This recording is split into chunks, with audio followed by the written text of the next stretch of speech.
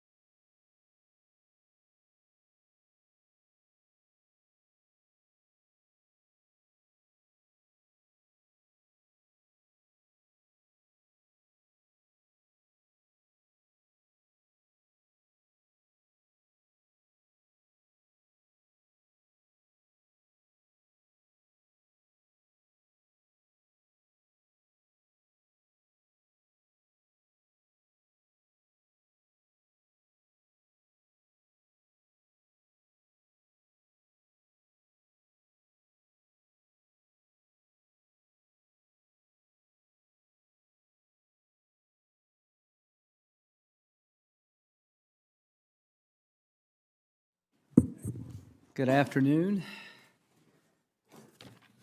So this is the order today. If it's okay with everybody, I'll give a opening statement and got a short video with a few minutes to add to it. Senator Feinstein, Senator Booker, Senator Harris, if you would like to make opening statements, is that okay? And we have some people who will do some introducing to the panels. We'll get to that later. But so thank you for coming. We're here for a reason. Without the death of Mr. Floyd, we wouldn't be here. And a lot's happened in the last couple of weeks. So my goal is try to define the problem, offer solutions, and talk to each other, not past each other. And I have a short video that is tough to watch, and I talked to Senator Booker about it the first couple of minutes. But it ends up on a very positive note, and we'll see if we can go from really hard to watch to something that is a little more acceptable to the country. If you could roll the video.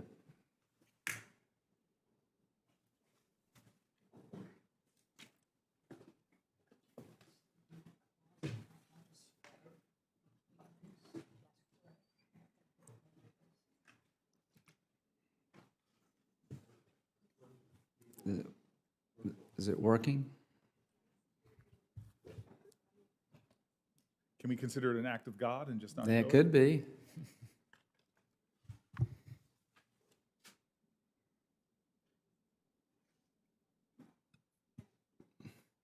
Well. What do we expect to see? Well, you're expecting to see a video, but you're not. So I'll just talk. The video is about Mr. Floyd and his very painful death. It's about the gentleman who was jogging in Georgia and got shot. It was about the recent Atlanta case. It was about 2 episodes of a cop pulling a woman out of a burning car and a police officer administering CPR to a very young, like a month-old infant. And it winds up with the cops and the protesters taking a knee together and hugging and trying to work through their problems. So if we could wind up there as a country, that'd be a good thing. So Senator Scott is going to introduce tomorrow the Republican approach to reforming the police. I don't know, I'll let the committee members speak for themselves, but I don't see a whole lot of energy by any of us here to defund the police. I think there's a lot of effort to reform the police. So Senator Scott will introduce that package tomorrow. President Trump introduced through executive order some ideas, and I compliment him from doing that. Rather than laundry listing what's in all of these packages, the House passed a fairly broad policing reform bill. I would like the committee, if possible, when this calms down a bit, for us to sit down, if we can reconcile these packages and come up with something in common. So what brings us here? I've learned over the years, but particularly recently, that every black man in America apparently feels threatened when they're stopped by the cops. That it's not 99%, it's like 100%. I've talked to a lot of African-American pastors at home, and in their churches, when a young man gets able to drive or old enough to be considered a young man, they have a talk about what you do if you're stopped by the police. You keep your hands on the wheel, you don't reach for the dash, you say yes sir, no sir. I think Senator Booker's mentioned that. Senator Scott said he's been stopped 5 or 6 times on Capitol Hill. I've never been stopped. And when I see a cop behind me, the first thing I think about is, what did I do wrong, and can I talk myself out of this ticket? There's literally no fear. And I wouldn't like to live in a country where I'd be afraid to be stopped. So hopefully we can all understand that problem and fix it, but it is a problem. Every black man in America, virtually every black man in America, feels like if they get stopped by the cop, it's a traumatic experience. Use of force. We want police officers to protect themselves and protect us, but Mr. Floyd died for a $20 bill. You see the video, he was in handcuffs, wasn't threatening anybody. How you go from that to dead is just amazing. The Atlanta thing is a bit more difficult. He had a pretty good interaction that went bad quickly. Shooting somebody should be like the last resort, because once you're dead, you're dead. You know, if the guy gets away, you can catch him again. But the idea of using lethal force has to be revisited. Being a cop is no easy thing. You make a lot of snap decisions where your life is threatened and that of the community. But we got to realize that taking another human being's life while in police custody is something we should be better at in 2020 than we are. Defund the police, not much for that. Reforming police, a lot. Better community police practicing. What areas of the country have got it more right than others? I'm going to ask our first panel when we get a chance here. If the person approaching you is an African-American officer, is it different than if it's a white officer?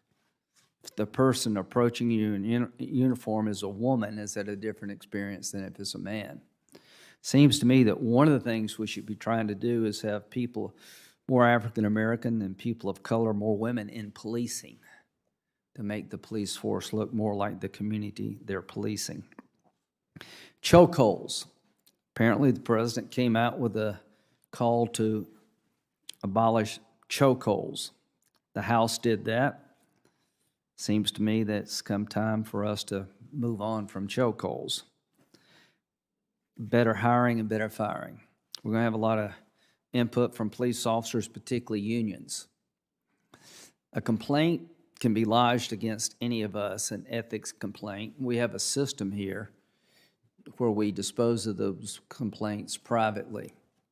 I've had like 7 or 8 complaints filed against me at the South Carolina Bar Association for different things I said during the Kavanaugh hearing and others. You know, I think they're a bunch of BS. The bottom line is that is a private endeavor. The question about filing complaints against police officers, it would be so easy to ruin somebody's life as a cop and try to intimidate the police force, but there's got to be a way that you can understand that when the complaints are legitimate, to take action. We have to be honest with ourselves and ask the question, is it too hard to fire a cop? And when you have documented instances of acting outside the law, too much force, you don't have the right attitude to be a cop, how does that stay in your file to make sure that the town next door knows about it? Qualified immunity. Is it come time to revisit that? I don't think most cops want to go into the business if they can lose their house if they make a mistake. But maybe there's something we can do with the concept of qualified immunity that would put more accountability into the agencies that run police departments.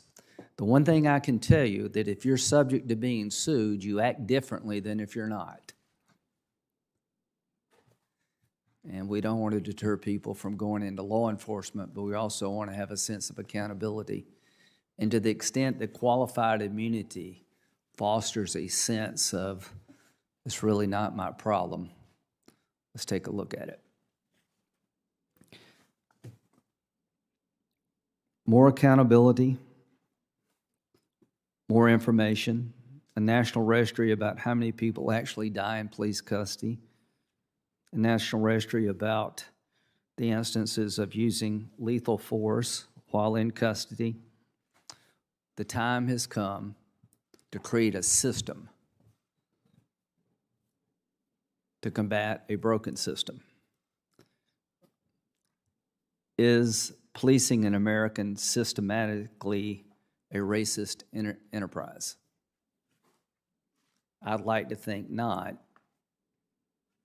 because I do believe most cops are far more good than bad.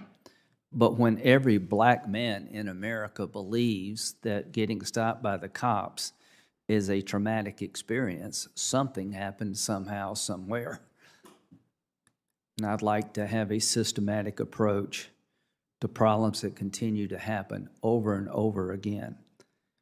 So there are a lot of ideas coming from different corners of the political spectrum. The question for the committee, is it possible to find common ground? The answer is obviously yes, if we want to. As chairman, I would like to. Senator Feinstein. Thanks very much, Mr. Chairman. And thanks for holding this hearing today. It really is important. On May 25th, a Minneapolis police officer knelt on the neck of George Floyd for almost 9 minutes. Mr. Floyd repeatedly said, "I can't breathe." Bystanders begged the officer to stop, but he continued to choke Mr. Floyd until his body went limp, his life extinguished. Now, what was the unforgivable crime that led an officer to kill this unarmed 46-year-old black man? He was suspected of using a counterfeit $20 bill to buy groceries during a global pandemic. Personally, this is beyond anything I can imagine, and I hope it is beyond anything you can imagine. George Floyd isn't the first unarmed black man or woman to be killed by police. The names are etched into this country's consciousness. Breonna Taylor, an emergency medical worker, shot 8 times by Louisville, Kentucky police while asleep in her home. Eric Garner, choked to death by an NYPD officer for selling cigarettes. Freddie Gray, killed after being taken into custody by Baltimore police for possessing a knife. Walter Scott, shot in the back by North Charleston police after being stopped for a bad brake light. Stephon Clark, killed by Sacramento police in his grandmother's backyard for breaking windows. And Michael Brown, shot 6 times by Ferguson police while his hands were raised in the air. And just last weekend, the Atlanta police were called to respond to reports of a young man asleep in his car and blocking a fast food restaurant's drive-through. Even though the young man moved his car to a nearby space when asked by the police, the encounter ended when Rayshard Brooks was shot in the back twice as he ran away. I don't know how anyone can read these stories or see the videos and not conclude that something is radically wrong in this country. And we've got to move to stop this epidemic of deadly force against Black Americans. I remember well the call to action in 2014 after Michael Brown was shot in Ferguson, Missouri. President Obama convened a task force on 21st century policing. That task force provided a roadmap to reform law enforcement.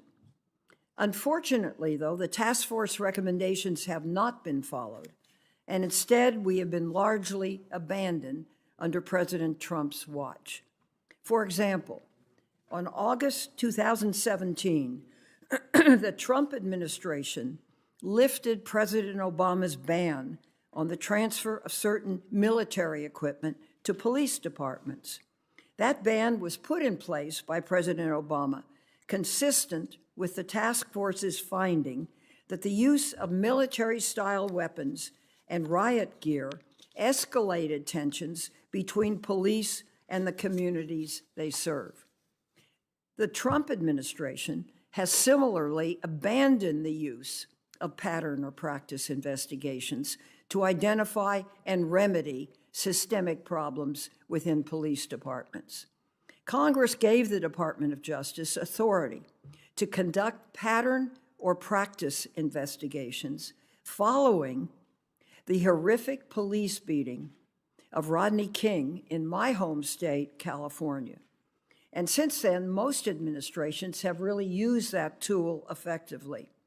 The Obama administration, for example, opened 25 investigations into possible illegal patterns and practices within law enforcement agencies. Several of these investigations resulted actually in consent decrees that set out specific reforms designed to shift police culture and end systemic problems. Now, by contrast, according to public reporting, the Trump administration has opened just one narrow pattern and practice investigation that focuses on a single unit of the Springfield Police Department in Massachusetts. Remarkably, in the wake of George Floyd's death, Attorney General Barr has refused to open a pattern and practice investigation into the Minneapolis Police Department. How can that be? Anyone who has seen the video of George Floyd's last 9 minutes of life has seen that none of the officers at the scene objected or intervened to help a man who was pleading for his life. And I think the video shows the truth in that. So enough is enough. Last week, Senator Booker and Harris introduced the Justice in Police Act.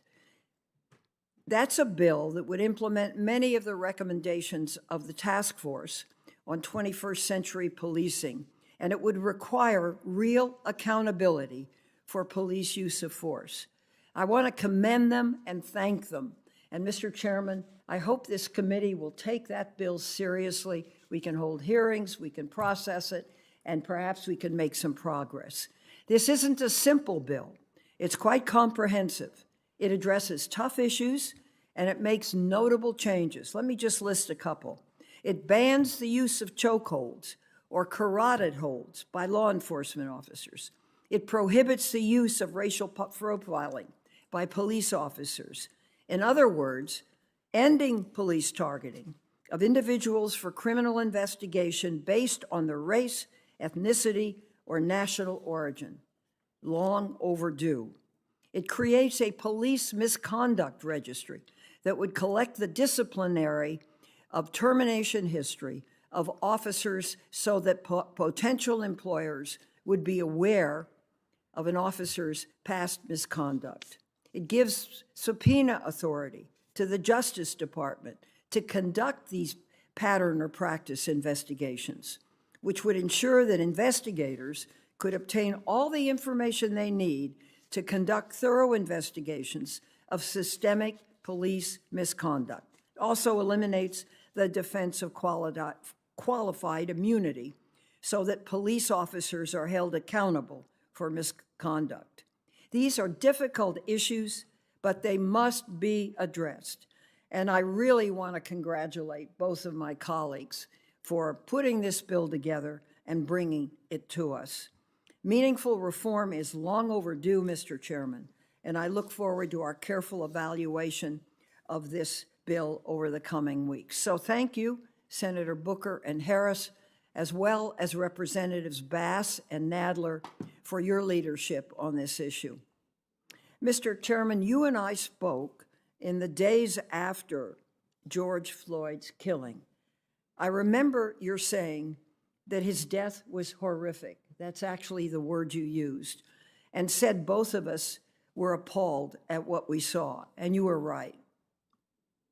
You also said this hearing, and hopefully more to follow, will explore better policing and racial discrimination regarding the use of force.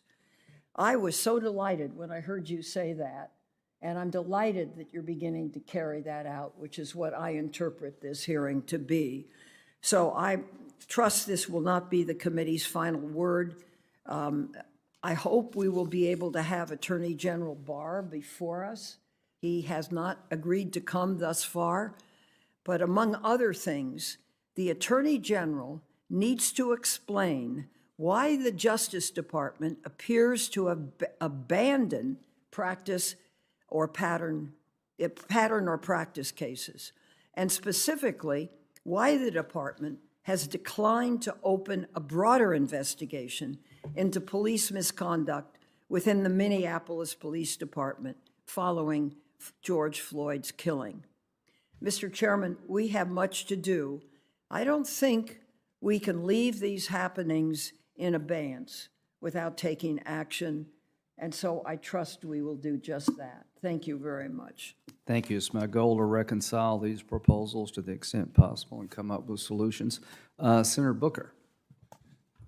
Mr. Chairman, thank you. Thank you for allowing me the courtesy of an opening statement, and thank you for your thoughtful comments at the top of this hearing.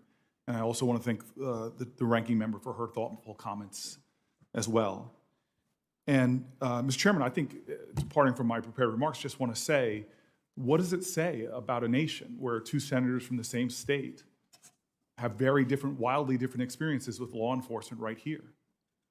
In these last few weeks, I've had conversations with Black folks who work for the Senate, people on both sides of the aisle, who all have their shares of stories, of traumatizing experiences, of feeling like they were one sudden move or one mistaken moment for experiencing violence. And the challenge is that this has been nothing new. I think if we took the time to listen to each other, we would see that we have a culture where so many parents have to teach their children to be afraid in order to be secure. I heard moving comments on the floor today about one of my colleagues who listened to their staffers where their kids were told by their parents to keep your receipts because you'll be accused of stolen things. I know from my own experiences, having guns drawn on me, being accused of stealing things. The challenge is that this often is unfair, it is unacceptable, it is wrong, but when it explodes like we see it, where people capture on videotape the kind of violence that you were, traumatizing violence that you were going to show. I'm really grateful for Senator Harris, who's been my partner over the last few weeks. And she and I did, as was said by the ranking member, work together with Congressional Black Caucus leaders and ultimately Chairman Nadler to put together a bill called the Justice and Policing Act. We put it together, obviously, in the wake of George Floyd. We put it in the wake of not just Black men, a Black woman sleeping in her home, and the deaths that have brought to attention much of this in our national discourse, and indeed have brought in all 50 states literally thousands of protests of people of all backgrounds. I mean all backgrounds, not just race, religion, Republicans and Democrats who've been calling for an end, a meaningful reform. And yet, even in the days since Kamala and I put together our work with other members of this Senate, as well as people in the House, we continue to see things caught in videotape. As was said before, Rashard Brooks shot in the back. So we need to be very clear. What we're talking about is a nation that has two different justice systems, two different experiences with law enforcement that go all the way up to this body. If you stop and talk to the black people who work here, who have very personal stories, including Senator Tim Scott's eloquent exposition on the Senate floor, the unmitigated killing of unarmed black people in America by law enforcement, not to mention the disparate treatment, is something that we must do something about. We have a choice right now. Now, I'm about 51 years old, and since a little bit before my birth till now, there have been so many studies, so many commissions, from the Kerner Commission all the way up to the 21st Century Task Force on Policing, and nothing has changed. Cities from Ferguson to Minneapolis have done a lot of reforms, and as the data has shown, whether it's diversifying your police force, a lot of these things have been done before, but we still see the killing of unarmed African Americans. And so we really have a choice to make, and every day that we don't do something puts more and more of our fellow citizens in danger, not just of death, but of the kind of treatment we would never want our own family to face. We have a choice before us. And so this idea that there is a Republican bill and a Democratic bill, we need to look beyond that for a second and simply understand that the things that are in the bill that Senator Harris and I worked on actually have wild popularity amongst Republicans. You hear Republican leaders, from George Bush, his first address to Congress, said we should stop racially profiling Americans. That's not something radical. It's this idea that we're equal under the law. From chokeholds to no-knock warrants, things that would have saved lives, we have failed to do in this country by making them the law of the land, setting standards for practices in policing that reflect our common values. Republicans and Democrats overwhelmingly support these kind of practices being banned in our country that are in our bill. They would save lives. Breonna Taylor would be alive today. Eric Garner could be alive today. But it's not just setting a standard. Accountability is having ways of measuring progress to those standards. We are a nation that doesn't even collect the data on how many people are shot by police. I ran a police department. I learned the hard way. Without data, there can be no accountability. Without measures. I played football. It's not, the standard is you gotta be fast to be a wide receiver. If you have no way of measuring that, what good is the standard? Activists, local leaders, the federal government, we all should have transparency into policing. Without that, no accountability. And finally, you said it yourself. Took note of what you said, Mr. Chairman, that unless there are real consequences when you fail to meet standards, whether it's lawsuits or federal action, criminal court, there are two aspects of this bill. Changing a standard in the criminal courts, it's almost difficult, if not impossible, to meet the willfulness standard. That's common sense. And God, qualified immunity, I could start listing, and for sake of time, I won't, all the conservative organizations from the Cato Institute, from the remarks of Clarence Thomas, that support getting rid of qualified immunity. And so I worry in this moment, I really do, that we're going to repeat history, that this is the movie Groundhog Day. Because here we are again, in a nightmare, not a comedy. That here we hear talks of, again, a so-called reform packages, more studies, more nibbling around the edges, as opposed to acting boldly and doing the things that we actually know will hold police officers accountable for their conduct, which will set meaningful standards, will allow us as a federal government to enforce a law. This is not an overstatement or an over-dramatization to say that the stakes right now are high. Will we meet this moment in history and actually do something real, or will we find ourselves back here again a year from now, 3 years from now, with mass protests in the streets by people of all different backgrounds demanding change? And so, Mr. Mr. Chairman, the truth is, I actually have faith in us as a country. I don't have faith we're going to get there on time, and justice delayed is justice denied. I, though, believe that there's going to be a time in America when we ban inhuman practices like chokeholds and religious profiling and no-knock entries. I believe there'll be a time in America where we don't treat mental health issues with police in prison. I believe there's going to be a time in America where a black woman is safe to sleep in her own bed, or a young man reaching for his cell phone won't get shot dead. I believe there will be a time in America when black parents, like mine, don't have to fear for the safety of their child who just got their driver's license. I believe there will be a time in America when we understand that public safety is not about simply the number of police on our streets, but about the number of people who no longer live in poverty or are safe to drink their water or don't have to deal with addiction in prison but can get treatment. There will be a time, I know, in this country, but if the arc of the moral universe is long and bends towards justice, we have to have the courage now to be the arc benders. The question is not, will we get there? The question is the time now. How many more people have to die in our streets to get us there? How many more people have to suffer the indignities that even our own colleagues have talked about in the United States Senate? I believe the time should be now for us to make bold change, or we will be back here again. These changes will happen, but they should not happen someday. This should be the day. This should be the time so that we can ensure that this nightmare ends in America. Thank you, Mr. Chairman. Mr. Chairman, could I have 1 minute, please? Yes, you can. Yes. I want to point out how my state of Iowa is not waiting around for Congress to act. In an 8-day session since the death of Mr. Floyd, Governor Reynolds signed a bill that was unanimously passed by both houses.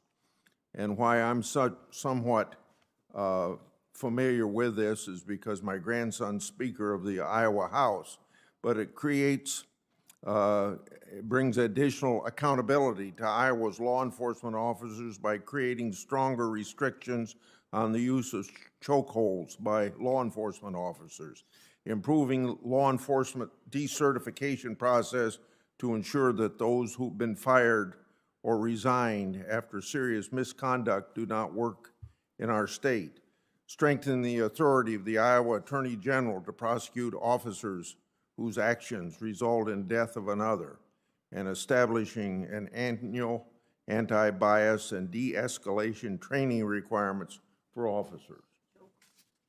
I yield. Thank you. Senator Harris. Thank you, Mr. Chairman and Ranking Member Feinstein, for holding this hearing and for the sincerity with which you have approached the subject. And I thank all of our colleagues for what I do believe to be a meaningful discussion with a real commitment to do the work of this committee, which is to do the work of supporting the concepts of justice in America, which include equal under the law, meaning all people will be treated equally by our laws, and we will enforce our laws equally. So I want to thank the entire committee. I want to thank Senator Booker for the courage that you always have to speak truth and your willingness to tell the personal stories. And it takes a lot of courage to do that. And you do that not because it is easy, but because you know it needs to be done, and I appreciate that. Mr. Chairman, people from every age, gender, race, and religion have been coming together for weeks to protest injustice against Black people in America.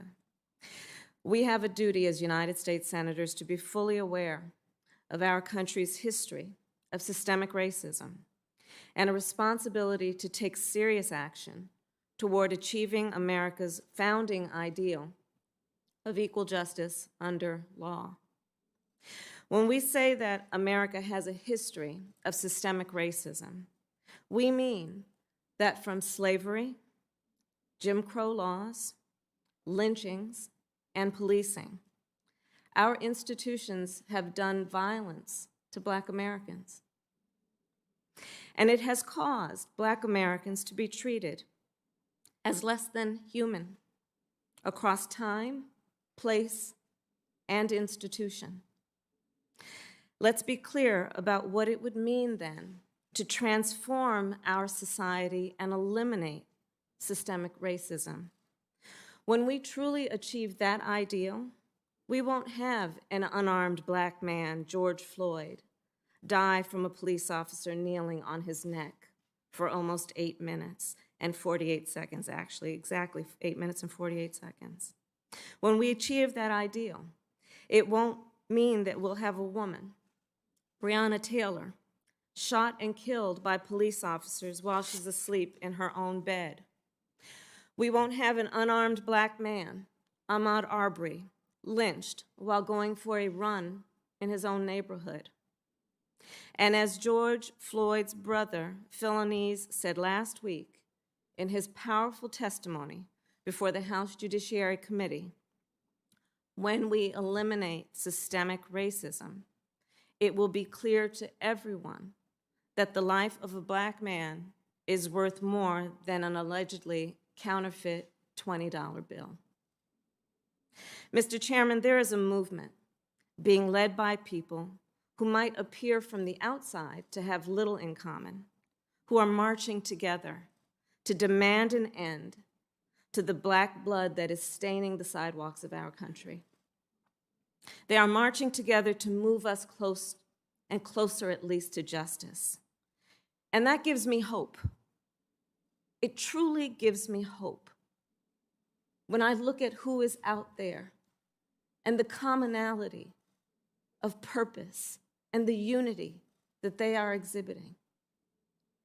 But we have to recognize that to deal with systemic inequity in our system, it's not just a policing issue. Inequities are also deeply rooted in our education system, in our housing system, in our workforces, in our healthcare delivery system, and more.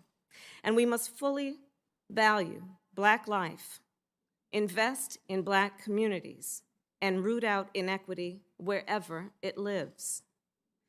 That means that across the nation, we must reimagine what public safety looks like.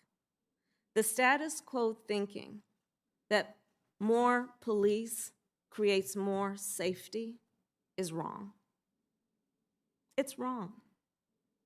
And it has motivated too much of municipal budgets and the thinking of policymakers, and has distracted them from what truly will be the smartest use of resources to achieve safety in communities, which is to invest in the health of those communities, and healthy communities, without any doubt, are safe communities. So we must ask our mayors and local leaders to re-examine their priorities and their budgets. We must ask why so much money is being spent to militarize the police, while 2/3 of public school teachers in America today are coming out of their own back pockets to help pay for school supplies in our public schools. It's time for us to realize this is not just a moment, but a movement. This committee and our entire federal government have a role to play in holding the police accountable when they break the rules and break the law. And we must be on the right side of history as a committee. We can start to meet the demands of this movement by passing the Justice and Policing Act. And here are a few specific ways. First, we need a national use of force standard. Today, most officers around the country, the standard is to ask if they use excessive force, the standard is to ask, was that use of force reasonable? A much more fair and just question to ask is, was that use of force necessary? We need a national use of force standard. Second, as a former prosecutor, I know that independent investigations into police misconduct are imperative.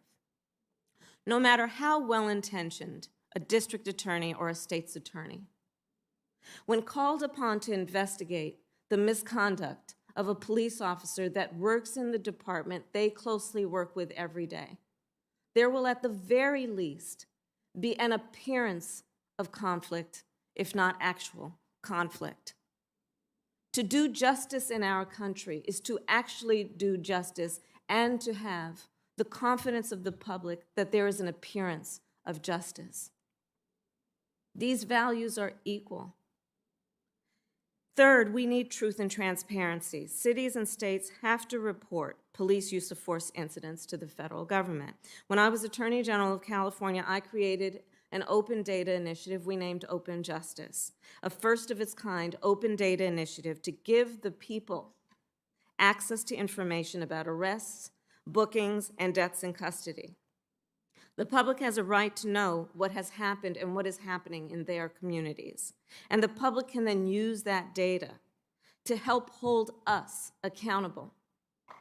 Instead of requiring that they are always presenting anecdotal information fueled by personal experiences, when the data is available but we as government possess it, is it not the right and equitable thing to do? To share that data which we as government possess with the public so they can grade and judge us appropriately. And lastly, we need to expand pattern and practice investigations into police departments and give state attorneys general the authority to bring these investigations. As Attorney General of California, I activated civil pattern and practice investigations into police departments. And recall, as Senator Feinstein mentioned, Congress gave the Department of Justice authority to conduct pattern and practice investigations in the aftermath of Rodney King's killing by police officers, or beating, by police officers. This power is designed to root out systemic problems in police departments. And under the Trump administration, sadly, pattern and practice investigations have slowed virtually to a stop. They need to start these investigations again with an additional tool of subpoena power. And on this point, Attorney General Barr should be here today. He should be here to answer for his shameful record investigating civil rights violations in police departments in America. During the Trump administration, the United States Department of Justice has confirmed only one pattern and practice investigation compared to 25 brought during the Obama administration. He should be here to answer for reportedly calling for the forcible removal of peaceful demonstrators who were gathered in front of the White House to protest the murder of George Floyd, and he should be here to answer for his lack of leadership at this critical moment in our nation's history.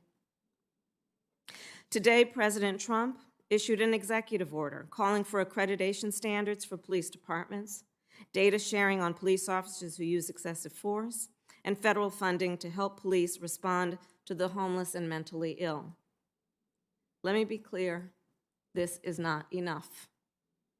It does not meet this moment.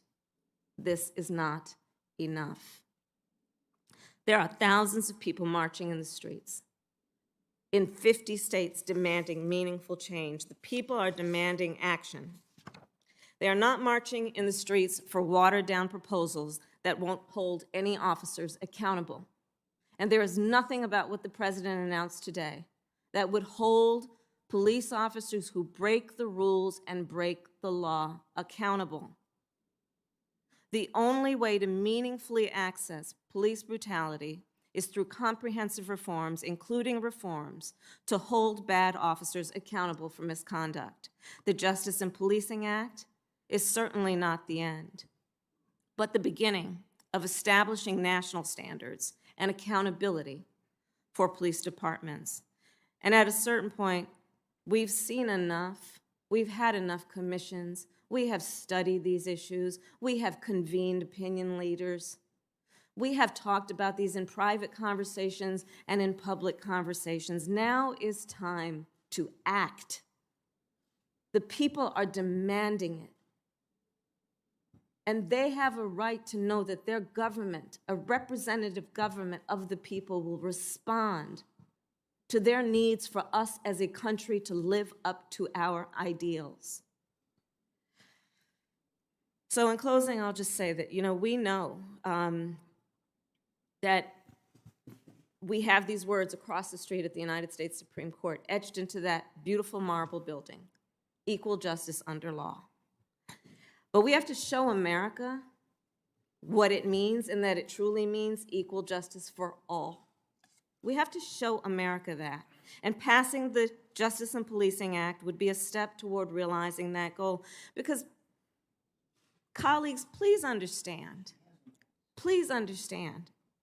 tonight and every night, there are Black parents in America and grandparents who will be on their knees praying that their sons and daughters will be safe. Every night in America. We have to take this on, embracing what no doubt are difficult and uncomfortable situations and uncomfortable facts and an uncomfortable history about our country. But we must take this on, understanding this is a righteous demand that we fix this system and that we act. I thank you, my colleagues. Thank you. Thank you both. Our first panel is Dr. Philip Goff, Franklin A. Thomas Professor in Policing Equity. He'll be by video. Professor Doug Logan, President and Professor of Urban Ministry. The Honorable Melvin Carter, who I'll let Senator Klobuchar introduce in a minute, is on video. Mr. Lee Merritt, attorney of the Merritt Law Firm from Philadelphia. Ms. Banta Gupta, President and CEO of the Leadership Conference on Civil and Human Rights. Senator Klobuchar, would you like to say anything about? I would. Thank you very much, Mr. Chairman. Thank you, Senator Feinstein, for this hearing. Thank you to my friends, Senator Booker, Senator Harris, for leading this important bill. Before I get to introducing the mayor, I want to note that this murder happened in my state. And George Floyd should be alive today, but he isn't. His life evaporated before our eyes, before the eyes of the world. Our nation has been left in pain. My state has been left in pain, grieving, marching, and demanding justice. This is not a time to just talk about it. If we are silent, we are complicit. If we stand there and demand dominance and wave Bibles, we're no better than monsters. But if we act and we actually do something and get this bill passed, well, then we're lawmakers. And that will be the legacy of George Floyd. So Melvin Carter is the mayor, the first African mayor, American mayor of St. Paul, Minnesota. He represents the best of our state, and like so many Black leaders across the country, he has rose to this occasion. He is a fourth-generation St. Paul resident and comes from a family of public servants. His dad was one of the first Black officers in the St. Paul Police Department, where he served for 28 years, and his mom was the first Black elected as a county commissioner in the state of Minnesota. So it's quite a legacy that he is living up to. After graduating from St. Paul Public Schools and then Florida A&M University and the Humphrey School of Public Affairs, he served as a city council member at a very young age and ultimately became vice chair of the council. During his tenure as mayor, he has given special attention to public safety reform, working to change when and how officers use force, and directing more money to strengthening communities as a way to promote public safety. As we look to and work with local leaders to address the systemic racism that shapes the lives of too many people of color, Mayor Carter is an invaluable voice. I'm grateful for his perspective. I'm proud to have him as a friend and to introduce him to this committee. Thank you. Thank you. Mr. Goff, you'll lead us off. He's not here. Is Mr. Goff available? Yes, thank you, Chairman Graham. Thank you, Ranking Member Feinstein, members of the Senate Judiciary Committee. Good afternoon. It is my honor to appear before this committee to provide testimony on police use of force and community relations. You have my full background in my written statement, but for brevity, I'm a behavioral scientist by training. I'm also the inaugural Franklin A. Thomas Professor in Policing Equity at John Jay College of Criminal Justice, but I'm likely best known in police reform circles for my work as co-founder and CEO of the Center for Policing Equity, which is the largest research and action organization focused on equity and policing. My testimony today is in that capacity. The Center for Policing Equity maintains the National Science Foundation National Justice Database, which we understand is the largest collection of police behavioral data in the world. Our work focuses on combining police behavioral data with psychological survey data and data from the US Census to estimate not just racial disparities in police outcomes, such as stops and use of force, but the portion of those disparities for which law enforcement are actually responsible and can therefore change. Before I speak specifically about policing, however, I feel compelled to say that what we have seen on the streets of the United States over the recent weeks has been larger than the killing of George Floyd that sparked collective and righteous outrage and is still tearing at the fabric of our democracy. What we are seeing on the streets in the United States is a past due notice for the unpaid debts owed to Black people for 400 plus years. And if the response to this moment as a nation is not proportional to that debt, we will continue to pay it with interest again and again and again. Turning to the complex issue of police reform, I want to spend a moment focusing on what science says about bias in policing. First, there is no doubt that Black, Native, and Latinx people have more contact with law enforcement than do white people in this country. There's also relative agreement that where there are fewer public services like drug treatment, mental health clinics, job training, even parks, law enforcement has more contact with residents. We also know a bit about how race shapes contact with police from the science. This comes to us primarily from two methods of study, so-called hit rate analyses and regression analyses are the two. Hit rate analyses or yield analyses reveal the percentage of searches that return contraband such as drugs or gun. If the percentage that is yielded is lower for one group than another, the common inference among scientists is that officers are stopping too many from the group which is lower, usually Black people, or that there's a lower threshold of suspicion for that group. This is suggestive of bias, though not conclusive. These types of analyses robustly reveal lower hit rates for Blacks compared to whites across the United States. Regression analyses, in contrast, attempt to predict how much police activity, so stops or use of force, one can expect based on local demographics. In this way, it is possible to assess whether or not crime or poverty or other neighborhood factors are sufficient to explain racial disparities we observe in policing outcomes. This scientific literature demonstrates that neither crime nor poverty are sufficient to explain racial disparities in use of force. And in some limited geographic areas, it's not sufficient to explain racial disparities in stops. So in summary, there is evidence of racial bias in who is contacted by police and who is targeted for police force. However, it is also the case that clearly not all of the disparities we see are from police policy or behavior alone.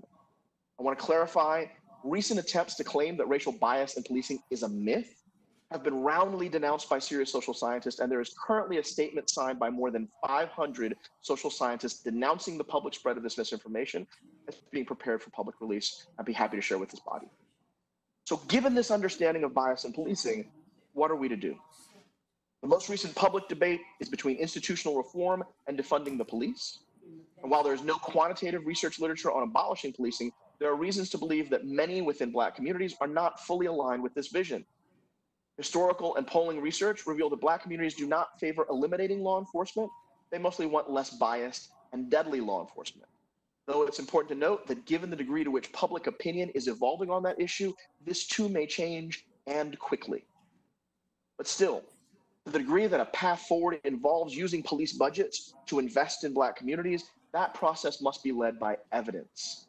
Evidence about what programs work, both in policing and in communities, and evidence about where cities can safely receive a higher return on their investment in community empowerment. As I mentioned at last week's House Judiciary hearing, the Center for Policing Equity supports the Leadership Conference Comprehensive Framework, and we will work with members of this body and others to ensure that its proposals are ultimately enacted into law. Importantly, this framework enjoys more broad support than civil rights advocates and legislators alone. Many of our partners in law enforcement, chiefs who are experts in public safety, have steadily increased their support for the 8 major pillars of this framework, with many chiefs now in full support of all 8 pillars. While we hope that number will continue to grow, I'd like to mention briefly 2 of those pillars, which most law enforcement have supported since the very beginning of this conversation. We need to wrap it up. Okay. Go ahead, very quickly. I'll just say that the ban on chokeholds is not just air blocks, but blood blocks. The registry also involves broad support. And at a time when the nation is so divided, I hope that members of this body will take an opportunity to actually deliver something to the American people. Thank you very much for the time. Thank you, sir, very much. Professor Logan.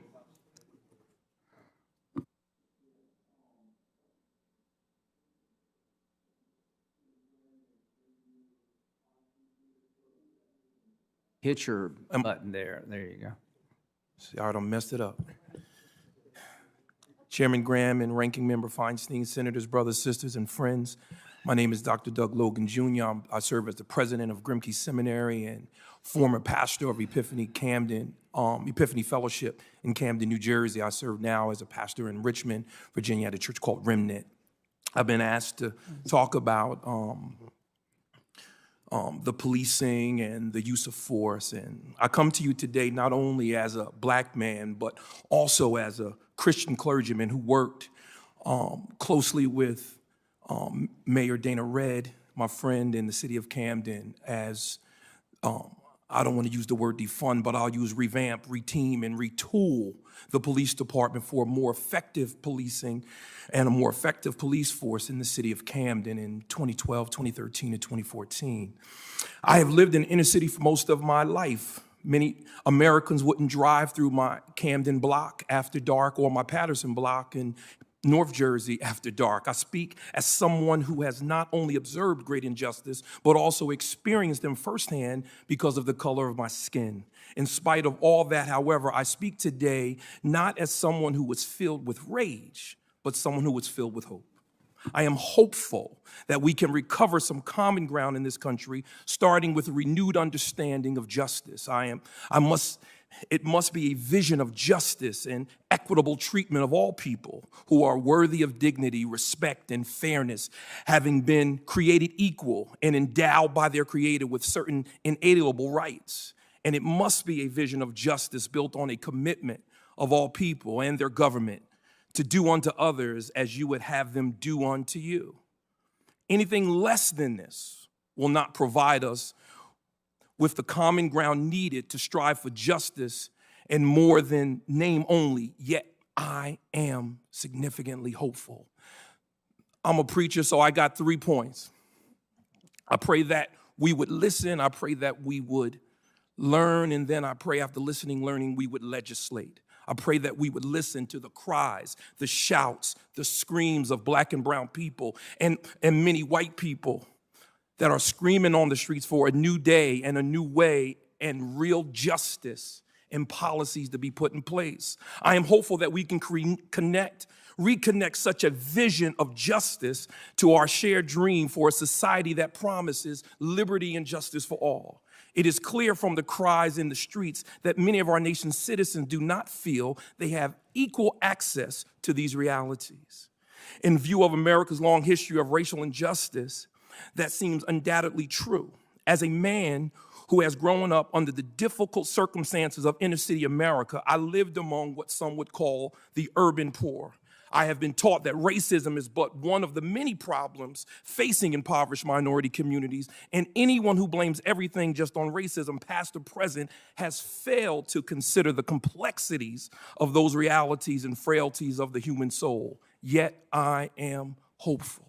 I am hopeful that we can restore the proper view of the police in our society and those who have been entrusted by and thus will be held accountable to God, the government, and the people. Theirs is entrusted stewardship, which comes with responsibility and greater accountability since they are permitted to use force to secure order and to keep the peace, yet without molesting or denying justice in the process. The police force is a necessary public servant to uphold justice in the midst of societal injustices, and should be an agent upholding the good for all people.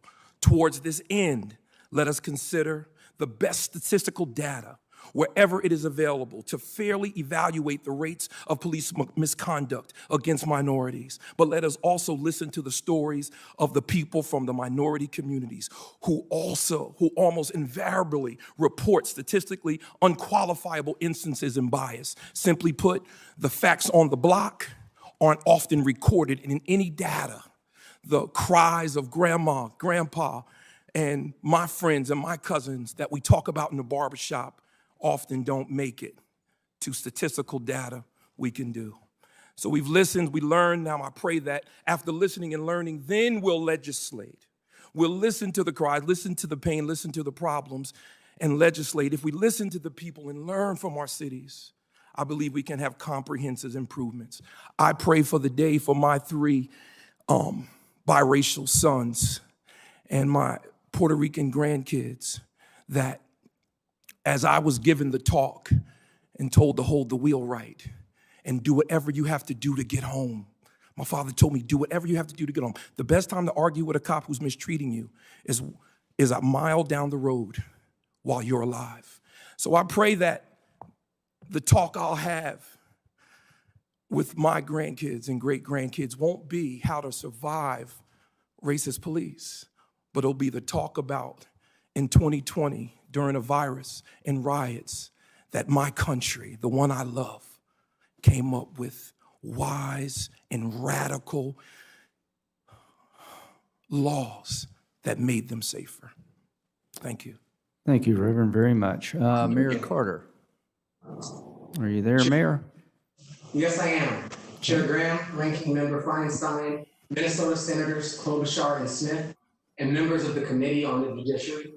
My name is Melvin Carter, and I serve as Mayor of St. Paul, Minnesota. I'm honored to testify today in support of the Justice in Policing Act.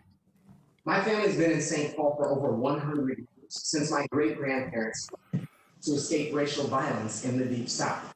My grandfather, Melvin Sr., was a Navy veteran who played his trumpet for 4 U.S. presidents. Working on the railroad, he was denied even the right to his own identity, as all Black men were called George, to spare white passengers the hassle of learning their names. George Floyd's murder is so personal because every Black teacher, electrician, and mayor knows that we are all George, and no amount of money or accomplishments can change that fact. My father, Melvin Jr., served 28 years as a St. Paul officer and sergeant after a court order integrated our department.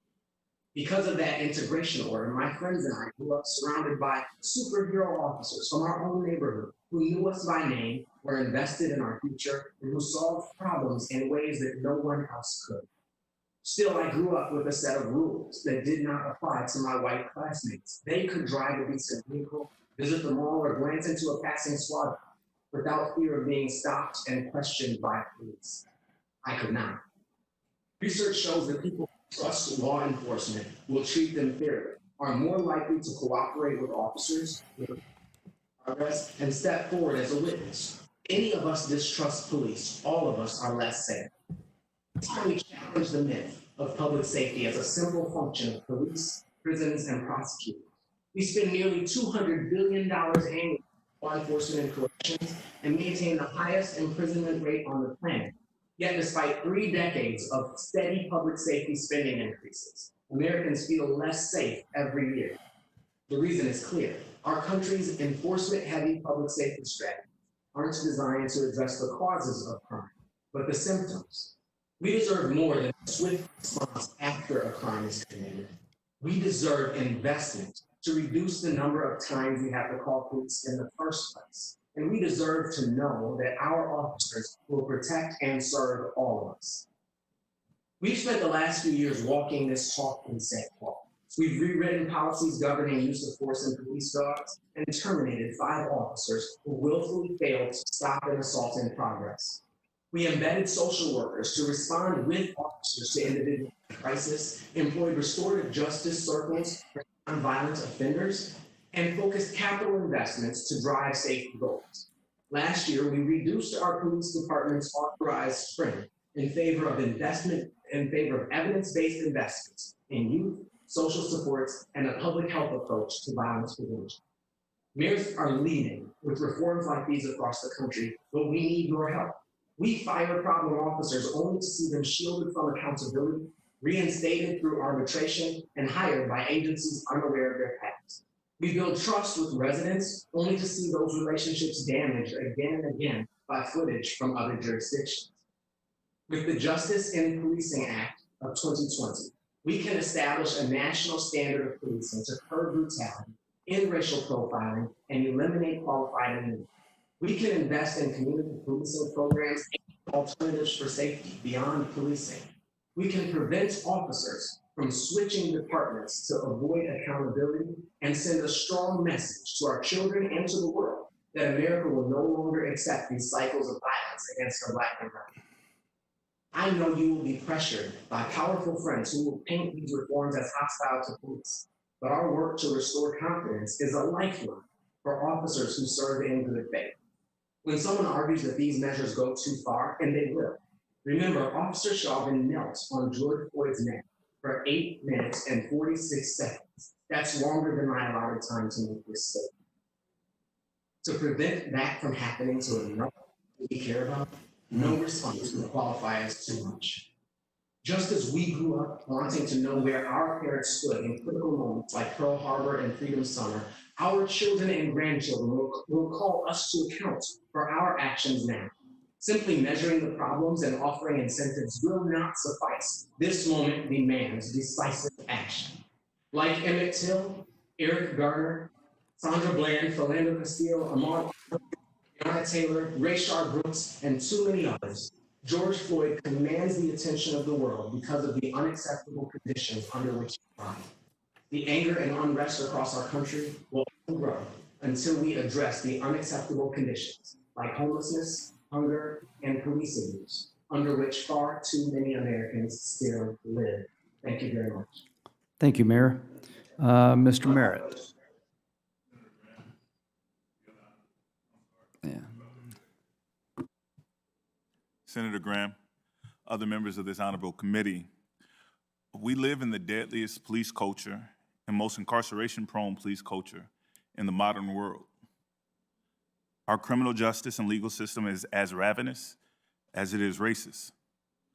Our law enforcement community racks up thousands of civilian deaths each year. Tens of thousands more are brutalized, injured, and maimed. Millions more are arrested and jailed, making the United States the single most incarcerated nation in the entire history of the world. This is an American crisis, a genocide. This is not hyperbole, but rather a reality that demands a national response, and I want to thank this committee for taking immediate, swift, and responsive action. I come before you today as a civil rights attorney, a practitioner. I am the legal director for the Grassroots Law Project, and I represent families of citizens killed by police. Some of the names you know, far too many you have not heard. I represent the family of Ahmaud Arbery, who was murdered by a former police officer, Gregory McMichael, his son, Travis McMichael, and their neighbor, William Bryan. While I'm here to provide testimony about justice in policing, and Ahmaud Arbery was not killed in an officer-involved shooting, it was failures in policing that directly contributed to his death and the delay of justice to his family. Neighbors initially sought help for the black jogger that frequented their neighborhood that they considered suspicious from Officer Ronald Rash of the Glenn County Police Department. He encouraged them to pursue a course of vigilantism. He was aware for months that these men were actively hunting a black suspect to whom they intended to do harm. Once the deed was done, it was law enforcement that lied to Wanda Cooper Jones, Ahmaud's mother, telling her that her son had been killed in the course of a robbery by the homeowner. Local DAs Jackie Johnson, George Barnhill participated in the cover-up of his shooting. The Glenn County Police Chief, where this crime occurred, was subsequently arrested on completely separate criminal corruption allegations, along with a handful of his top officials. Ahmaud's story is not just tragic and unjust, it lays bare the need for a reimagining of police in America and their mission in our society. I run a practice dedicated exclusively to responding to police murders. I'm one of many attorneys that has this crisis at the root of their firm as this nation churns out enough bodies and human rights violations to keep us all occupied for a very long time. I continue to stand for the family of George Floyd. Derek Chauvin and other officers of the Minneapolis Police Department held him down for 8 minutes and 46 seconds under the unbearable weight of oppression. He could not breathe, and as the nation looked on in horror, we could not breathe. Minnesota Attorney General Keith Ellis and Minnesota's top law enforcement official preemptively declared that this would be a case difficult to prosecute. As hard as that is to accept, given the evidence we have now seen with our own eyes, it is consistent with the American experience. Because of existing laws that basically give carte blanche to law enforcement to kill at will with the utterance of these these 5 words, I feared for my life. Hard-fought, rare prosecutions and difficult convictions have characterized the experiences of families like Botham Jean. He was killed in his apartment complex eating a bowl of ice cream. His killer, Amber Geiger, said that she was instructed, that she was trained, that if you can't see the suspect's hands, shoot him. Tatiana Jefferson, also gunned down in her own home after leaving the door open to catch a cool breeze of relief from the heat of the night in Fort Worth, Texas. Fort Worth police officer Aaron Dean crept around the back curtilage of her home, saw her standing in the window and shot her through the bedroom as she played video games with her nephew. The beautiful families that I've traveled with represent a cross-section of America. Disproportionately Black, undeniably strong, relentlessly committed to the cause of justice and policing. They include the father of a young woman named Maggie Brooks. Her father is a fire chief in Arlington, Texas. His daughter was accidentally shot by a police officer who recklessly shot at her 6-month-old puppy, but struck Ms. Brooks instead, killing her. Qualified immunity has banned her family access to the court. Under the current federal laws, there will be no criminal or civil liability for this officer or his department. They include the family of Michael Dean, who went out to get his 6-year-old daughter a birthday cake and never made it home. I wish I could tell you what happened to Michael Dean, but the video has still not been released by the department, although the officer has been indicted on manslaughter charges. This family has still not been allowed to see the body or dash cam evidence of what happened to their loved one. They have been denied access to these videos by the city of Temple, Texas, and Bell County District Attorney Henry Garza. Cameron Lamb of Kansas City, Missouri, was unarmed and shot in his place of business and his home. The chief of police in Kansas City, Missouri, has broken with the local district attorney and refused to submit a probable cause affidavit in the case, making prosecution very difficult. Jamel Roberson was a hero from Chicago. He was working as a security guard at a nightclub when the nation was hobbling from one mass shooting to another. A gunman entered his club and began shooting indiscriminately at patrons. Jamel sprang into action, disarming him, and he waited for police to arrive. When responding officer Ian Covey arrived and when told that the suspect was being held around the corner, he quickly went to the scene and shot Jamel Roberson in his back 3 times, killing him. There has been no accountability in that case. Antoine Rose was a 17-year-old, unarmed, when he ran from a traffic stop. If you could wrap it up, please. Thank you. Go ahead. I'm sorry, looking at the clock, it says I have one. I'm sorry, am I over? All right. Yeah. Yes, sir. That's all right. Just take your time. Wrap it up. Yes, sir. Antoine Rose was 17 when he ran from a traffic stop.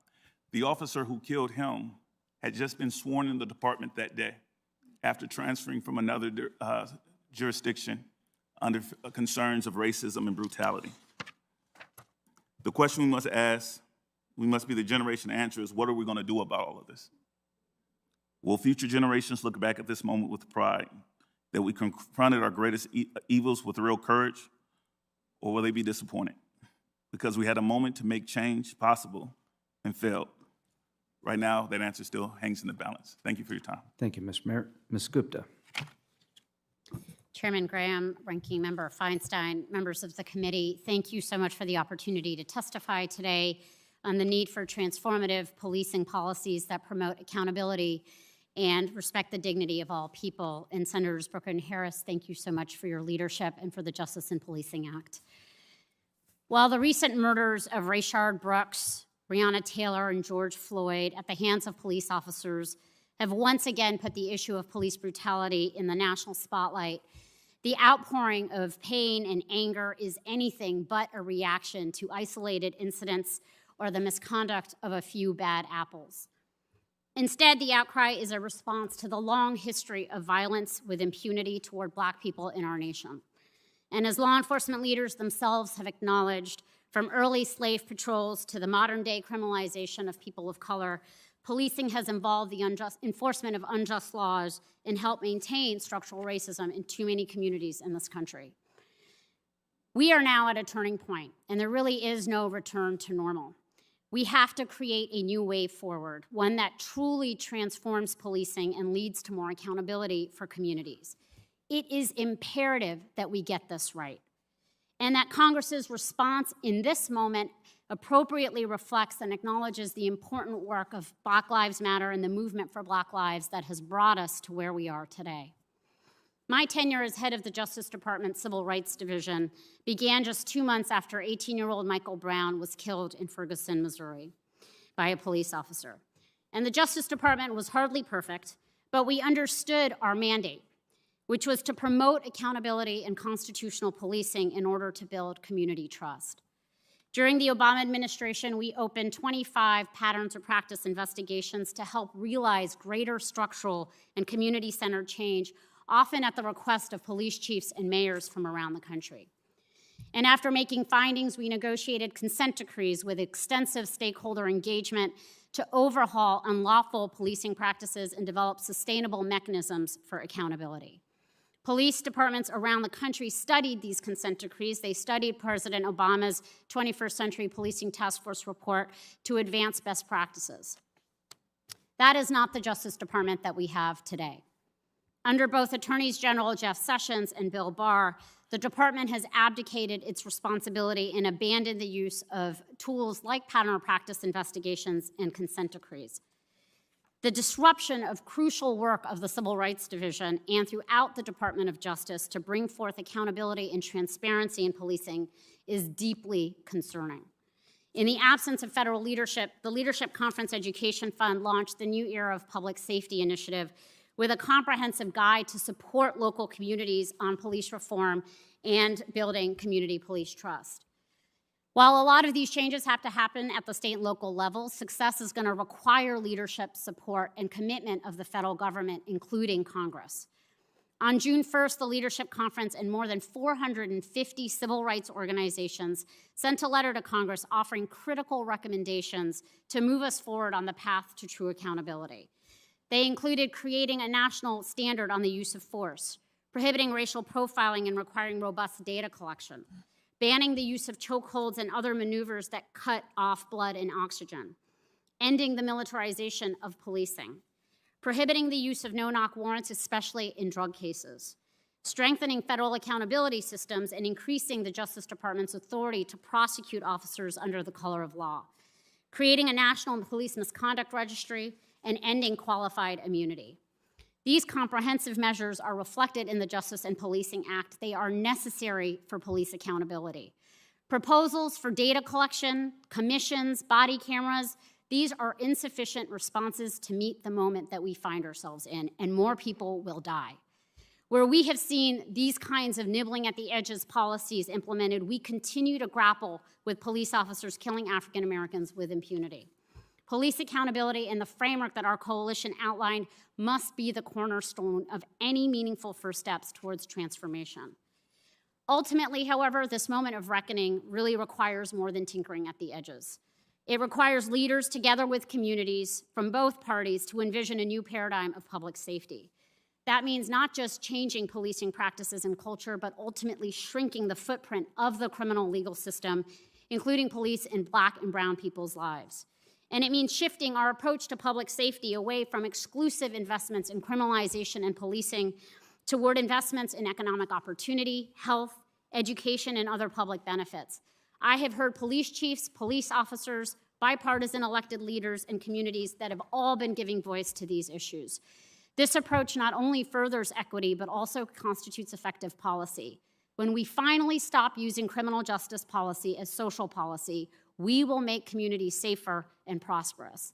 George Floyd's death has impacted the world, and now it is on us to change it. I look forward to working with you. Thank you very much. Mr. Logan. Yes, sir, Chairman. Has it been the talk, for lack of a better word, if the police officer getting out of the car is African American or a woman, does it change the equation? I'm a little older. I'm closer to Senator Booker's age. I'm almost 50 from Paterson, New Jersey. So Well, that's not old here. Yeah. I guess in my history, I was mainly growing up in New Jersey. I was pulled over mainly by white officers. So I imagine I was pulled over recently. Well, the point of the question is if policing is more like the community, do you think that helps the recruiting of minority officers and women? Yeah. Senator, I would say that in Camden, we had the officers walk around, talk to us, meet us, get to know us. And it was a very diverse police force as we shifted to the county. And that meant a whole lot. Do you think that means as much as hiring minority officers? Yes, that's what I'm saying. So Yeah, those minority officers were vital. It's how you do it as much as who you are. Amen. Okay. Amen. All Because right. you could have a... I got you. I got you. Yeah. I know you're a preacher. I got to move on. I don't know. All right. So, Mayor Carter, are you with us? Yes, I am. Okay. Do you have the same problems in St. Paul they have in Minneapolis Mr. Chair, I would say. with policing? Yeah. Mr. Chair, I would say to narrow this issue down to one department or a few bad apples, as we recently heard some folks on the national level do, I think would be to misunderstand. Well, I mean, you're literally side by side. And my question, Mayor, is what have you done in St. Paul they haven't done in Minneapolis? I wouldn't try to speak to Minneapolis. What I'd say is we have been intentional to your last question about hiring our diverse officers. Our last class of officers was 77% diverse. We have had, I think, strong and consistent leadership in our department. That's critical. But I would also tell you, we are not done correcting this culture. It's work that our police chief is always focused on. It's work that we know that we have to do as a community together. And I think it's work that requires us to do this, to approach this at a national level, not just department by department. Okay. Ms. Gupta, during the 8 years of President Obama, was there an effort to get rid of qualified immunity for police officers? There were conversations in many corners. I'm not talking about that. conversations. Was there any legislation? There was not legislation. Was there any legislation to outlaw no-knock warrants? Not to my knowledge. Was there any legislation to create a national registry for violent acts by the police? There were efforts to create the National Registry, I mean, and all was of it- these things were included in the 21st Century Policing. Well, I just missed a lot of that. So, you know, this is a tough time for the country, and Trump's a handful, but we're not here because of failings of one administration. We're here because of failing of society. And most of the things we want to do now could have been done 8 years ago. So let's do the things now that make sense. Yes, sir. Let's do the things now that we should have done 50 years ago. Now, I come from South Carolina. Tim and I have completely different experiences with the cops. There is no getting around that. And it is now time to have an honest conversation about why is that? How can it be that if you're a United States Senator from South Carolina and you're black, you get stopped 5 or 6 times, and you're white, you never get stopped? How can it be that people die because of a $20 bill who are in custody not threatening anybody? And here's what I worry about the most. It is hard to be a cop. Let's make sure that we don't destroy the ability to be a cop in the process of trying to fix things that need to be fixed. Qualified immunity is an intriguing idea to me. I don't want the cop to lose their house, but I do want people to have to think twice if they've got a police force about how to organize it and how to train it. Because that's when change will happen. That's when people feel the sting of bad policies. So to the extent that any of you on this side, on my Democratic colleagues, want to get there, count me in. There are a bunch of us who would like to get there. And if we get there, it'll be together. And I look forward to the discussion. And this will be the first of several hearings about what getting there looks like. Senator Feinstein. Chairman, it seems to me that the chokehold should be banned from detention use, except in certain life or death circumstances.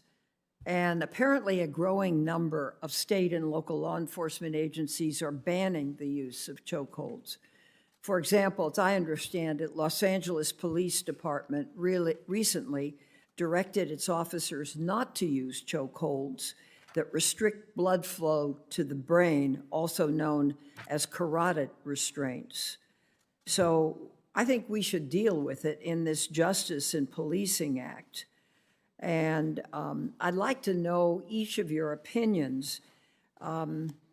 If there were a ban, do you believe there should be any exception to this ban? For example, an exception where lethal force is being used against an officer or someone else? If not, why not?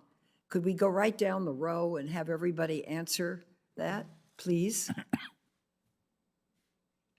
Yes, Could you turn on your mic? I'm gonna figure that out today. All right. Yes, I would be absolutely for no more chokeholds. I would lean into the best brains and the best minds on when lethal force. I've been told that, once there's engagement between between the citizen and the officer, that's where we get the challenge. So I would be opposed to chokeholds, Okay, period. could we go down the road and down the line, and could someone respond to life or death circumstances as one exception too, please? Sure. Lee Merritt, I would be obviously in favor of banning the chokehold, except for when deadly force is authorized, is in fact authorized under the law. And then it seems like that would be an appropriate time to use whatever means it takes to survive the encounter, both from a law enforcement perspective. However, I believe that of the myriad of ways that law enforcement engages in violence in this community, we should really be focusing on changing the mission in terms of whether or not these violent encounters should be taking place at all, whether law enforcement officers should be engaged in a war on drugs, per se, that leads to repeated violent encounters. Thank you. Senator, yeah, chokeholds are inherently dangerous maneuvers. They've been banned, as you noted, in jurisdictions including New York, Atlanta, Washington, D.C., and Miami. And to Senator Graham's point, I do wish the Justice and Policing Act had been proposed several years ago. These are longstanding problems, and the moment to make these fixes is now. Next question, if I may. In a simple way for a non-lawyer audience, how does qualified immunity work? Why is it a problem? And what happens if Congress eliminates the defense of qualified immunity? If I may, qualified immunity essentially says that if an officer in good faith believed that what he was doing was in line with his roles and responsibilities as a police officer, even if he reasonably believes that, even if it turns out factually to be wrong, then he is immune not only from conviction, but he's immune from suit. There's no discovery. There's no continuation of either a civil or a criminal process. So what do you believe there? What do I believe? Yes. Should that be changed? Right. So if you take the example of the case I brought up during my opening, the case of Margarita Brooks, the officer in good faith thought he was shooting at a dog. It was reckless behavior, something that he should not have been engaged in, but he thought that he was protecting himself from a 6-month-old puppy that was charging at him. And in the process, he killed a woman. Should he or his department be immune from suit? Absolutely not. He should be held accountable for his reckless behavior and the damage that it caused. Thank you. Next. Yes, I believe that that's a part of the transparency and accountability, and also prayerfully will serve as a deterrent and hold the officers at a higher accountability when there will be repercussions. If without that, then the culture comprehensively will have a feel of, I can do what I want and I can get away with it. I would like to ask the panel quickly if you could reflect on the use of a no-knock warrant and the impact that that would have on communities of color, particularly those with strained relations with the police. Well, Breonna Taylor was killed pursuant to a no-knock warrant. She was asleep in her house. There has been a lot of very high-profile tragedies as a result of no-knock warrants, overused in drug cases in particular, and their list is long, and I'd be happy to supply the committee with some of those cases, but it is time now to regulate them. Thank you. Please, sir. No, we believe that no-knock warrants should be absolutely banned. There is a preference within before the Supreme Court in favor of protecting citizens' rights in their home, the home being one of the most sacred places. The idea that a no-knock warrant, like in the case of Breonna Taylor, or the entry of the home of a Tatiana Jefferson, or the entry of the home of Botham Jean, or some of the other cases that I spoke about during my opening, to allow law enforcement to violate a citizen's rights in that way when they are still yet suspects of a crime, people who have not been convicted of a crime, we don't believe that that would be ever appropriate. Thank you. Please, sir. And I would align myself with both my colleagues and say no. Yes, no-knock warrants. It has a tone of guilty until proven innocent. And as a homeowner, as a father, as a husband, if I respond wrong, I could be dead. And Breonna Taylor is a testimony that we should ban no-knock warrants. Thank you. Senator Grassley. Thanks, Mr. Chairman. I'm sorry. I'd like to, first of all, thank you, Chairman Graham, for the hearing. The murder of George Floyd by police officers, a police officer, ignited the call for reform and measures to rectify a lingering racism that plagues our country. To Mr. Merritt here and to the Floyd family not here, please know that the grief and shock that we feel, that it will fuel action to prevent more tragic and unnecessary deaths. While the vast majority of law enforcement officers are public servants to deserve support and respect, George Floyd's murder shows we're not nearly doing enough to prevent abuse by police. I welcome tough conversation. I built a legislative and oversight career of rooting out instances where accountability is needed and where abuses must end. I led on the First Step Act to rectify shortcomings of our criminal justice system, which we know impacts disproportionately minority men and women. I investigated the 2017 shooting of Bijan Gazer, which revealed instances of poor de-escalation tactics and inappropriate aggressive use of force. We must come together and address deadly use of force, racial biases, and police abuse, and do it now. My first question is to Dr. Goff, and while he's coming on, I'll lead in with this. I've long supported efforts to increase transparency and accountability of all government actors. Police officers are no different. That's why I've co-sponsored Senator Tim Scott's bill, which would increase transparency by the use of force, by requiring reports where there's been death or serious injury, because just a minority of jurisdictions are reporting that.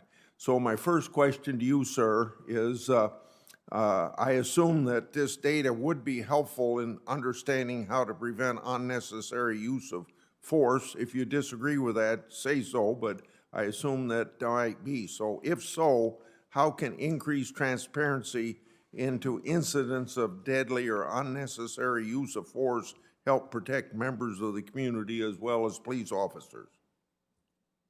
Thank you for the question, Senator Grassley.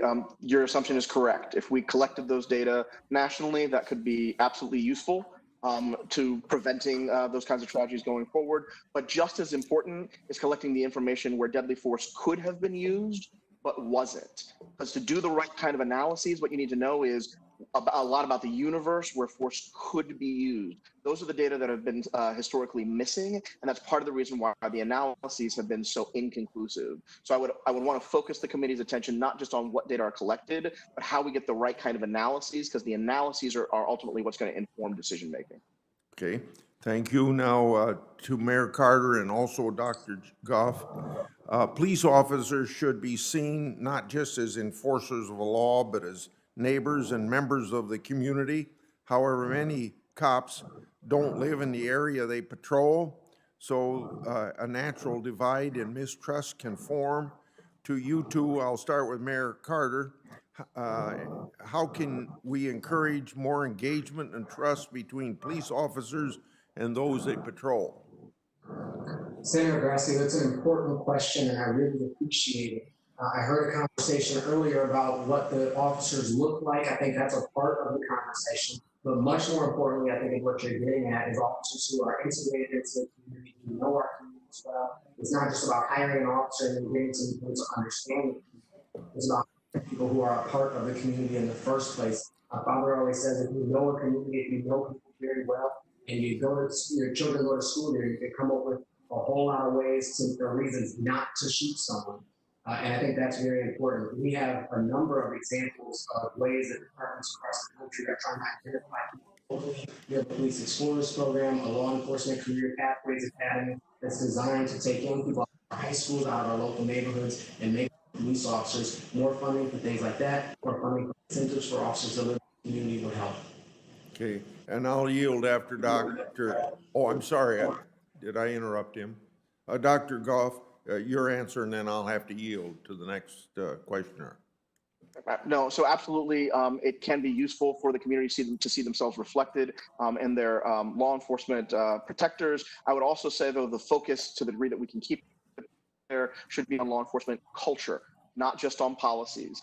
Giving law enforcement the tools to make sure that the people who advance and the people who get fired, the people who get hired, reflect the cultural values of protecting the community and investing in community empowerment and voice, rather than just sets of policies which may or may not get fired. Culture eats policies for breakfast, and we do well to remember that as we revise our interventions. Thank you. Senator Leahy. Well, thank you, Mr. Chairman, and I appreciate this hearing, but I especially appreciate the testimony we've heard. Now, I'm going to ask Ms. Gupta a question in an area that she's well familiar with. We've seen the proven track record pattern or practice investigations, what it can do. But despite the proven track record of reducing police shootings, the Justice Department, the Trump Justice Department, has effectively abandoned pattern or practice investigations and the use of consent decrees. I think it was 14, if I'm correct, consent decrees were enforced under the Obama administration. I don't believe a single one has been enforced under President Trump. So my question to you, Ms. Gupta, you are a former head of the Justice Department Civil Rights Division. How do pattern or practice investigation and consent decrees make a difference in changing police practices? Well, the Justice Department, in a nation with 18,000 police departments, use this tool pretty judiciously, but would conduct an investigation after being made aware of systemic problems in a police department. These investigations often were anywhere between 6 months to a year. Very deep investigations involving interviews with hundreds and hundreds of community residents, hundreds and hundreds of police officers, police leadership, looking at all kinds of data, doing statistical analysis and the like, looking at training, accountability, supervision. And if their Justice Department made a finding of systemic unconstitutional policing problems in a jurisdiction, it would produce a report, make public the findings of this report, and begin to negotiate a consent decree. On rare occasions, it would involve litigation, but in most instances, the jurisdiction, the city, would settle and produce a far-yielding document that would allow, because it would be filed with a federal judge, allow for politics to be taken out and long-term sustainable change over the course of whatever political administrations may come and go. And that's the reason I asked the question. Does it send a message if you don't use these tools, if you have documented police misconduct? Doesn't that say, well, we're just going to close our eye to it? Yeah, I think it has sent a very dangerous signal for the Justice Department to have shut this work down. I think it creates more of a culture of impunity in a sense that there isn't a kind of a watchdog agency that has been historically, through Republican and Democratic administrations, played a really important role in ensuring constitutional Well, and the reason I asked the question, I don't think of Vermont as being a microcosm of the country, but I've never heard such across the political spectrum the kind of concerns I've heard it's happening. And then in the hundreds, even thousands of emails I get from around the country, people say this movement is simply not going to go away after some time, as others have. I hope they're right. What would you tell members of Congress who think we can just wait and see? This waiting and seeing will mean more people will die. And Thank you. And I think it will undermine any sense that we have a legal system that is legitimate and fair in people's eyes, and ultimately that undermines public safety. Well, I happen to agree with you, and it's we have to keep talking about it. I have a question for Mr. Merritt on with any other civil rights issue, legal protections against police brutality will only be meaningful if they can be enforced in a court of law. I'm a lawyer, I was a prosecutor, I was a trial lawyer. Many who oppose making changes to the qualified immunity doctrine. And it's been pretty evident it's prevented victims of even horrific police brutality from getting redress in court. They argue that it's going to open excess litigation and prosecution of police officers. How do you respond to that, Mr. Merritt? First, I'll say that we've done a review of case law in the area, and there are several officers over an expansive period of time that have been granted qualified immunity for applying a knee to someone's body and them expiring during the course of that. In other words, Derek Chauvin is ripe to benefit from the protections of qualified. In other words, using the knee to kill somebody. That's correct. Okay. Stated plainly, using the knee to kill somebody is the kind of thing that gets you qualified immunity in America. The scary thing is, the concern is that if you remove qualified immunity, you flood the courts with cases of officers killing people. Most nations don't kill that many people that's a legitimate concern. Only in America is that a problem. So the answer, of course, to the question is stop killing so many people. Thank you. You said what was on my mind. I have other questions. Can I submit them for the record? Absolutely. Senator Cornyn. And I thank all the witnesses. Thank you. Senator Cornyn. Thank you, Mr. Chairman. I'd like to ask the witnesses to tell us if they believe that the police department and the police in America are systemically racist. Does anybody, would anybody like to raise their hand agreeing with that statement? Mr. Merritt? I'm sorry, Professor Logan. Professor Logan, I can't see that far away, I'm sorry. It's all right. So we got two that think this is systemic, and that means all 18,000 police departments, all 800,000 law enforcement officers. Is that your view? I think if you couch it in the system and not meet, I don't know all 18,000, but the system in and of itself has systemic racism. I'm sorry, if I may, Senator. The reason that I've observed that all police in America isn't brought in a systematic racism is because their mission is bad.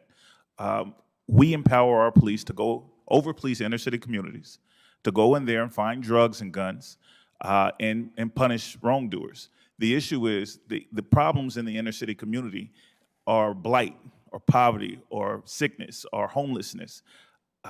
Those aren't situations that are necessarily remedied by a man with a gun, but rather the appropriate social workers, for example, or healthcare workers that would remedy the problem. When we over-concentrate our communities with black and brown communities specifically, with militarized policing, what you're going to have is disproportionate use of force and incarceration of black and brown people. Well, Mr. Merritt, to the extent that you are suggesting that we're asking our law enforcement officials to do more than just enforce the law, to be social workers, mental health providers, and the like. I think Chief Brown, formerly of the Dallas Police Department, said we ask our police to do too much. And that's probably true in my view. A number of jurisdictions have experimented successfully with a team approach. For example, to try to reduce or de-escalate the confrontation when it comes to people with mental illness or the like. And certainly, I think all of us see the benefit of de-escalation training. But to what extent is the problem that we have with excessive use of force and lack of trust with the police a matter of class as opposed to race? In other words, it doesn't depend on the color of your skin, but whether you're poor or lack opportunities in our society. Senator Corden, in the United States of America, it's a little difficult to disentangle those two, and I don't think there's an institution in this country that isn't suffering from structural racism given our history.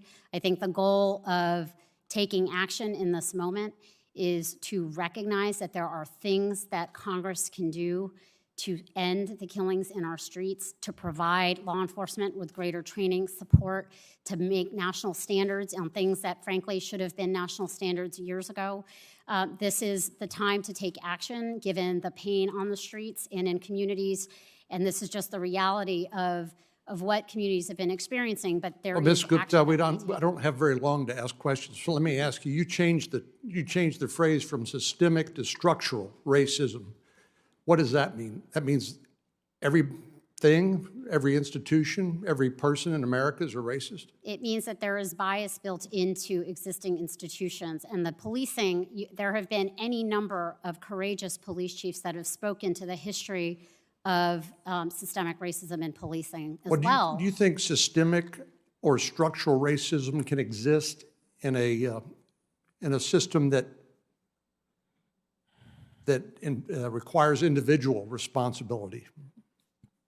Or do you think it's one or the other?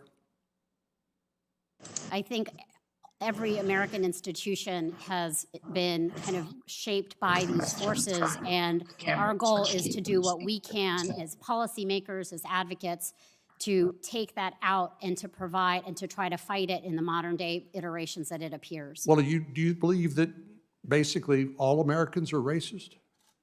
I think we all have implicit bias and racial bias. Yes, I do. Wow. And I think that we are an amazing country that strives to be better every single day. It's why I went to government, to make a more perfect union. Well, you lost me when you want to take the acts of a few misguided, perhaps malicious individuals and ascribe that to all Americans, not just our 800,000 police officers, our 18,000 police departments. I think, thank you for your answer. Somebody has their mic on. Could you please mute it from the remote locations, I think? Okay, Senator Durbin.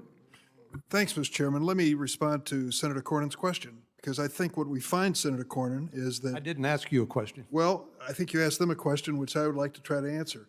If you take a look at our system of justice and start with the premise that when it comes to drug users, there's an equal percentage of white and black drug users. Now you look at the number arrested for the use of drugs, turns out more blacks than whites. The number convicted, the number prosecuted, the number incarcerated, dramatically larger among the African American population. There's something built into our system that doesn't equate actual criminal conduct or criminal disposition towards the penalties that we assess. And my only suggestion is that could well be a function of poverty as opposed to color. How it starts, I'm not sure, but I can tell you at the end of the system, the result is the same. Can I mention two other issues, if I can, that the chairman has raised, and I'd like for him to consider this. Back in the day, before I was elected to Congress, I was defending the sheriff of a rural county in Illinois, and he was being sued for the mistreatment of a prisoner in jail. How did I end up defending him? Not because I was the state's attorney, not because I was in public office, but because I worked for an insurance company. And it turned out that DeWitt County, Illinois, had an insurance policy that covered the sheriff. So when the sheriff was sued for wrongdoing as the sheriff, ultimately the county, DeWitt County, stepped in and indemnified him for any liability he might have. So it turns out, Mr. Chairman, that in 99 to 100% of these cases against the wrongdoing of an individual officer, there is an employer who steps in and provides an insurance policy and coverage that pays whatever needs to be paid. And I will tell you, as a former trial lawyer, I didn't go after the motorcycles of defendants. I was looking for their insurance policies.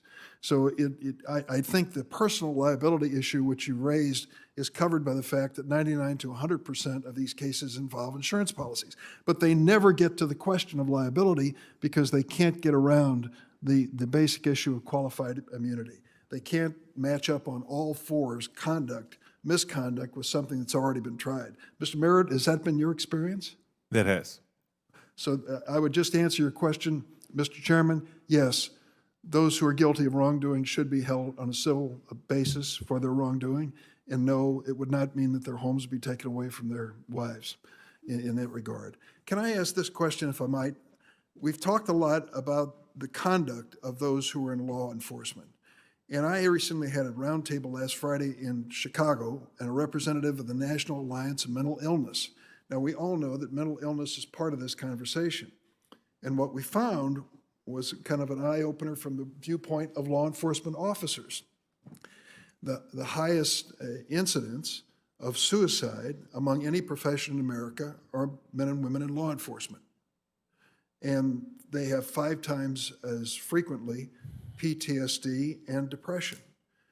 It appears that there are some issues with their lifestyle, their job, the availability of weapons, the stress they go through that create a very vulnerable population among law enforcement officials.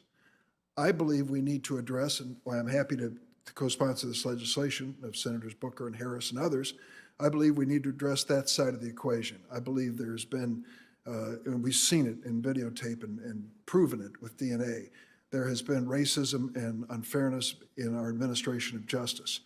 But we also try to address, at least in parts of this bill, the training of those who are in law enforcement, to try to find those who are not stable, those who are not fair, those who are too biased, and those who shouldn't have a badge and a gun. And so let me just address that for a moment. Ms. Gupta, would you like to address that issue? It strikes me that we've got to consider that aspect of it if we want a police force in the future that we can count on not to repeat what the sins of the past. Yeah, I mean, on these issues, the Justice Department consent decrees always had provisions on officer wellness, and because the mental health issues among police officers was a big concern around accountability issues, discipline issues, and the like, and that was built into these consent decrees because they had to be taken seriously. And the other issue that you just mentioned around de-escalation, use of force, different training, bringing mental health teams in so that mental health professionals were paired with police officers when arriving on the scene with people in mental health crisis was a common theme. But both of these issues around mental health and policing were really important. The last point I'll make is questions have been raised. Why, when the one officer with his knee on the neck of that poor man, literally killing him, was engaged in that conduct while he was, I believe he had shackled, he had cuffs on at some point, so he was no visible threat. What were the other 3 officers doing? Why wasn't there some attempt at intervention? And some have explained to me that because there is a military structure to our police that the chain of command makes peer intervention difficult, if not impossible. And I think we have to address that when we talk about policing in the future. Thank you. Senator Lee. Thank you very much, Mr. Chairman. We all know that about the brutal and senseless killing of George Floyd in Minneapolis. There's no excuse, nor can there be, for what the police did to Mr. Floyd. His killers, fortunately, are being brought to justice. His death, we hope, will not be remembered solely for being the senseless act of violence that falsely was launched in his name, but rather, hopefully, his memory will be made permanent in our national consciousness, in the long-term reform of policing policies across our country. In my home state of Utah, the city of Ogden is still mourning over another death, that of police officer Nate Lyday. On May 28th, a woman called 911 saying that her husband was threatening her life. Lyday and a group of officers arrived promptly at the home. The man inside the home began shooting at them from inside. Lyday was mortally wounded. Officer Lyday was only 24 years old. He was about to celebrate his 5th wedding anniversary to his wife, Ashley. He had been on the job as a police officer for just 15 months. By all accounts, Officer Lyday did his job honorably and completely, very much up until the moment he drew his last breath after being mortally wounded on the job. Nate Lyday was an officer who sought to uphold justice and protect the innocent, even making the ultimate sacrifice on behalf of a threatened and fearful family. Nate Lyday's loss really is our loss. It's a loss for everyone. George Floyd's loss is also our loss. It's a loss for everyone as well. And we ought to remember and revere them both. I think we can do precisely that. And the residents of Ogden, Utah are a good example of how that can happen.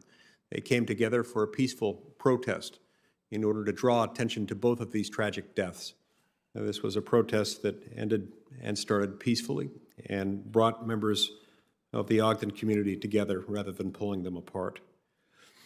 So this is an important issue. It's one that we've got to continue to focus on. In 2012 in Camden, New Jersey, Camden, New Jersey had the highest rate of crime in the entire nation, as I understand it.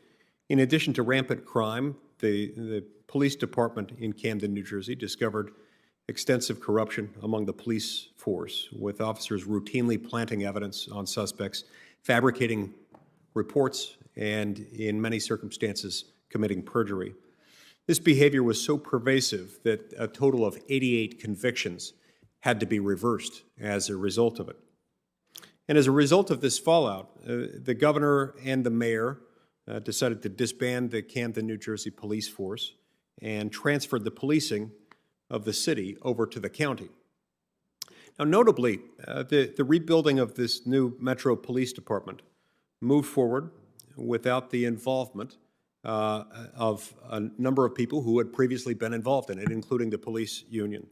Officers from the disbanded Camden Police Department were invited to apply for the new police force, and over 100 of them, a little less than half as far as we can tell, were eventually rehired.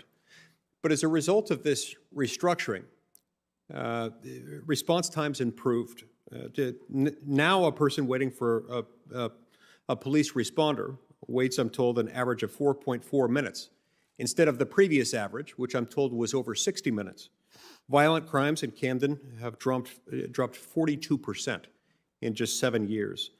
All of this was done without a union. And in fact, all of this was done by freeing the department from a collective bargaining agreement that, as it's been explained to me, had previously locked the city and the city's police department into an unholy alliance with some officers who had violent and, in many cases, lawless tendencies.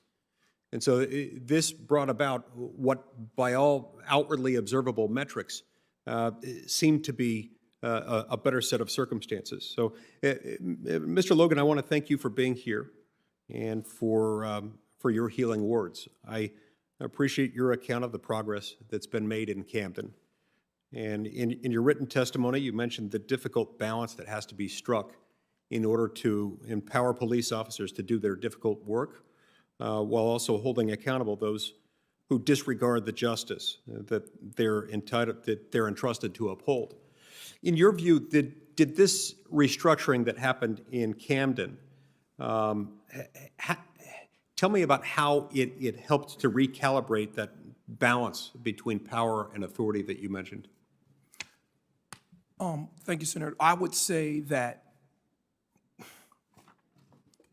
they listened to the people from town hall meetings to conversations. Once what we're doing here, they begin to hear from regular residents. And I remember Governor Christie came to a hall near my house and had several clergymen and regular residents speak into their struggles, their challenges, their fears, and the issues of Camden in its broken state. And Mayor Red just did a great job of hearing and almost re-saying to make sure that we were heard. And from that, as the new officers, again, the community policing, as they walk the streets, as a preacher, I'm good for a block party and an impromptu cookout. I never forget, I was cooking on the corner, and one of the officers, everybody called me Pastor Diddy. So he said, Pastor Diddy, man, I'm gonna go get some more hot dogs because we're out. This officer goes and gets hot dogs and comes back, and he's electric sliding on the block. That would have never happened in Camden. That connection, that relationship now, if that officer was to pull over somebody, it changes the whole story. And so that accountability was that relationship created the accountability that also was put in place, because now a big thing that happened in Camden, we didn't know half the officials. So their faces were very visible and conversations were constantly happening. And therefore, and we had the baseball cards with the police officers.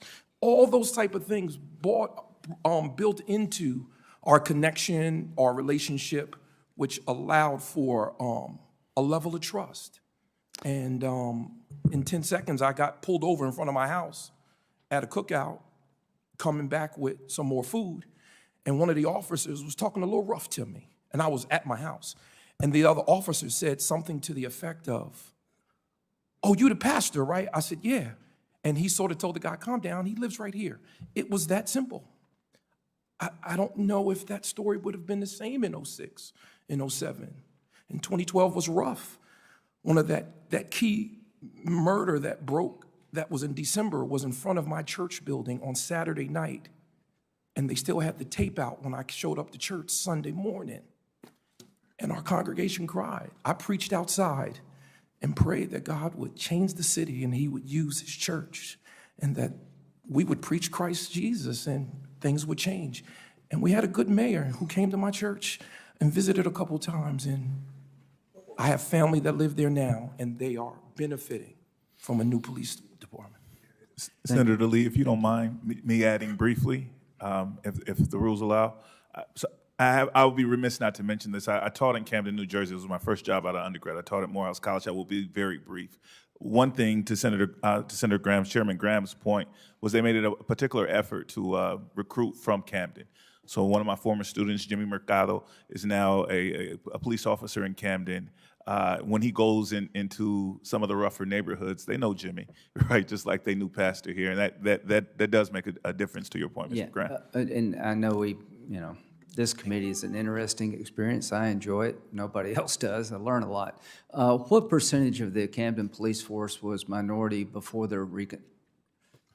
I don't have those numbers. I don't have those numbers. I know after it was like 50 some odd percent. I can say that there are neighboring communities there, and the concern was that most people came from neighboring communities there that did not reflect. So it really is about being from the community as much as anything else, getting out and about. That's as important as the racial makeup of the police force. I believe so, Mr. Chairman. The only thing I would just want to add, Senators, there have been studies, though, about diversity in law enforcement, and of course it matters deeply for trust, but studies actually show that diversity does not impact use of force rates and misconduct in the way that one would anticipate. So it matters. That's what I'm learning from this hearing. Senator Whitehouse.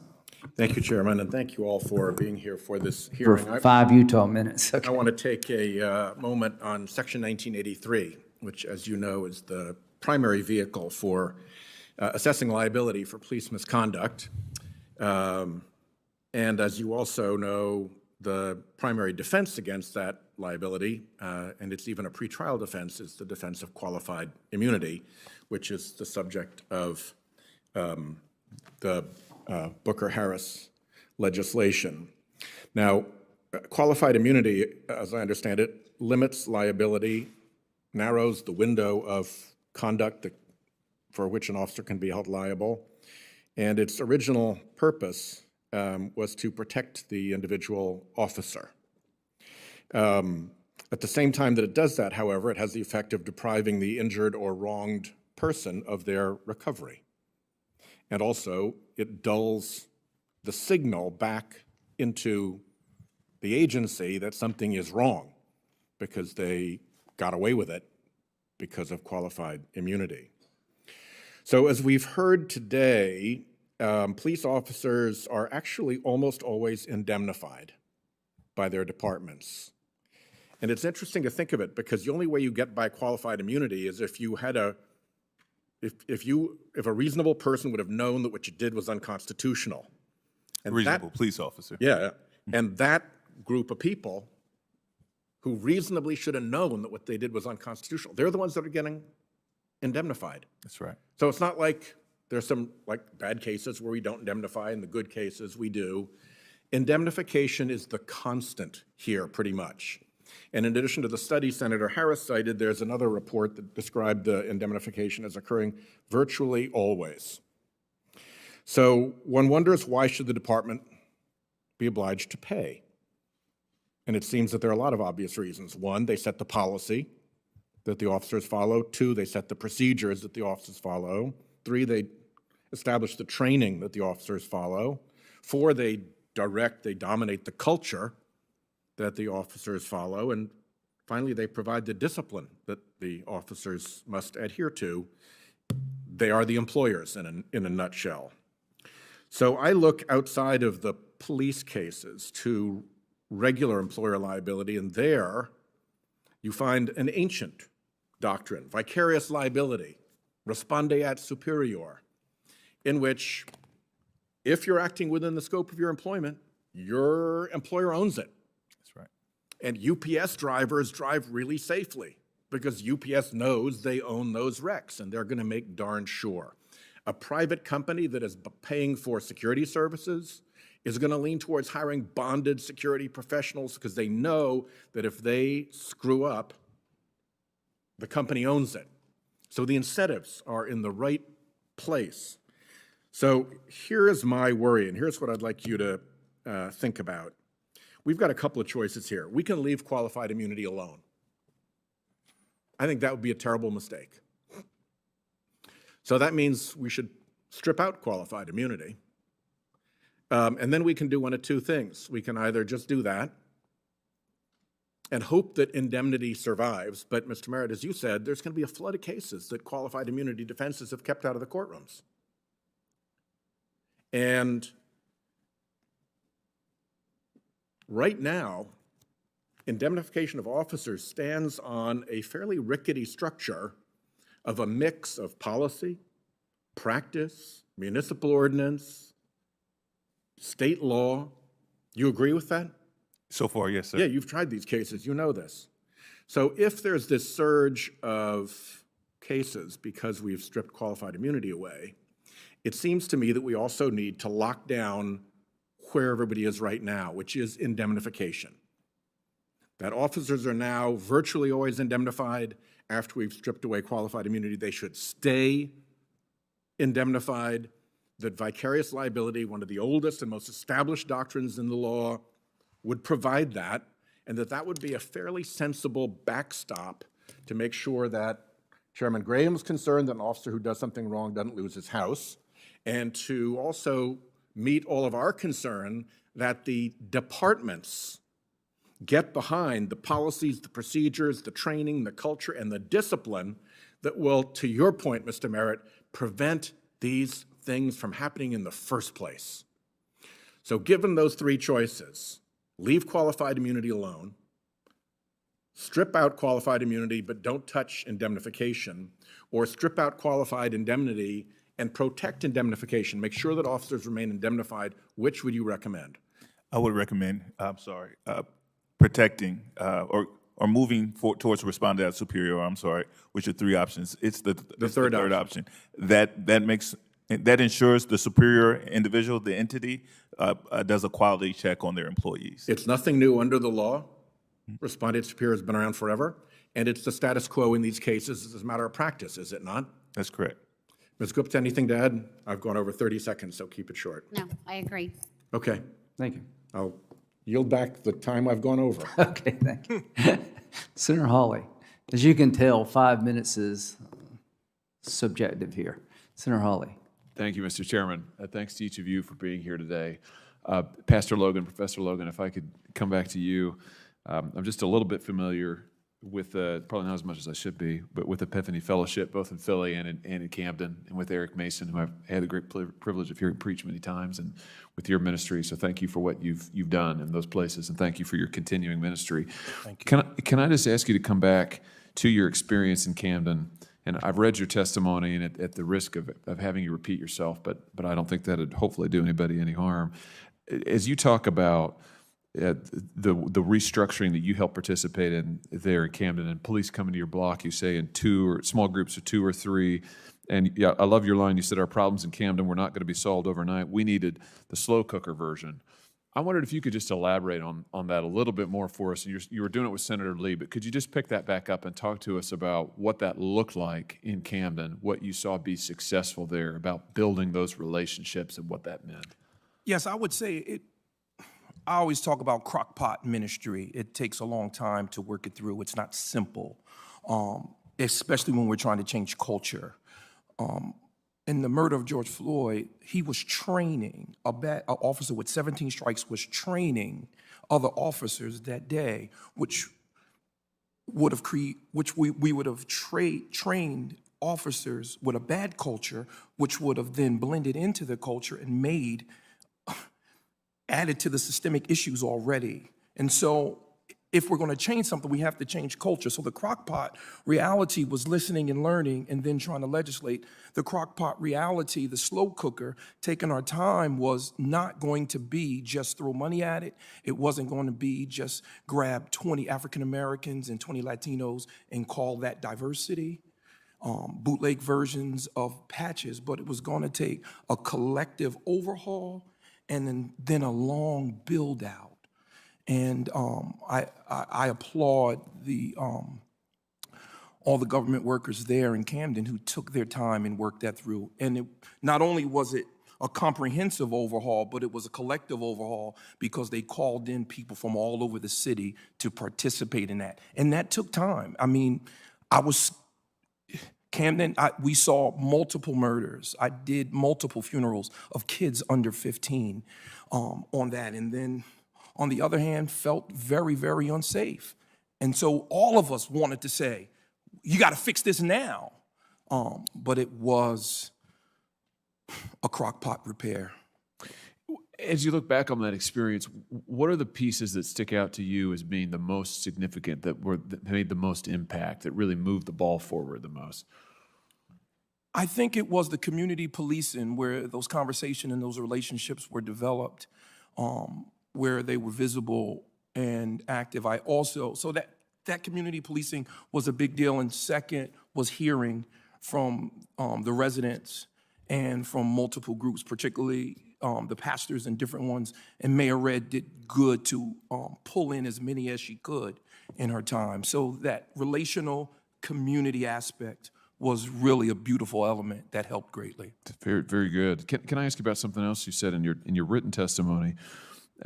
You talk about the flaws of asking police to fix upstream problems, your words. Could you just talk to us a little bit about your experience as a pastor, what you mean by upstream problems, and just maybe tell us more what you mean about that, because I think that seems like a significant point you're making there.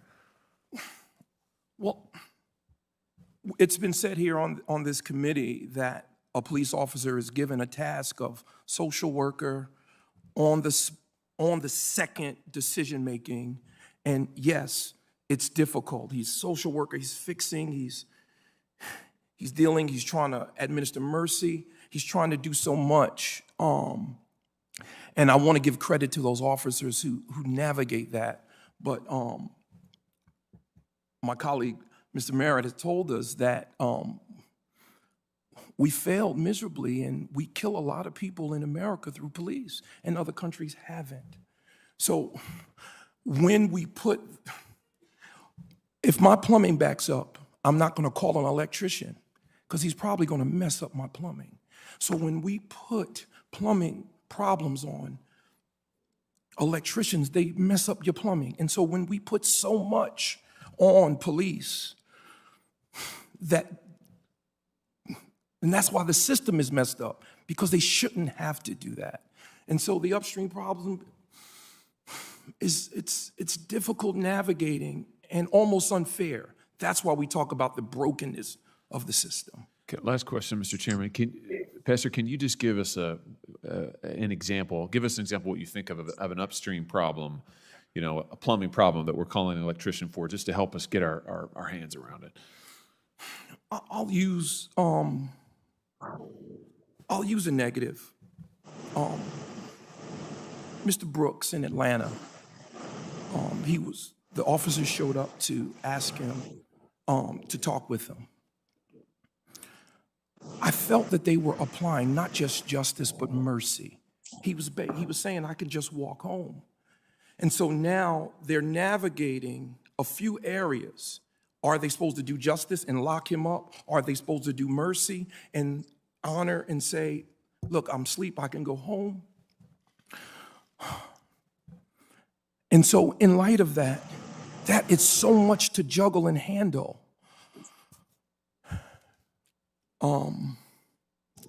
Yeah, I'm a little emotional. I saw that video and it's been messing with my head, even sitting here. But yeah, I think we give too much to do for our officers, and we don't train them properly. I think we need to parse this out and restructure completely, because we need comprehensive change and radical intervention. Senator, if I may add to that question. You bet. Absolutely. What we're finding out is that no amount of law enforcement, no amount of officers, no amount of use of force can secure a community that's stuck in poverty. Well, police officers tell us we can't be the social workers, we can't be the mental and chemical health therapists, we can't be the housing counselors and all of these other things that this community needs. They're telling us what our communities need from their perspective on the ground. And so if we can find, as I was alluding to earlier, again, $200 billion a year to pump into police and prisons, we can never find the resources to raise the minimum wage, to clear the Section 8 waiting list, and to provide those social workers and all of those other things that our officers are telling us that they need. Well, then those are some of the upstream problems the officers are constantly trying to tell us that we need to address. That's why we're putting social workers in the car with to connect people to stability, to support, to solutions, instead of just creating deeper crisis when we find people who are in crisis. Yeah. Thank you, Mayor. Thank you, Mr. Chairman. Thank you. Senator Klobuchar.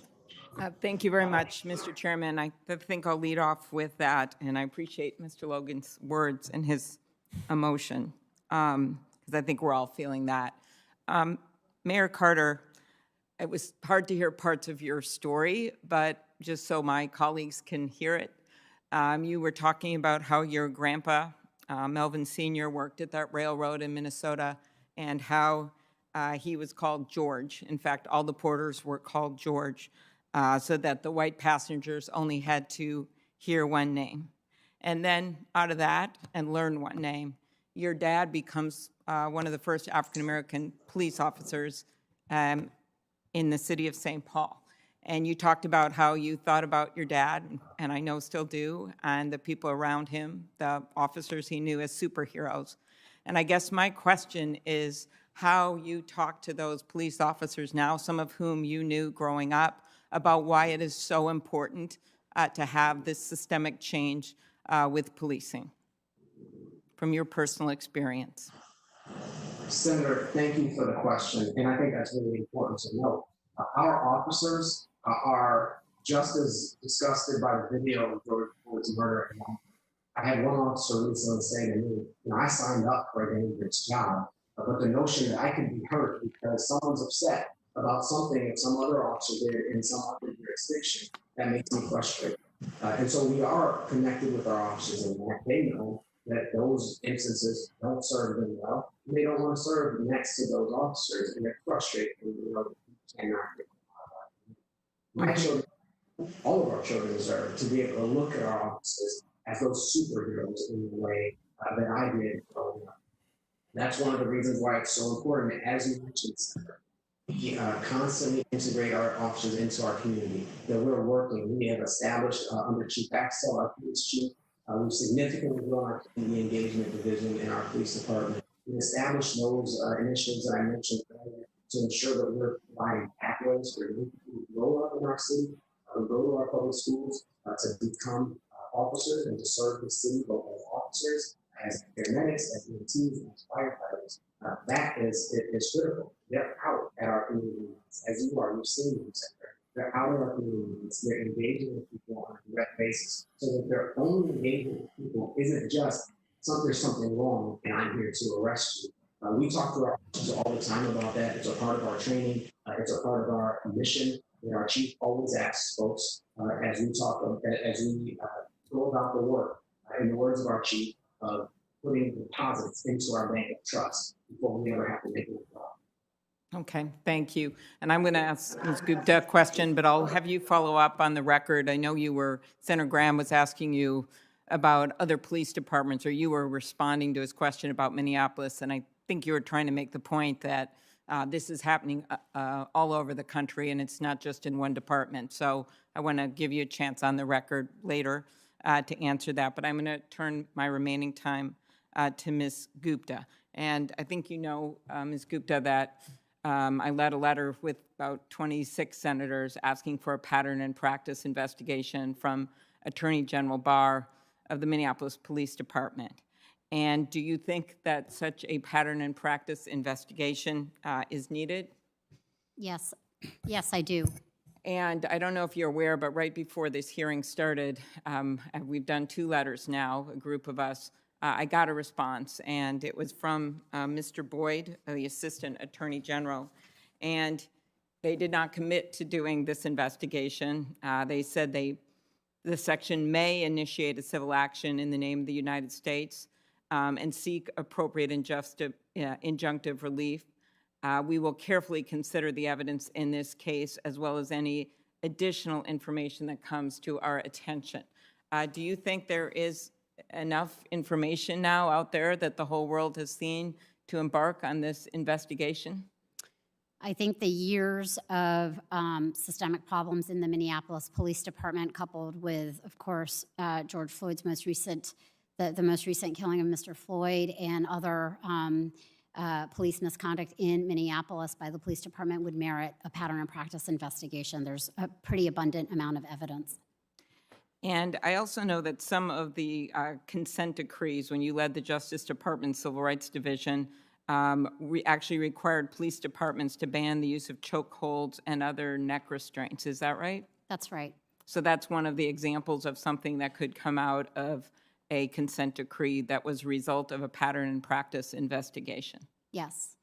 And then in our state now, because we have not been able to have that Justice Department pattern and practice investigation, in addition to Attorney General's investigation, Attorney General Ellison of the case and his prosecution of the case, we now have our Minnesota Department of Human Rights stepping in to look at the department.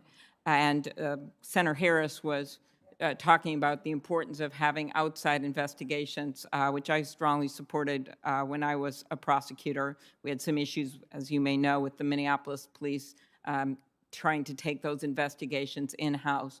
But in addition to that, states, especially now, if the Justice Department isn't doing pattern and practice, could step in to actually oversee these investigations, but as well as oversee a similar version of a pattern and practice. Could you address that?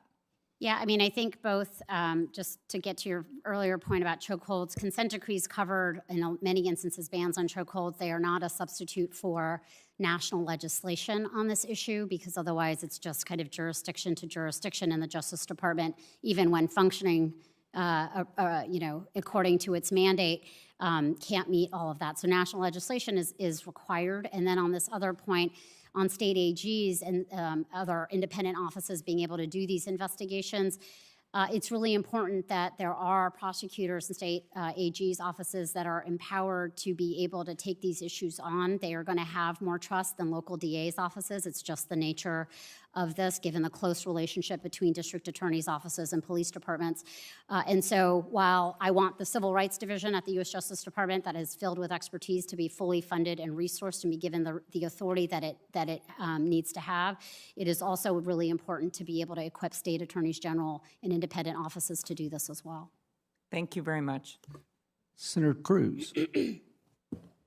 Thank you, Mr. Chairman. Thank you for convening this hearing. Thank you for each of the witnesses for coming. You know, this is a time when our country is torn apart, is filled with anger, is filled with rage, is filled with division. And it is my hope that through this, we can find ways to come together on shared principles. Here's one proposition I believe everyone in this hearing room agrees with. What happened to George Floyd was horrific. It was unconscionable. It was clearly a grotesque abuse of police power, and the officers that carried it out are rightly being prosecuted. To the best of my knowledge, every witness here today agrees with those statements, and every senator on this committee agrees with those statements. I think all of us, regardless of party, should demand justice and should demand that the law be applied fairly, regardless of race. That's a promise that our country was founded aspiring to, and it's a promise that we have had a deeply troubled history working to achieve. I also think it is true that anytime you have government power, there's a risk of abuse. And we have a responsibility to protect individual rights against the abuse of governmental authority. At the same time, I think some of the rhetoric that has been used in the wake of Mr. Floyd's killing has been inaccurate and harmful. A great many of our colleagues use the phrase systemic racism to suggest that the entire criminal justice system is imbued with racism. I don't believe that's accurate. Some of our colleagues have said, and this was a quote from earlier in the hearing, nothing has changed from the days Dr. King stood on the steps of the Lincoln Memorial. I think that proposition is demonstrably false. A great deal has changed since then. Our country has made a journey. As my friend Senator Booker said, Dr. King pointed to the arc of history bending towards justice. We have traveled along that arc. We no longer have Jim Crow laws. We no longer have segregated schools. We no longer have open bigotry that was so pervasive just a generation ago in our country. And I think for young people to say nothing has changed gives them a false and inaccurate picture of this country. When you point to systemic racism, something our Democratic colleagues often point to as the cause of this, it is worth noting in Minneapolis, the police chief is a Democrat. The mayor is an elected Democrat. Every member of the city council is an elected Democrat. The attorney general is an elected Democrat. Both senators are elected Democrats. Now, I don't for a moment believe that every one of those elected officials is part of systemic racism and oppression. And to tell the American citizens that's what's going on is misleading them, and it's harmful. Are there bigots? Yes. Are there people who violate the law? Yes. And when they do so, they should be prosecuted, just like the officers who killed Mr. Floyd are prosecuted. But to impugn the integrity of everyone working in law enforcement is a disservice to this nation.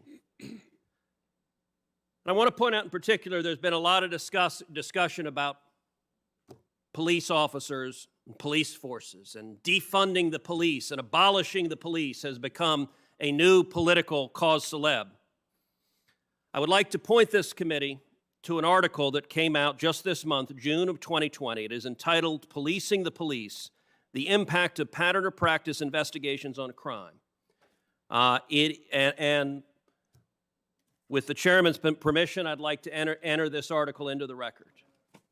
It is by two economists at Harvard University, hardly a right-wing bastion. Here's what they conclude, and it's a word of caution because there's a lot of discussion from our Democratic friends saying we need more Department of Justice pattern or practice investigations into police departments. That has become one of the frequent refrains. Let me just read from the conclusions of this study, because if we care about saving people's lives, the conclusions of this study should give us real cause for concern. Here's what the study concluded. They examined all of the police departments in which pattern or practice investigations had been launched, and they found a real difference for those investigations where there was not what they called a viral incidence of violence on a civilian. They found that did not increase crime, but here's what they found. All of the investigations that were preceded by viral incidents of deadly force have led to a large and statistically significant increase in homicide and total crimes, and here's their estimate in particular. We estimate that these investigations caused almost 900 excess homicides and almost 34,000 excess felonies. So if the members of this committee agree that Black Lives Matter, demonizing the police, causing them to pull back from protecting people's lives, will predictably cause more black lives to be taken. And so I urge that we proceed with caution, with a commitment to justice and a commitment to truth. Thanks, Senator Cruz. Senator Coons. Is the senator asking, allowing for responses to that statement? No. Senator Cruz. Thank you, Mr. Chairman.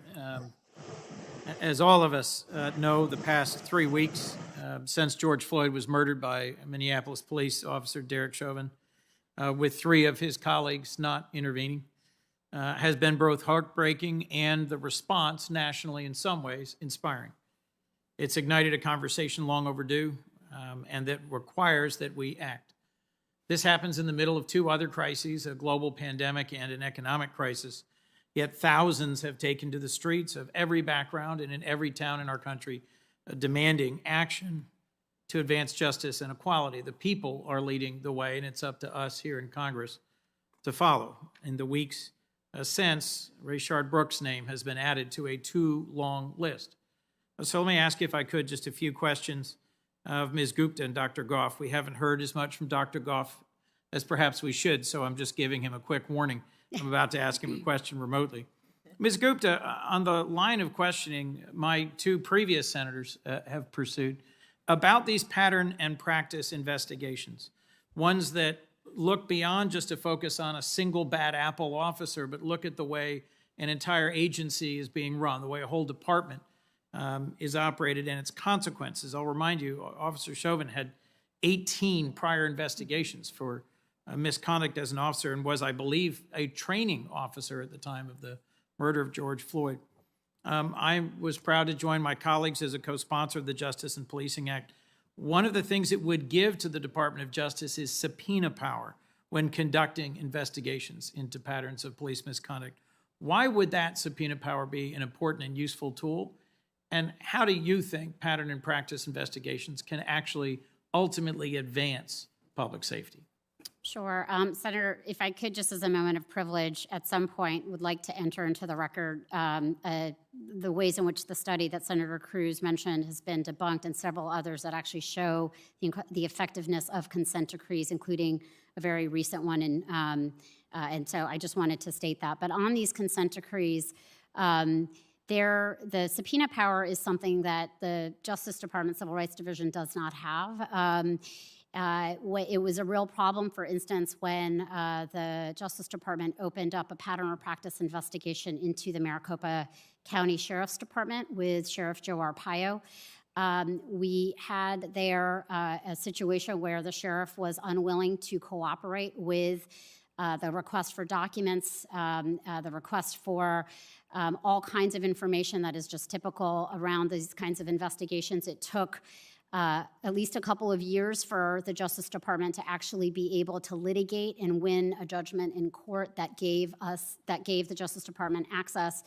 And meanwhile, of course, the unconstitutional policing around racial profiling, national origin discrimination continued. And so without that subpoena power, it really limited the ability of the Civil Rights Division to do its full job. And it can play a factor also sometimes the police departments that may have the most entrenched policies, you don't want it to play a factor in limiting where the Justice Department is going to go. But if you've got such an uncooperative situation, the lack of subpoena power really impedes progress.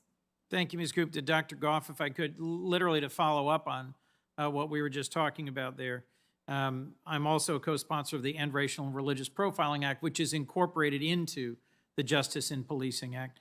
That bill would prohibit racial profiling and require data collection. Could you just briefly explain how we could use that data on stops, searches, and arrests to help achieve more equitable and more effective policing? Absolutely. So the way that we would want to go about doing this is we don't want to just look at comparisons of rates.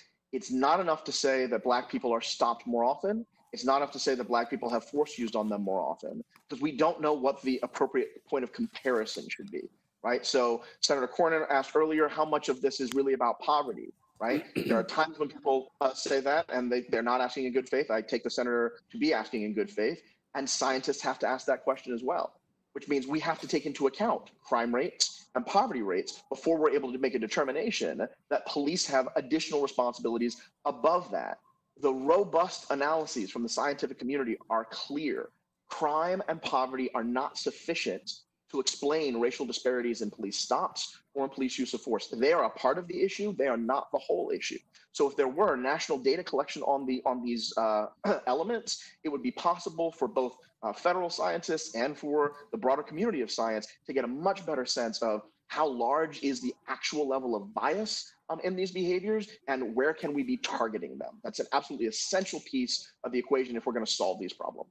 And Dr. Goff, as we've heard from the mayor, from Mr. Merritt, police are often our first responders to a host of problems that represent broader feelings of our social safety net: lack of affordable housing, substance abuse treatment, mental health care. Can you just explain how adequately funding these social services would also reduce the burdens on police officers and hopefully lead to fewer deadly interactions between police and community members? Right. So there are places in the United States where we don't think about policing as nearly as difficult a job as we do in our inner cities. In fact, the words inner cities have become code for where it's difficult to police because it's dangerous. The places where it's less difficult, at least in our imagination, are the places where if there's a mental health crisis, you can call a doctor or a clinician. Right? If there is somebody acting out at school, you can put them on timeout, but they're not a threat physically to anybody else. When communities have those set of resources such that they don't need to call law enforcement for every darn thing, then policing is easier. You were asking less of police departments, and communities are safer. Wherever you don't have to call the police, it's safer. Right? The code word for this in most places is the suburbs, right? And law enforcement would very much like to be having existences, even in the inner cities, of doing the same thing, where the communities that are most distressed and most vulnerable have the resources, so they have to call less. If we invest in public mental health, right, then those resources will be there instead of law enforcement having to respond, and so forth and so on, for each of those social ills. Well, thank you, Dr. Goff, Ms. Gupta, and our whole panel for your powerful testimony today. Thank you. Thank you. Senator Tillis. Thank you, Mr. Chairman. Thank you for holding this hearing. I hope it's one of several opportunities we have to talk about this. I also hope that we find a way to find common ground. I've been heartened by a lot of the comments here because it really sounds like we all understand there's a problem, we need to act on it. Then every once in a while I'll hit a drift on either my side or you all's side that makes me concerned that we're going to get close and then we're going to back off into our corners at the expense of making real progress. And I think there's a chance to make real progress. When Senator Hawley was asking about upstream challenges, it reminded me of a few things that I've tried to work on. Back in 2000, 2001, I was a town commissioner in a town in North Carolina, and we did something that it was only a town of about 25,000 people. Most people weren't doing in police departments, but we started funding and seeking accreditation for CALEA, which they've subsequently been reaccredited. They talk about use of force, de-escalation, community policing, better educating and preparing law enforcement officers for difficult and dangerous situations.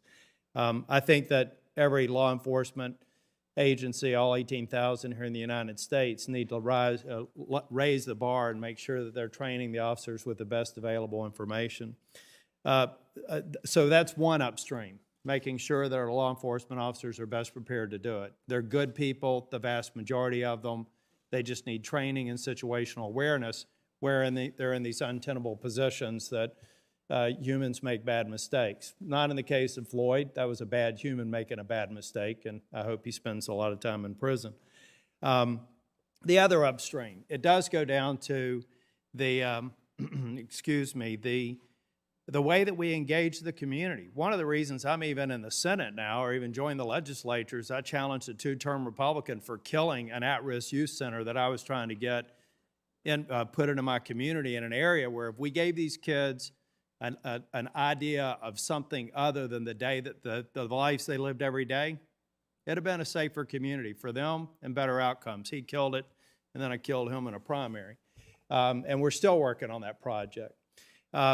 Also, I have to tell you the socioeconomic piece, and Dr. Goff, I'm going to ask you a question on data because I'm a data person myself, but I remember vividly, I lived in a neighborhood in Nashville, Tennessee.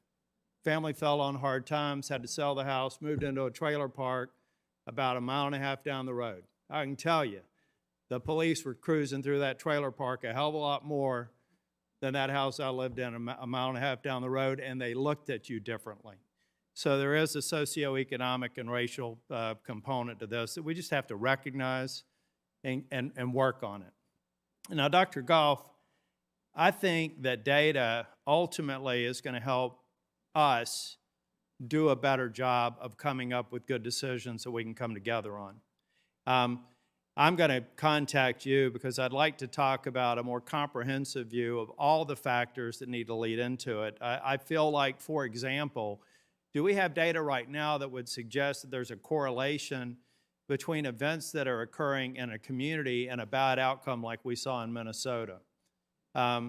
Do we really have the kind of data that we need to where we could almost get to a point to where we could predict, based on certain circumstances, that we need to intervene? We need to find a way to reach out to the community or reach out to police officers and say there are signs in the community that make it more likely than not a bad outcome could occur. Is any research like that being done, or do you even get the point of my question, Dr. Goff?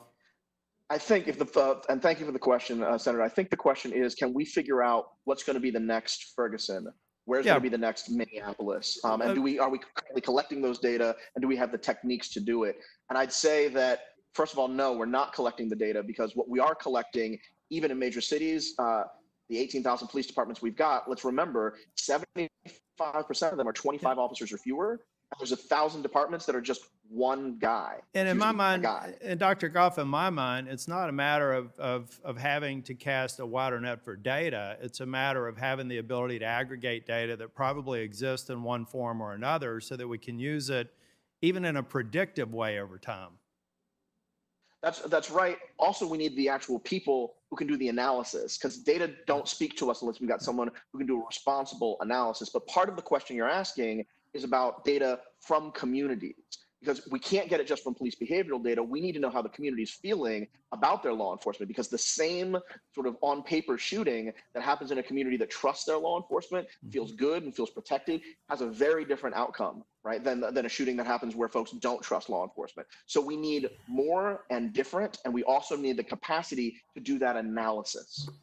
Well, thank you. And Mr. Chair, I can't imagine a better person to hopefully get us together and gain consensus on something that passes out of the Senate and goes to the president's desk.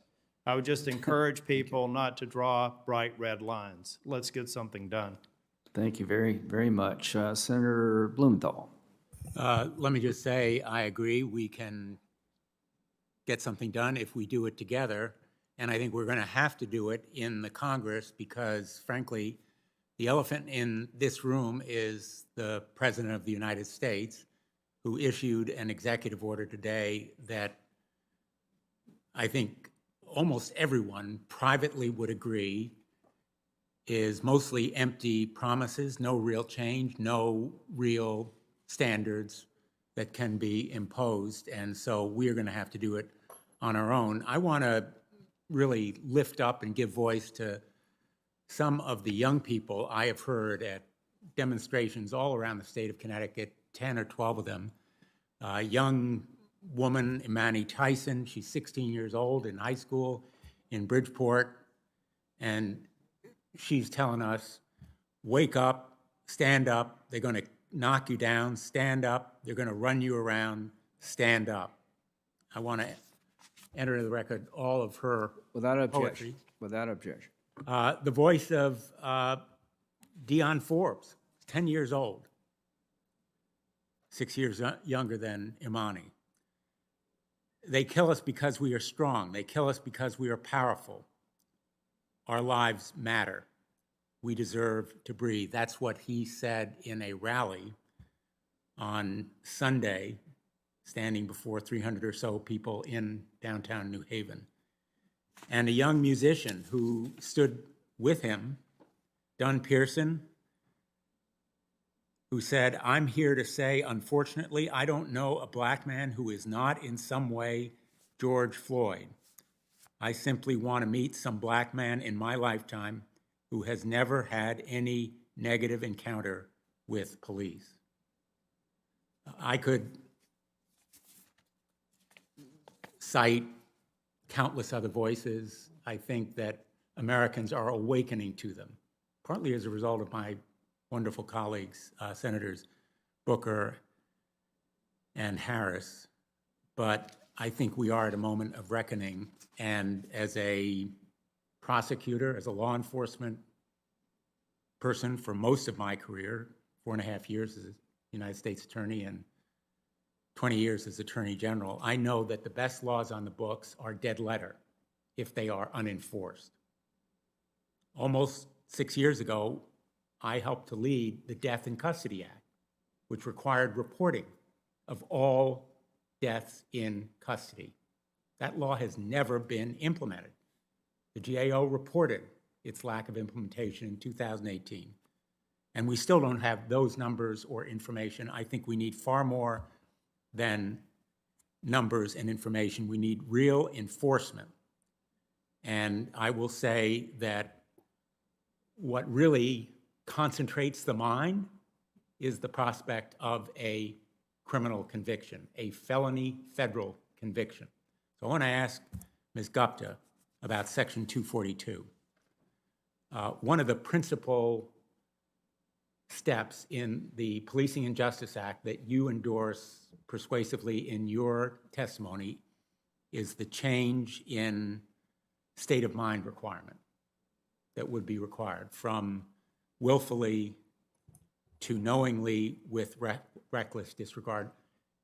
You were responsible in the Department of Justice for helping to enforce this measure. Would you please explain to Americans why that change would make a difference and why it would act as a deterrent to the kind of brutal killing that we saw in George Floyd and the other countless atrocities that have happened in recent weeks and months?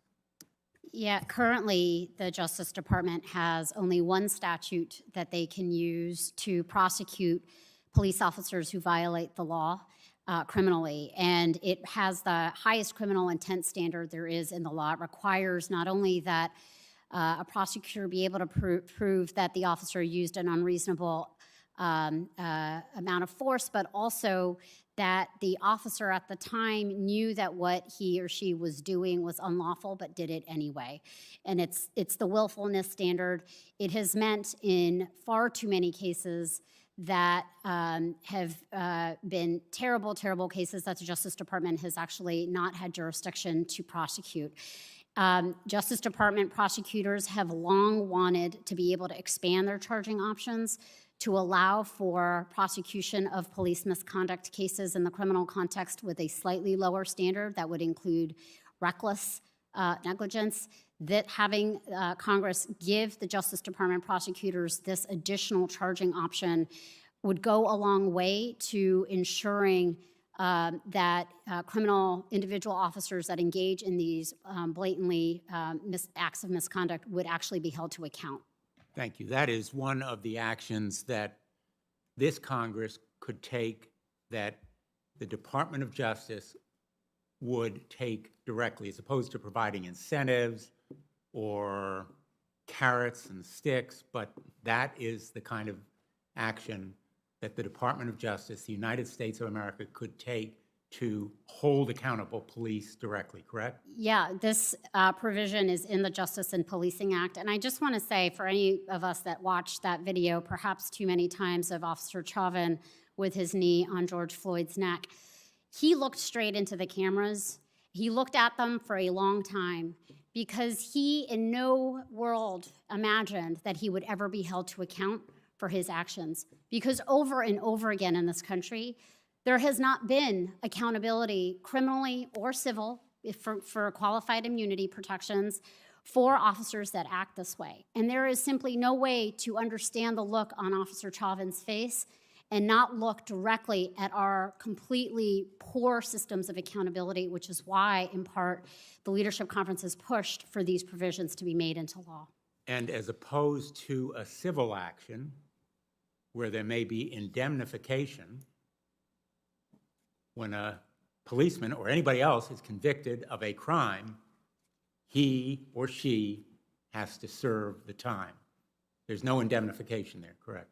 Yes, and criminal accountability, as we all know, is different. I think it carries a different weight, but obviously criminal accountability, and I will say this, I said this when I was at the Justice Department, is not a substitute for the systemic reform and the kind of reforms that deal with the culture of policing, that deal with the training and the accountability systems and the like, but it is a crucial part of the kind of tools that are required. And I'll just finish by saying I totally agree with you on systemic reform. I think that the Justice and Policing Act is a great and powerful first step toward it. I think criminal culpability is a pretty powerful deterrent to police misconduct. And we need to widen the lens and make sure we eradicate racism in education and healthcare and housing. But it's a pretty powerful deterrent if we can adopt that kind of change. Thank you. Senator. Thank you. Senator Ernst. Thank you very much. This has been just truly an exceptional discussion, I think, this afternoon, and something that is very long overdue. So thank you, Mr. Chair, very much for holding this session today. You know, as a senator, we try to be very objective as we see different situations in front of us, and you try not to have a personal reaction. But I think every single one of us, as we watched the video of George Floyd, had a very visceral, very personal reaction.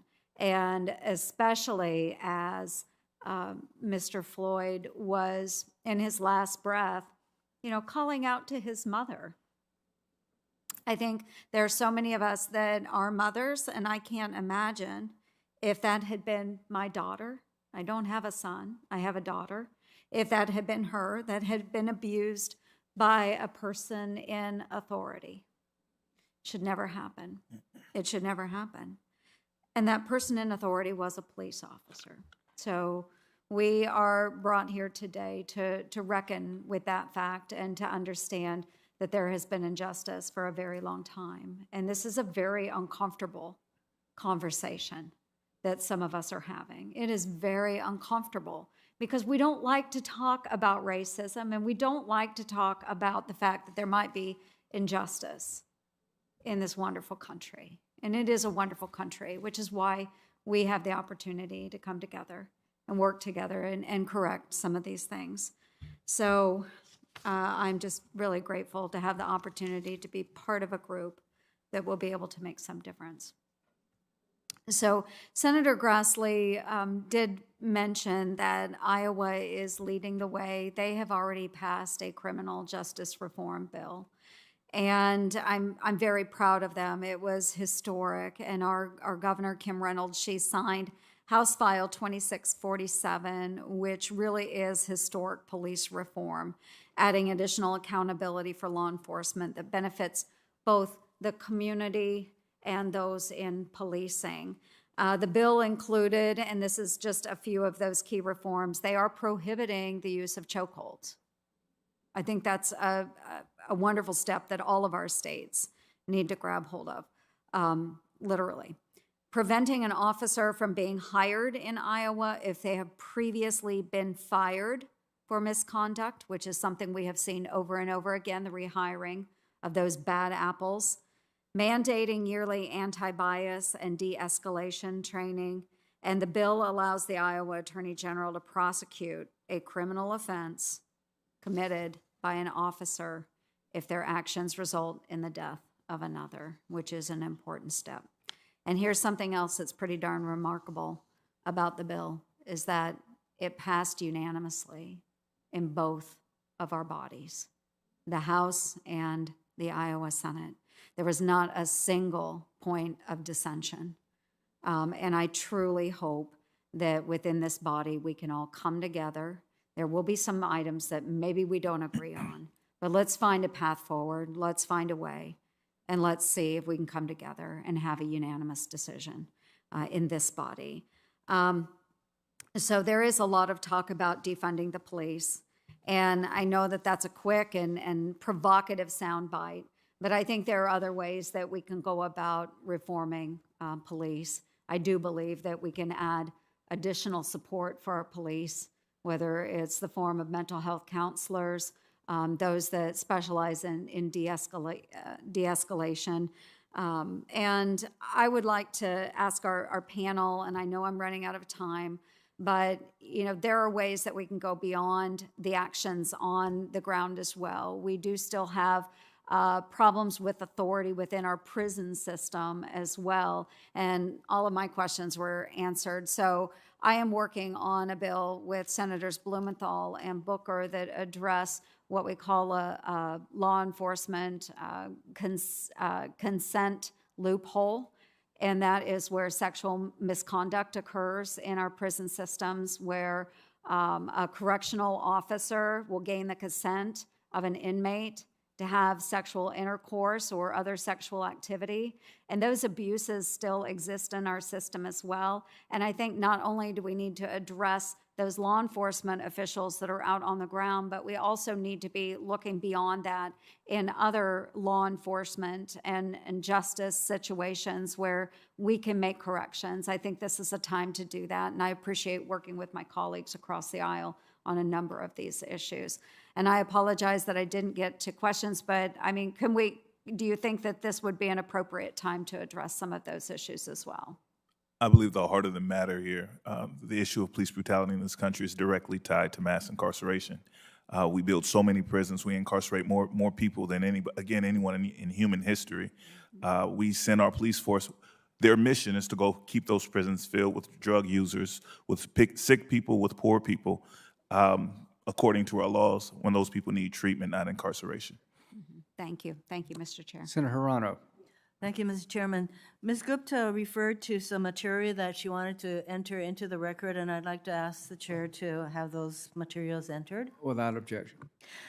I'd also like to thank Dr. Goff for pointing out that if a community has the resources that it needs and the support, the mental health, other services that it needs, it would not have to call the police as often as many inner city families have to.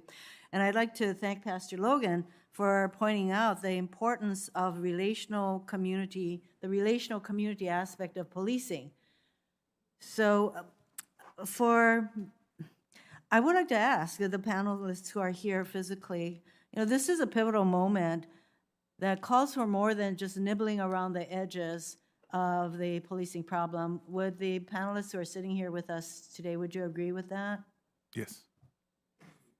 All of you do? Yes, yes. Ms. Gupta, you were in charge, or you oversaw the pattern or practices cases against police misconduct for at least 3 years while you were in the DOJ. Have you read the Justice and Policing Act that we're referring to today? I have, yes. Would you say that the elements or the provisions of that bill are the kind of provisions that match the times? Does it match the size and scale of the problem that we're facing and addressing? The leadership conference was really pleased to see the accountability framework that we put forth reflected in the Justice and Policing Act. And like many have said, it's a really important, substantial, comprehensive first step that is needed to meet this moment. Mr. Merritt, have you read the Justice and Policing Act? I have. Would you say that this is a good first step for the kind of changes that we need to make? There are critical provisions within the Justice and Policing Act that must pass in order for us to significantly impact the policing culture in America. Ms. Gupta, Attorney General Sessions and Barr have tried to justify not holding police departments accountable by claiming that misconduct is limited to a few bad apples. So how is the bad apple argument used to basically avoid pattern or practice investigations or enforcement against police misconduct? Well, so this Justice Department has continued in instances to prosecute officers for some criminal misconduct, but has completely halted the use of systemic investigations that really get at culture, training, accountability systems, and the like. And they've issued a tiny one out of Springfield, Massachusetts, but have halted the use of this tool and of consent decrees at large. So if your view is that the police department is just a few bad apples and it's not some sort of a systemic problem that requires investigation, you are not going to investigate that police department, which is exactly what Attorney General Barr said regarding the Minneapolis Police Department. Yeah, Congress gave the Justice Department the mandate in 1994 to investigate police departments where there was substantial evidence of pattern and practice of unconstitutional policing. And so I think that this Justice Department has abdicated its responsibility to enforce that mandate and is leaving a set of tools on the table that, frankly, many, even in law enforcement, have thought was very crucial. It was judiciously used, but it was a very vital tool. When Attorney General Sessions was before this committee for his confirmation, I had asked him about the existing consent decrees and whether he intended to live up to them or abide by them, and he did not respond. But I know for a fact that at the time during the Obama administration, there were at least 15 consent decrees. Do you know if those consent decrees are still in effect? They are in effect because they are with Article 3 federal judges. They're within days of Attorney General Sessions begin. He tried to ask the federal court in Maryland to get out of the Baltimore consent decree, but it had already been lodged with an Article 3 federal judge, and that consent decree is currently in operation. I think that's why these consent decrees are so important in terms of policing reform, because it is a court. They are under the jurisdiction of a court, and you can't politicize it or these kinds of actions by a police department, and that's why they're really, really important. And I am more than disappointed that this administration has not entered into a single consent decree in 3 years. Thank you, Mr. Chairman. Thanks, Senator Hirono. Senator Crapo. Thank you, Mr. Chairman. And Mr. Goff, I'd like to start out with you. The Center for Policy and Equity, of which you're the CEO and co-founder, as I understand it, has worked with over 250 police departments nationwide and has been dedicated to aiding police departments in understanding and addressing their biases. With that kind of experience nationwide with police departments, I'd like to ask you to just step back a second and tell us what you think the 3 or 4 highest priorities we could focus on here to do the best job we can in legislation at the federal level would be. What would you tell us to focus on at the federal level? So I appreciate the question. There's sort of 2 tracks I would encourage this body to look at. One is, as you've heard basically in unanimous chorus from the panel, is significantly more accountability for law enforcement, more tools on the table for DOJ, and a DOJ that's willing to use those tools. Similarly, we want more tools, we meaning the scientific community and those who work closely with law enforcement, more tools for law enforcement executives to hold their own officers accountable. I talk with police chiefs and sheriffs and superintendents all over the country who want to get rid of the officers that they know are bad, that their training division knows are bad, that their shift lieutenants know are bad. But because of the contracts in place and the high standard one must meet, they can't get rid of the officers they know are going to eventually become a problem. But there's a second track, which we've also been talking about. And I don't want us to be distracted by the language that is used to introduce this idea. Communities that don't have the money to take care of themselves, that don't have the public resources to take care of themselves, and the only thing that gets funding is police, they're going to call the police a lot. That's going to make the community less safe, but it's also starting with communities that are less safe.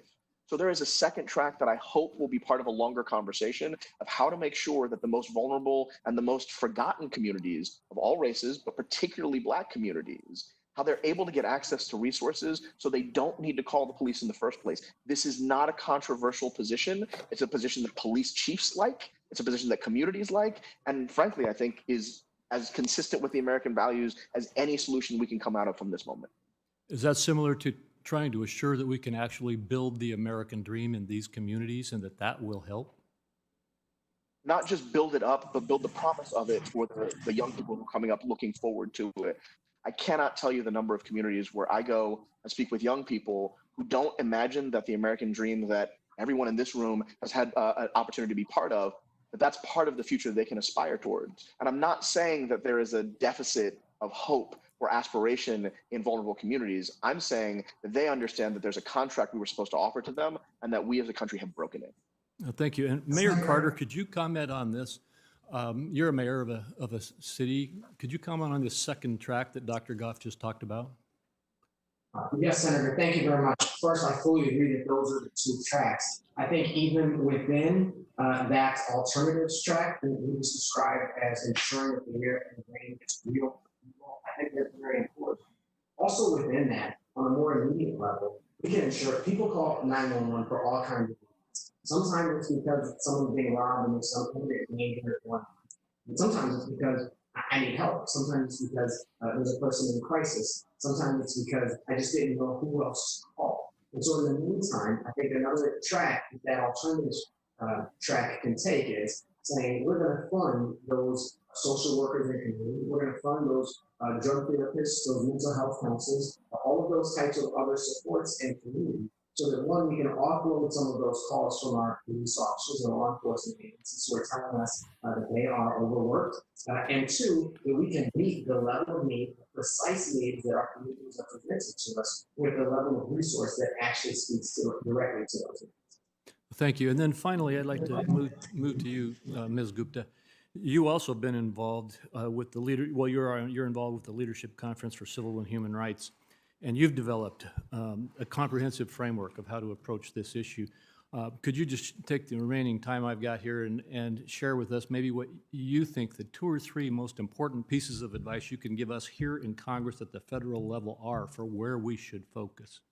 So, Senator, I promise I'm not trying to be cute here, but the reason why the Leadership Conference put forth the 8 proposals in our letter to members of Congress is because no one piece alone is going to be meaningful enough. So in the proposal are things like bans on chokeholds, creating a national use of force standard. These are the kinds of things that Congress is uniquely positioned over 18,000 police departments to articulate and change the culture of policing nationally in profound ways. But the other pieces that we had put in this were really about back-end accountability, because when there is a sense of impunity, whether in this case we're talking about in policing, it really has impacts on culture and interactions with residents. So we put in the need to expand Justice Department criminal jurisdiction for charging police officers who violate the law, but also ending qualified immunity that has really functioned as a shield for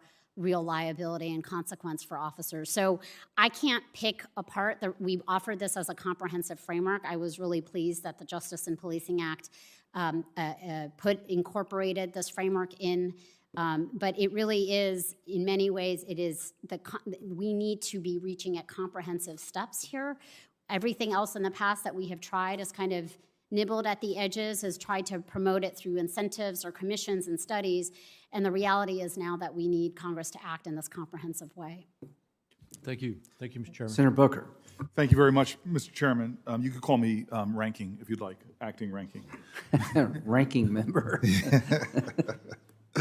Mr. Chairman, I ask unanimous consent to enter into the record several statements, including statements from Kristen Clark, President and Executive Director of the Lawyers Committee for Civil Rights under Law. Without objection. I just don't want to let it go past this conversation that got kind of sort of had me on the back with that somehow systemic racism means you're accusing every single person of being racist, which couldn't be farther from the truth. In fact, if you look at the businesses that have done the data analysis to find that we're paying women different than men for the same work, they were systems of systemic bias that were creating that. Was every man that worked in those businesses sexist? No, it's to me that is difficult to hear. And so what we know is that we have systems within criminal justice that produce different outcomes depending on a person's race. We have them, African-American women controlling for class to find that they die in childbirth at 3 or 4 times the rate.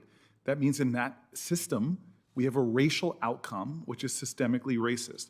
And maybe I shouldn't do this. Maybe I should turn to Jeff first. Sir, you're a political scientist. Is what I'm saying right in terms of this idea? Because it kills a conversation, and you know that, Mr. Chairman. When people think they're being accused of being racist, suddenly it stops an important academic conversation that can actually inform policy. And I was wondering if Jeff can comment on that, if you're out there, Jeff. If you haven't jumped ship. I think that you mean Goff, which sometimes happens. I'm sorry. All good. Just want to make sure that you're talking about me. I'm sorry. It's totally appropriate. The way we've talked about racism has been a huge distraction for trying to solve it. Yes. When people are talking about racism in the public, they often mean bigotry. Right? They mean the individual feeling or attitude that says, I don't like you, and I'm going to organize my life around that dislike of you. But when we're talking about systemic bias or systemic racism, from a scientific perspective and from a data analytic perspective, that's not what we mean. Right? So in the academy, I'm a professor, so I'm a professional nerd, right? The people who work with me, the women who work with me, earn less than the men. That's not evidence that I hold in my heart bias against women because I'm a member of a class that has structural and systemic gender bias, right? Those two are different things. And it's easy to conflate them because we imagine that prejudice and bigotry are the sole predictor of actual discrimination and therefore systemic outcomes. Nothing could be further from the truth. From a scientific perspective, attitudes like prejudice and bigotry, those are weak predictors of behaviors. And the things we need to care about are those behaviors. In the streets of this country for the last 3+ weeks, we haven't been hearing chants of, what do we want? White people to like us better, right? We've been talking about the behaviors, right?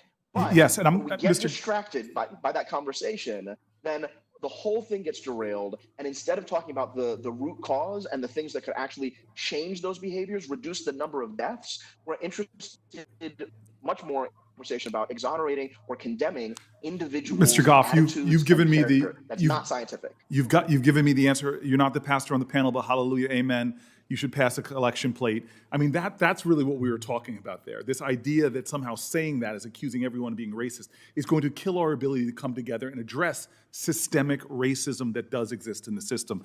And so I've got two more people and two more questions, one more minute. And so I really want to ask Ms. Gupta, number one, could you just give a nod to what he said from your perspective on systemic racism, because it was directed at you as well. And then number two, I just want you to, for clarity, because my friend from Camden is describing a lot of things, but we know also, which he seemed to talk to, but can you just talk to the reason why they were successful is because they changed specific practices. Is that correct? Yeah, so just a big amen to Dr. Goff. Institutional racism is about systems and policies that have built-in bias that produce biased outcomes, and there's just simply no way to look at our criminal legal system in 2020 and not see how institutional racism has infected it at every level and stage of the game. On Camden, and I appreciate the distinction with that Dr. Goff made. In Camden, one of the really significant things is Camden, New Jersey, actually, after all of the kind of scandal and overturning of convictions and corruption scandals, they literally rebuilt their police department. And they have now today probably what is the most progressive use of force policy on the books in the country. Chief Scott Thompson oversaw this whole effort. He's been an expert in many Justice Department investigations. He led with the community and with leaders like my colleague today who's here.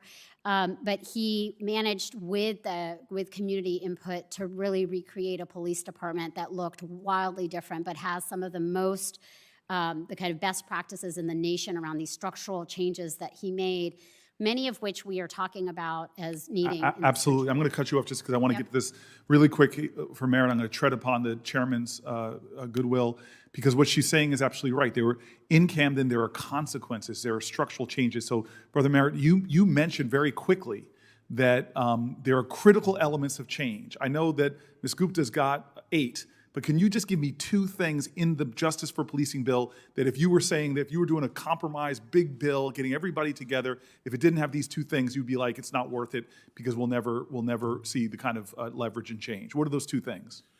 Well, on the accountability piece is qualified immunity. Qualified immunity has been so expanded by our current judiciary that it's almost an absolute immunity. It has gotten out of control, and it's almost impossible for me to do my job representing these families if it remains in place. I've been advised by older senior attorneys to get out of the business if qualified immunity remains. Beyond that is the accountability piece. Section 242 is critically important, that allows for federal prosecutions of individuals. Mr. Mayor, I'm going to stop you there just because I'm respectful of Brother Kennedy, but I just want to say this to you real quick. What you basically said there, Mr. Chairman, I wrote it down. Is absent right now in some of the work I'm seeing from my Republican colleagues. If there's no consequences for bad behavior, either criminal, civil, or both, you are not going to change the behavior of police departments, and we got to start there. And I just have to say, because he's a pastor in New Jersey, and I did not ask him a question. I think it was a Sermon on the Mount where Jesus said, "Blessed are those who are not asked questions, for they shall talk long on Sunday." All right. Okay. That's a different book, but I'll go for it. Okay, thank you, Pastor. It's good to see you, sir. Speaking of Jesus, Senator Kennedy. Whoa. Mr. Ranking Member and Mr. Chairman. Thank you for putting me first. I think you deserve it. I think a smart person also said that no one is ever saved after the first 20 minutes of a sermon. So I'll get that one in. I want to talk to each of you. First, I want to thank you all for being here. I want to ask your opinion about recruitment, and I want to seek the opinion of each of you, so I'll have to ask you to get to the meat of your thoughts, if you would. Other than one's willingness to work for relatively low pay at a relatively high risk, I think it takes a special kind of person to be an effective police officer. And I know it's hard to generalize because we have 18,000 police forces in America.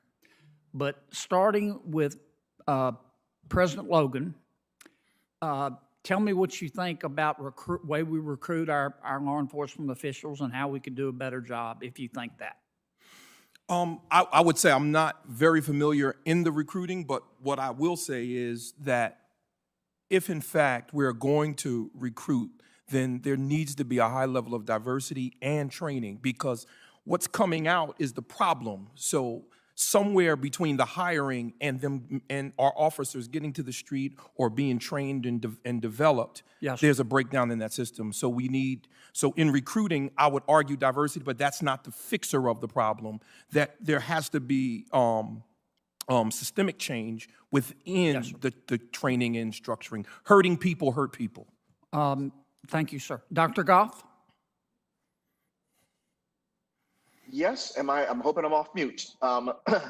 It's a challenge to do this remotely. Yes, it absolutely matters, particularly for, can you hear me? Yes. Yes, sir. Okay, it matters particularly for communities to feel like the folks whose job it is to enforce the law look like them, because that's the difference between community policing and feeling like you are under the heel of an occupying force. I would say, though, that the mission of policing is a bigger lever for change than recruitment. I'll stop there for time.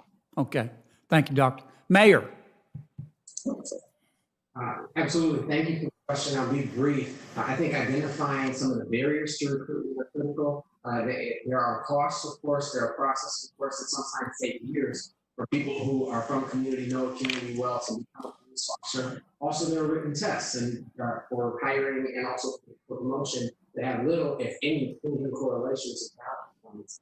Those are a couple of the things that I would identify, as well as some of the types of career pathway programs like I described earlier.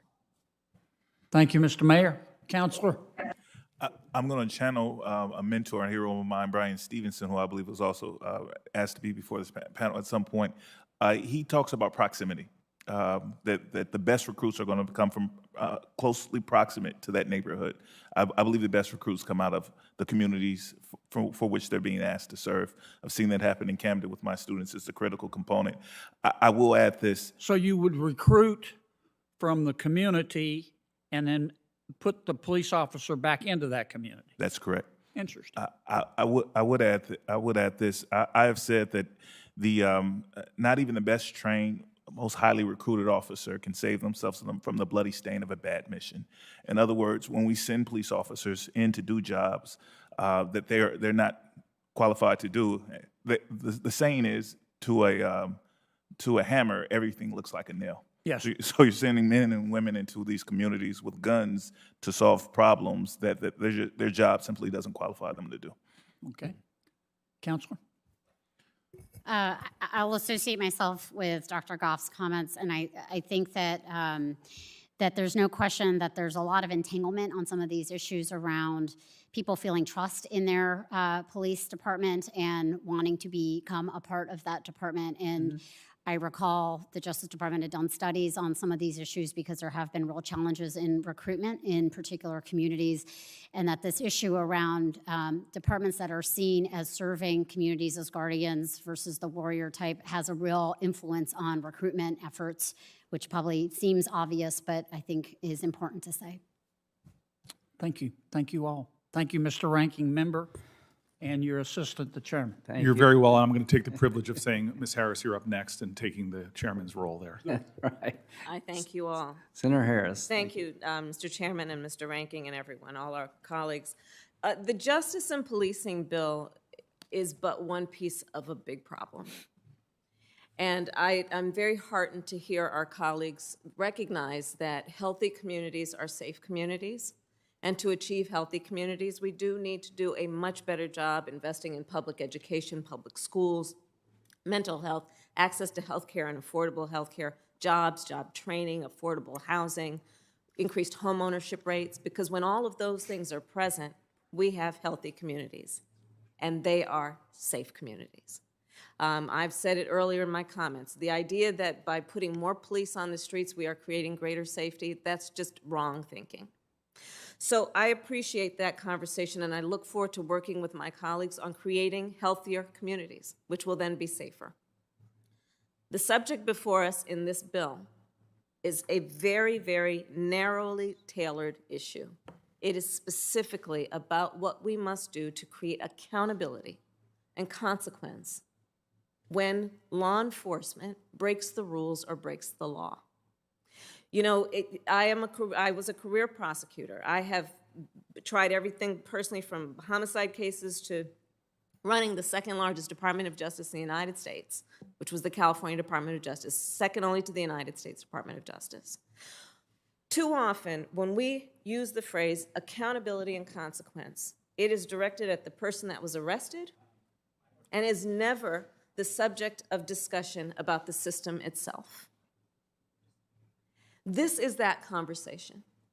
Is the system being held accountable, and are there consequences for bad behaviors within the system? I was disheartened to hear our colleagues suggest that when we discuss the fact of systemic racism, we are accusing people within the system and all people within the system of being racist. To my point of my colleague, Brother Booker's point, that kills the conversation. And it actually insults the intelligence of the American people. It is an extreme and simplistic attempt to reject the seriousness of this issue. The seriousness of the issue being presented when we look at the fact that in Texas, 12% of the population, actually less, are black people, but yet they comprise 27% of the civilians shot by police officers. That in Travis County, Texas, between 2013 and 2017, 29.4% of all drug possession involved black people, even though black people only make up less than 9% of the population. That in the United States, black people are 4 times more likely to be arrested for marijuana possession, even though all data tells us that there is an equal amount of use among all people of all races in our country. So let's not fall in a trap of simplifying this in a way that then we don't address the real issue. And so I encourage our colleagues to not fall into these simplistic traps that are really about suggesting that if we reform the system, it is because we are calling everyone in the system racist. We are doing ourselves and the American people an injustice if we fall for that. Ms. Gupta, I have a question for you about the study that Senator Cruz, where he suggested that basically pattern and practice investigations result in bad outcomes. And I know you're going to submit studies for the record, but I'd like you to just give us, those who may not actually read the study, a bit of information about how and why that study he cited have been rejected. And then my last question will be for you, Attorney Merritt, and it's simply to ask you, in the case of Tatiana Jefferson, if we had changed the rule around the standard of proof, what would be the outcome in that case? And what would have been the outcome in that case? Ms. Gupta. So, Senator Harris, thank you. The study in question, the methodology has been challenged, and there's been far more studies. Just recently in May of 2020, Richard Rosenfeld and Joel Wallman did an extensive study studying whether depolicing resulted in consent decrees or in scrutiny of police practices, and found actually that is absolutely not the case.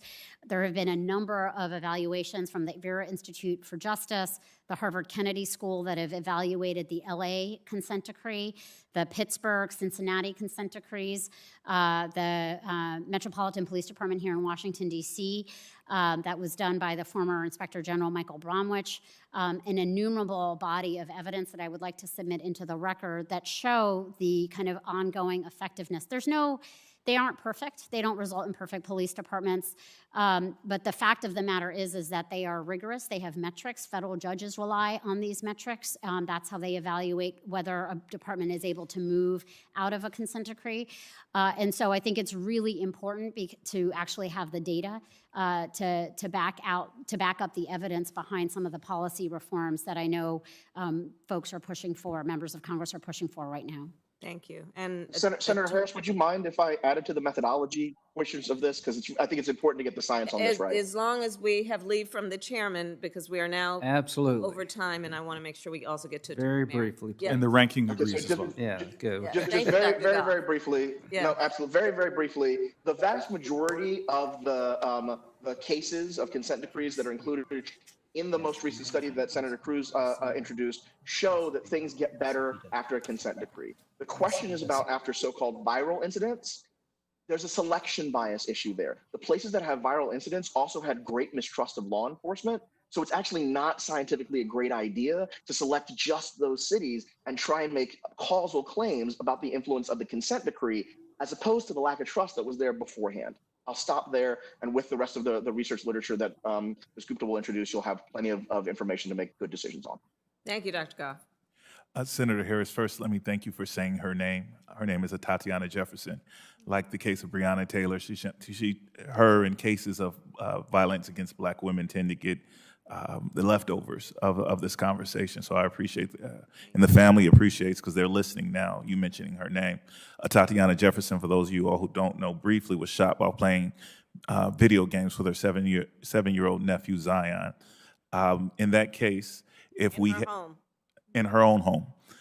In that case, if Section 242, for example, were implemented, that we would have the kind of federal supervision when the local state departments, or the federal opportunity to bring criminal charges against Mr. Dean, Officer Aaron Dean, who is now free on bond. It would give the federal government opportunity to step in and do what state departments all over the country often do not do. And why? And how would that make a difference? Why wouldn't the state be enough? Why would we need to go pursue the federal route?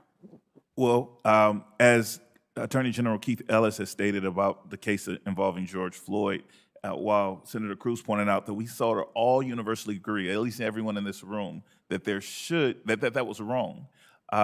We don't know that the law agrees with us, because Attorney General Keith Ellis said that under the current state laws, it will be difficult to prosecute and convict these men.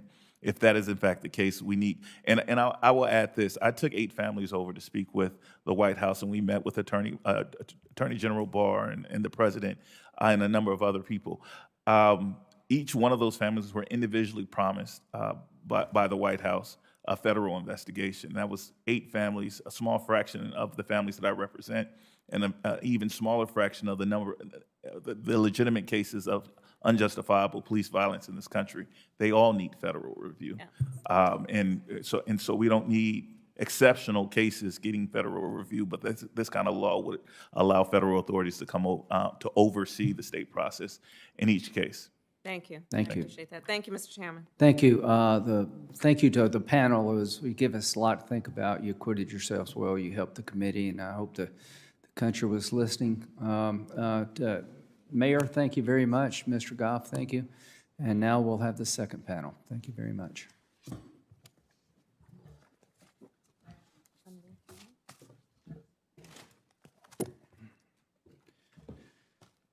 As we get the second panel impaneled, I know you got the short stick here to the second panel, and I promise you that we'll give you another chance down the road. We took from 2:30 to 6 o'clock, but I thought it was time well spent.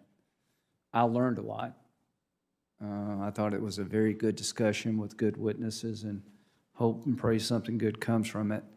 Mr. Chairman and Yes, Mr. sir. Ranking Member, Yes, sir. while our distinguished panel is being seated, may I have 30 seconds of personal privilege? Absolutely. We have 2 Louisianians on this panel, President Yos, and where's our U.S. Attorney? There she is. Now, our U.S. Attorney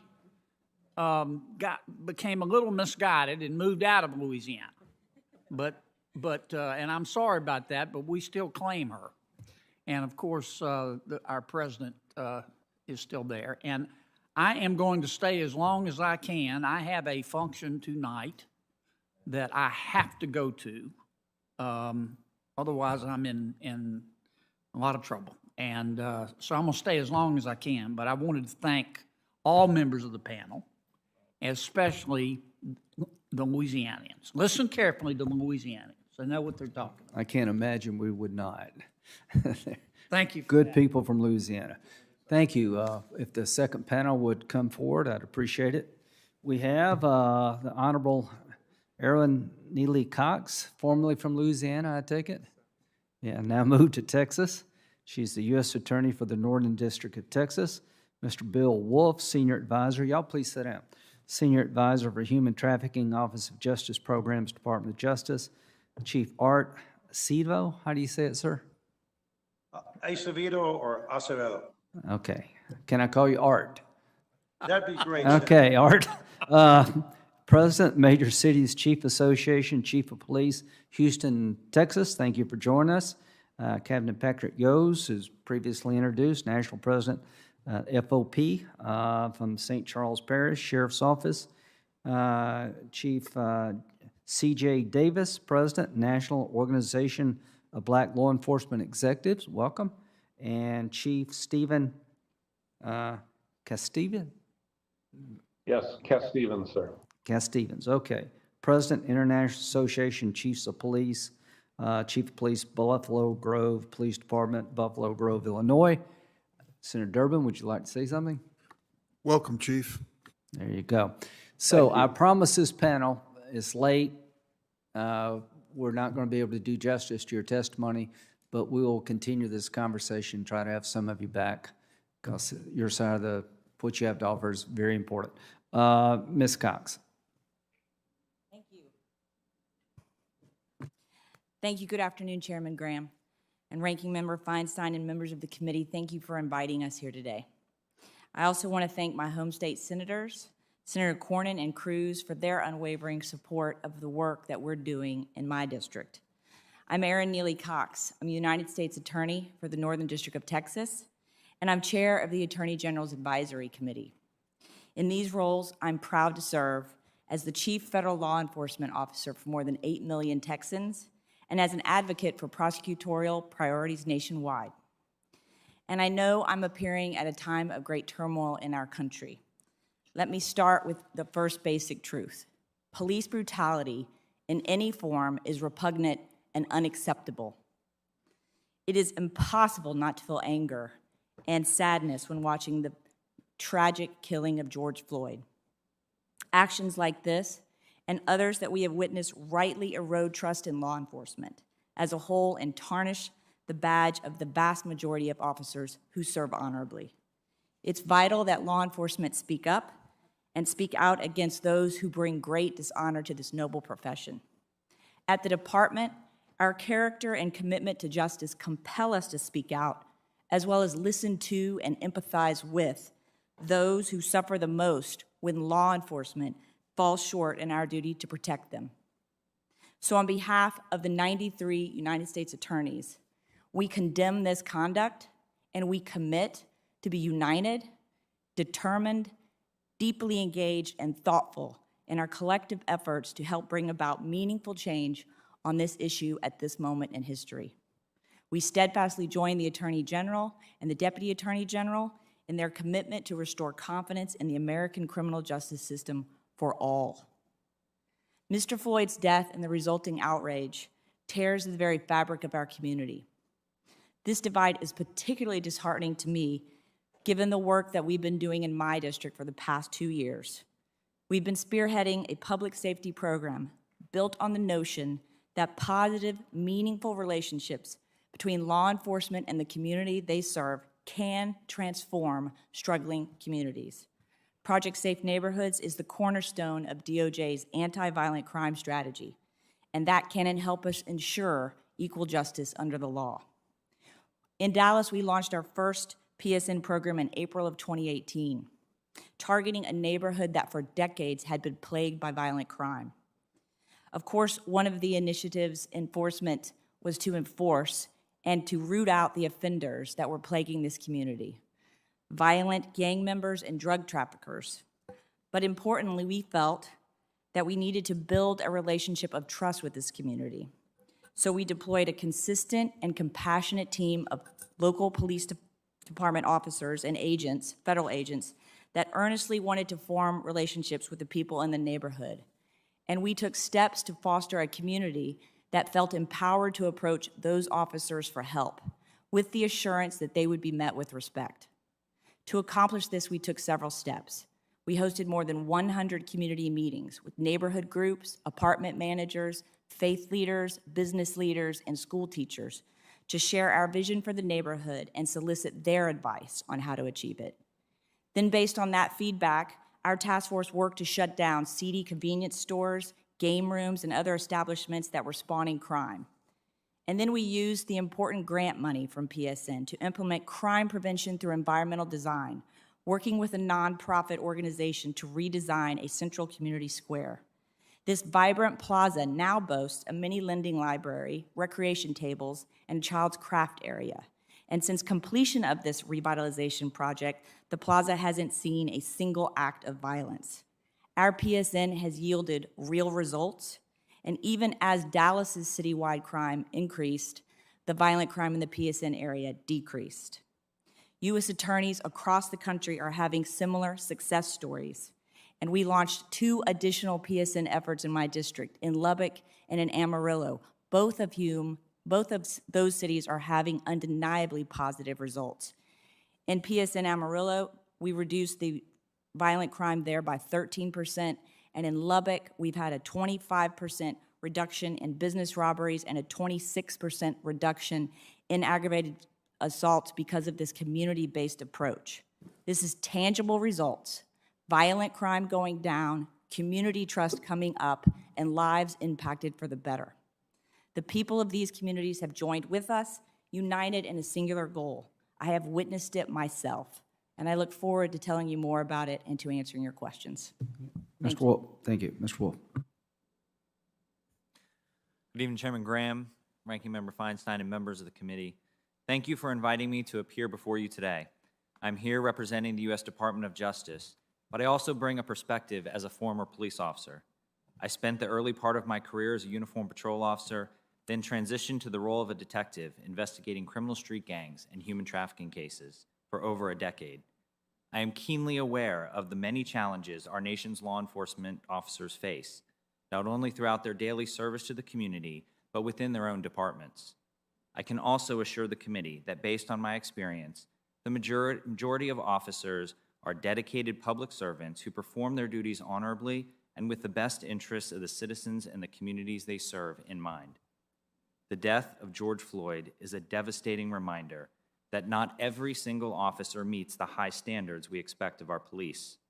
And on behalf of the Attorney General and all employees of the Department of Justice, I want to express my sincere condolences to Mr. Floyd's family, friends, and all those impacted by this tragedy. It exposes deep-rooted fears, anger, and sadness that are worthy of a national response.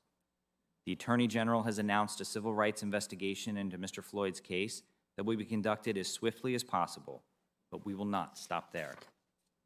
The Department of Justice is committed to giving law enforcement officers the skills, training, and resources they need to maintain order while retaining the confidence of those they serve.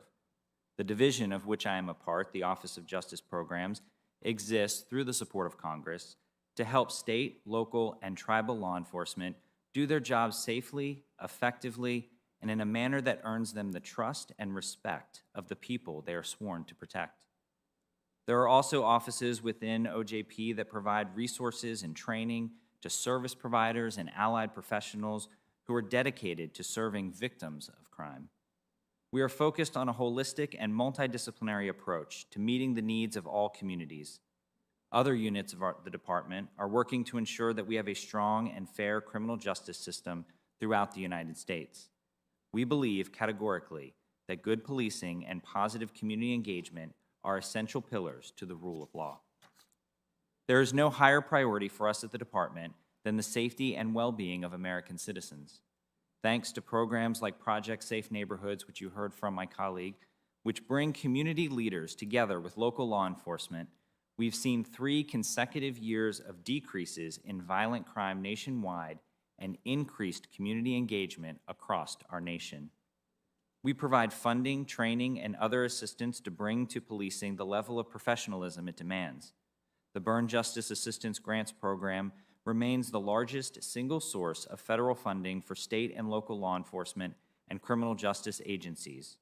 Our many training opportunities, from the FBI to our Bureau of Justice Assistance, are designed to help officers perform their duties effectively, safely for both officers and citizens, and in a way that promotes good community relations. And I'll add that the department's COPS office has invested significant resources to advance the practice of community-oriented policing. I experienced firsthand the benefits of making communities safer through implementing good community policing strategies. This administration is fully committed to ensuring that law enforcement reflects the principles of equity and fairness that form the foundation of law and order. George Floyd's death has crystallized the department's desire to improve police-community relations and to work to ensure that everyone receives equal protection under the law. The Department of Justice will be working with community leaders to find constructive solutions to the challenges our communities face. We are confident that our efforts will be met with success. I am thankful to you all for your leadership on this issue and the opportunity for this dialogue. Your commitment to providing the necessary training, tools, and resources to America's law enforcement to ensure that they can perform their duties safely, effectively, and equitably is encouraging. The department stands ready to support Congress in developing legislative reforms and continuing this important conversation about better protecting and serving all communities across these United States. Nothing less is acceptable. Thank you for your time, and I look forward to answering your questions. Thank you. Chief Art from Houston. Are you with us, Chief? Chairman Graham, Ranking Member Feinstein, members of the committee, thank you for the opportunity to participate in today's hearing. It's good to be with you, including my home state senators, John Cornyn, and our junior senator, Ted Cruz. I appear before you today as the Chief of Police in Houston, Texas, and it is also my privilege to testify on behalf of the Major State Chiefs Association as their president. Since the death of George Floyd on May 25th, there's been a groundswell of support for policing reform, and we are personally encouraged by it. And I also want to extend my deepest condolences to the Floyd family and all victims of police violence across this country. Well, there have been periods in the history of American policing when police have found it difficult to speak up. It is important to acknowledge that for the many years, police officers have been holding one another to account. As reforms are discussed and vetted, we hope that we ensure that they are sustainable and meet the expectations of our diverse communities. Much of the focus has been specifically on police, and rightfully so. The police are the most visible component of government. However, we're only one cog. The challenges we are here to discuss aren't just about policing. We need to comprehensively confront criminal justice system inadequacies and the socioeconomic realities of poor communities and the disenfranchised. Local law enforcement has and will rightfully continue to be under the microscope, and as a society, we must make better informed decisions that can only come with system-wide transparency. The law enforcement profession remains extremely complex. In Houston, for example, we respond to an average of 1.2 million calls for service annually, and those calls sadly disproportionately originate from communities of color. History has shown that underfunding the police can have disastrous consequences and hurt those most in need. Defunding the police is not the answer. Overwhelmingly, our communities tell us they don't want fewer cops, they want better cops. Appropriate police funding is critical to ensure agencies have the resources to invest in technology like body-worn cameras, recruit qualified officers who are service-minded, train in implicit bias, cultural competency, de-escalation, and other critical training. Several of the topics I have just mentioned are part of the Major State Chiefs Association reform agenda that we released this morning. Overwhelmingly, the MCCA membership supports the following tenets: establishment of a national misconduct registry for sustained complaints and terminations, ban on chokeholds, unless an officer is really in a fight for his or her life, increased training on de-escalation, implicit bias, procedural justice, support for the 1033 military surplus program, and a ban on no-knock warrants for narcotics cases. And finally, the use of body-worn cameras must include federal officers. The MCCA is committed to moving our profession forward, and that begins with a sustained commitment to accountability. From the start of academy training, recruits must understand that they have an absolute duty to place public safety and the sanctity of life first. When an officer violates our high standards, it casts a shadow over the hundreds of thousands of police officers who serve with honor every day. Law enforcement must do more to purge bad cops from our ranks, and we must hold each other accountable. And speaking up is also a community responsibility. We are urging our citizens to report police misconduct without fail so we can track, investigate, and publicly report those complaints. You know, transparency breeds trust, and trust breeds respect. Mutual trust and respect between law enforcement and the public is crucial to good policing. The civil unrest that we're watching and seeing across our country is really a sobering reminder of how quickly bad policing can undermine that trust and respect. Ensuring our departments look more like the communities we serve helps build trust and confidence, and unique perspectives and insights help shape the department. And several of our member agencies, including the Houston Police Department, are now minority majority agencies. Injecting transparency in every facet of community of the criminal justice system is long overdue. Ensuring fairness and equity and public safety requires transparency that goes well beyond the role of local law enforcement. It must extend to the district attorney's offices, courts, the courtrooms, parole, probation, and correctional facilities.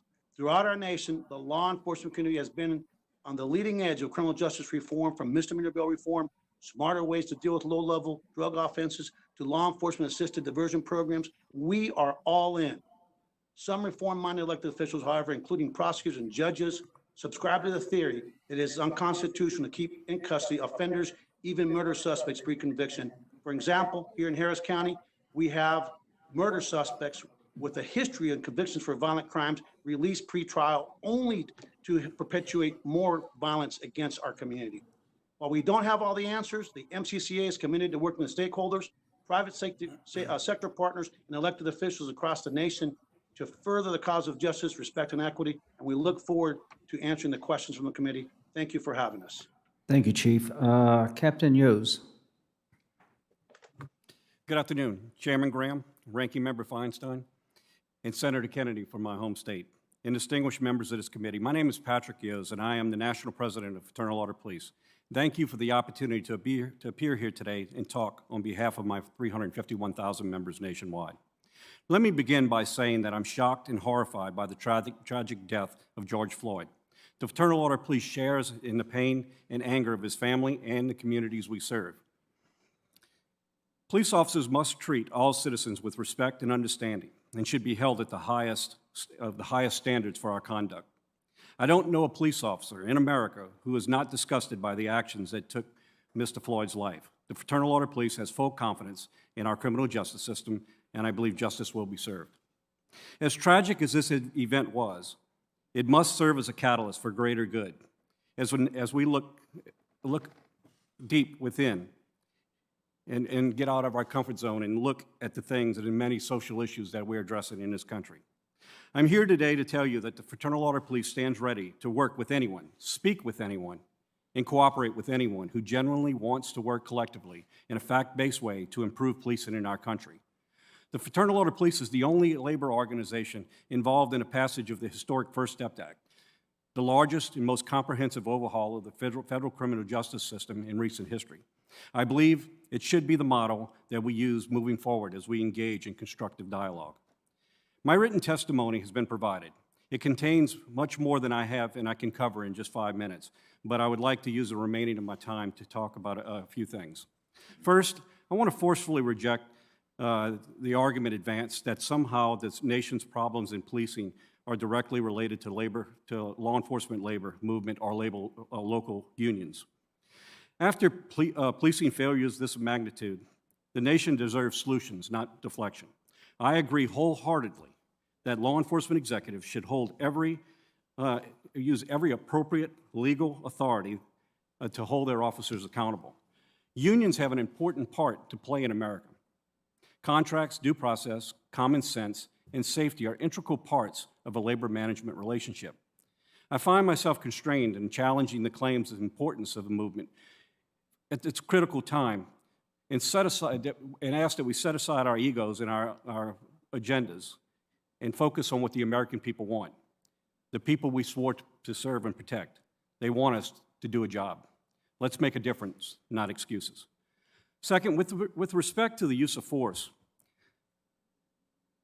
with our partners, the International Association of Police Chiefs, we were able to lead a charge to develop a national consensus use of force policy.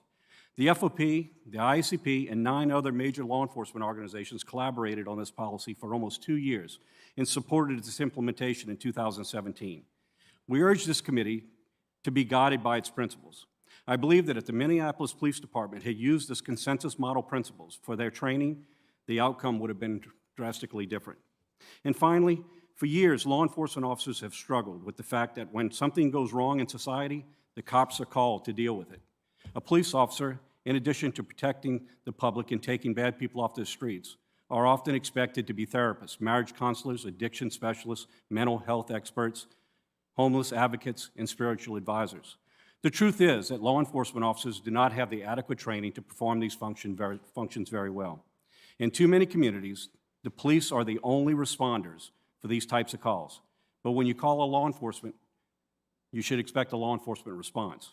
People that need mental health services instead find themselves in the back of squad cars. Therefore, as a result of our prisons and our jails are the nation's largest providers of mental health services in this country, and it should not be the case. The Fraternal Order Police would very much welcome the expansion of social services in our communities, especially in the area of mental health, substance abuse, and homelessness. A holistic approach will require balance in funding. Decreasing police budgets for the sake of social services is ill-advised and vice versa. Finally, we in the Fraternal Order Police are committed to be part of a solution. We have a genuine commitment to improve not just our profession, but the criminal justice system as a whole. As I said when I started this testimony, we will engage with anyone at any time that wants to have a sincere and desire effort to improve the criminal justice system in this nation. I thank you for the opportunity, and I look forward to answering your questions. Chief Davis. Good evening.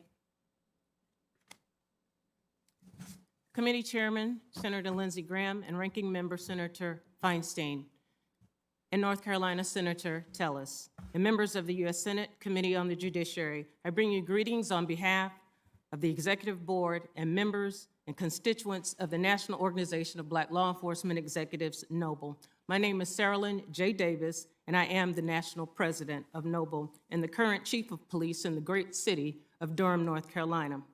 I have served more than 34 years in the law enforcement profession, my first 30 in the city of Atlanta. It is an honor for NOBLE to provide written testimony on the topic of police use of force and community relations. NOBLE joins our grieving nation in condemning the policing tactics, actions, and inactions that led to the death of Mr. George Floyd. We are also alarmed and mourn the horrific killings of Breonna Taylor, Ahmaud Arbery, and now Rayshard Brooks. These names represent just a few in a much longer list of tragedies impacting communities of color. The senseless death of George Floyd has gained unprecedented attention around the globe. People from every walk of life are collectively demanding that justice must be fair, justice must be transparent, and justice must be equal. Though it is very important to pursue justice against those responsible, it is just as important that we address the systemic shortcomings and oftentimes failures of our law enforcement and criminal justice systems. Many police leaders in the United States have already accepted this monumental responsibility and are obligated to working towards meaningful change. NOBLE is fully aware that addressing issues within the law enforcement spectrum is a very small part of a larger, more complex construct comprised of America's continued imbalanced distribution of critical resources. History has shown that many minority citizens have been disenfranchised from the American dream from generation to generation. America will never realize her true potential until all of its citizens' humanity is equally valued and protected through racial and social justice. NOBLE offers the following recommendations as it relates to the scope of use of force. A national minimum use of force policy, incorporating the following best practices: mandatory de-escalation training for all officers and policies that require the use of de-escalation tactics as a priority.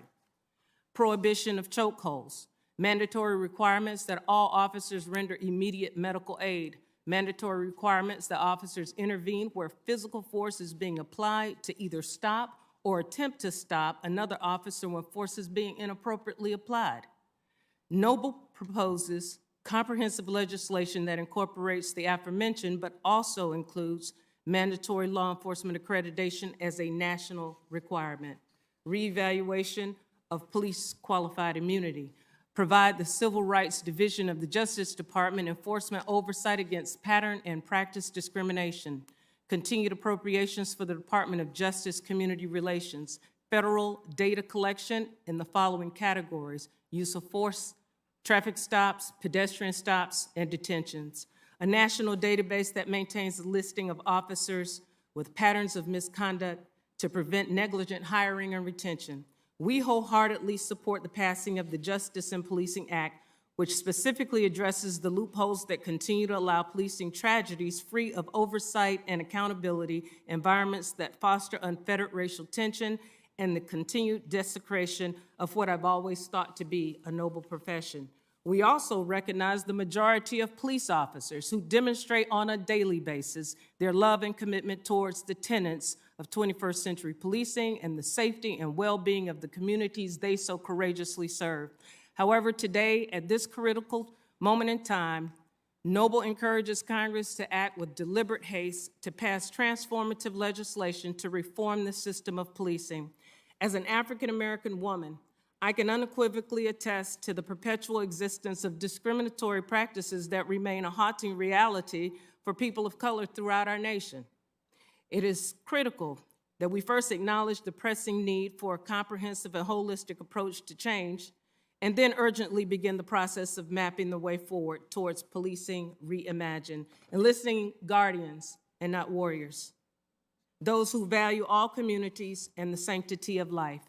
And finally, on behalf of more than 3,800 law enforcement leaders, mostly minority, who represent the membership of Noble, we thank you for supporting the law enforcement profession, but more importantly, for listening to the voices of protesters and others around the globe who demand change. On this occasion, I am cautiously optimistic that the cries of our America will be heard and acted upon so that once and for all, Black lives are valued in the eyes of all police officers as more than a counterfeit $20 bill, more than a carton of cigarettes, and more important than simply showing up at the wrong address.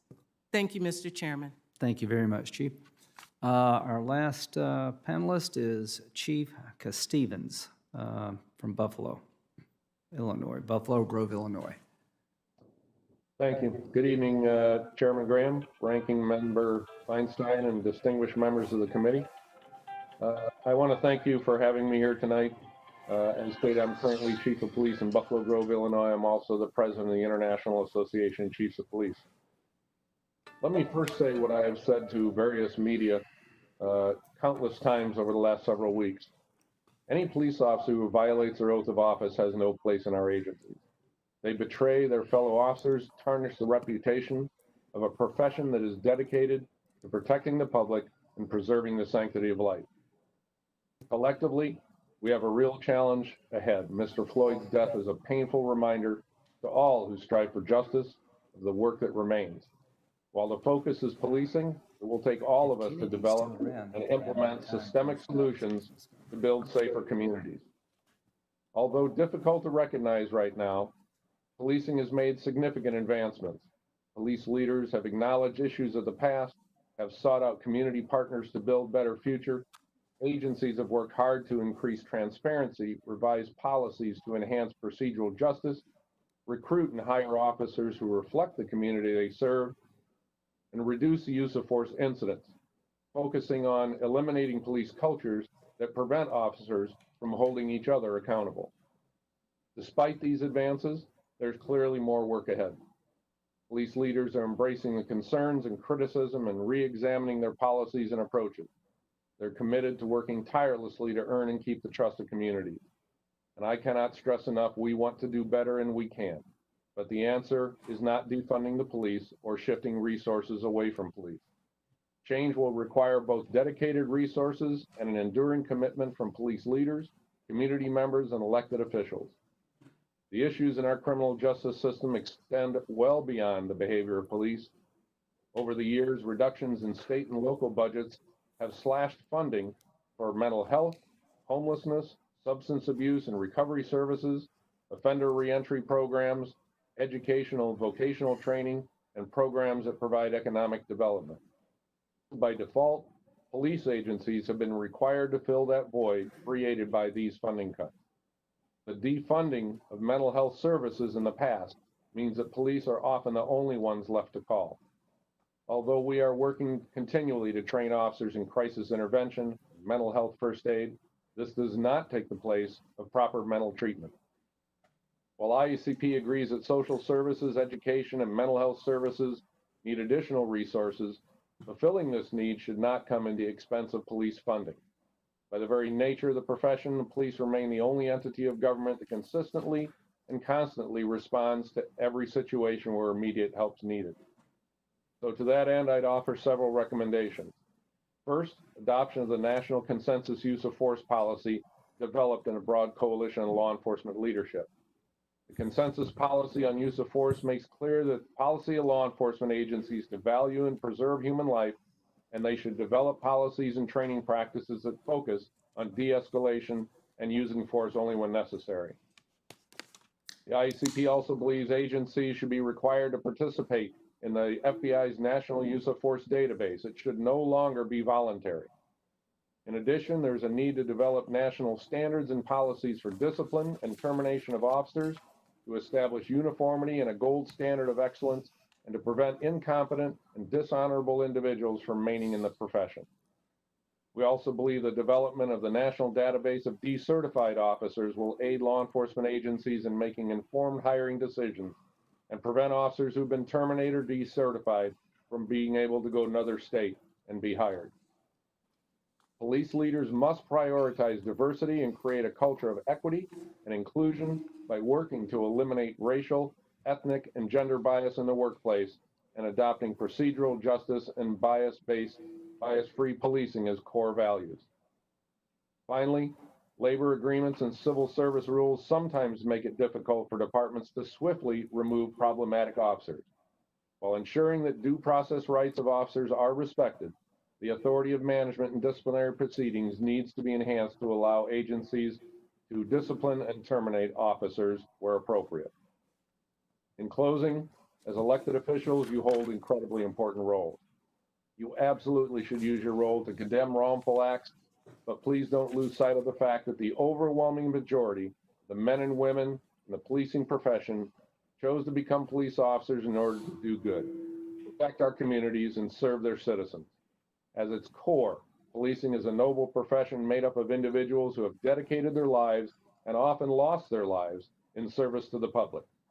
While we all certainly recognize and agree that changes must be made, I ask you to not paint the entire profession with a broad brush, highlighting only the bad and overlooking the immense amount of good done by officers and communities across the nation every day. Thank you. Thank you. Senator Cruz, you want to mention our two witnesses from Texas? Anything you want to say about them? Well, I'm glad to have two witnesses here. Glad to have the U.S. Attorney for the Northern District, who is a good friend and doing a terrific job, and glad also to have the Houston Police Chief here via video. I wish you were here in person, but I appreciate both their testimony. Now called Art, yeah. Senator Kennedy, you've been very patient. I'm going to give you my time. Well, I know you have other things to do, but I appreciate you staying. thank you, Mr. Chairman and Mr. Ranking Member. I wanted to ask each of you, and I think that we have 6 witnesses. I want to cut to the chase and ask each of you what, if any, changes you think should be made to qualified immunity. And we'll start with our U.S. Attorney.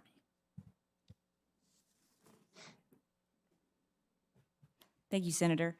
Qualified immunity is primarily a doctrine that's dealt with at the state and locals. So I don't have a lot of personal experience with that. I will tell you that in the discussions that I've had with the police chiefs in my district, anytime that this is brought up, their response is typically that, this is going to really impact our ability to recruit and retain good police officers. They have a very real concern about that, and they want to make sure that they're able to do that, and they also want to make sure that they're putting their officers in the place of protecting them when they have to make split-second decisions under a very stressful situation. Mr. Wolf. Thank you, Senator. I certainly would join the comments of my colleague, Ms. Neely Cox, and just say that training is really the focus, to be able to provide law enforcement officers with the proper training to be able to respond. Tell me what you think about qualified immunity. I would just echo the comments of Ms. Neely Cox on that, sir. All right. President Yost? Senator Kennedy, I will echo as well and just add a little bit more. I think it's this body's responsibility as well as the Supreme Court to review these policies from time to time. But I just caution that a law enforcement officer has to make a split second that could cost him his life. And it's my fear is without this in place that what you're going to find is law enforcement officers that are going to be less engaged, which means less effective community policing, and a fear that that their actions, qualified immunity, eliminating qualified immunity may very well hamper our ability to be able to be effective in a law enforcement capacity. Chief Art? Senator, thank you. The emergency chief's position is very similar to what's already been echoed. So I'm going to echo it and say the same thing. However, we recognize that a thorough discussion and analysis and review must be part of the conversation as we move forward. Chief Davis? Yes, I would have to echo Chief Acevedo's response that while the qualified immunity doctrine was in place for all of the right reasons, the spirit of the law is to protect officers as they act in their official capacity in good faith. I think some of the issues that have been brought up about qualified immunity is that many officers who have been accused of misconduct have been sheltered under qualified immunity. So I would agree that qualified immunity absolutely should be a law that should be evaluated.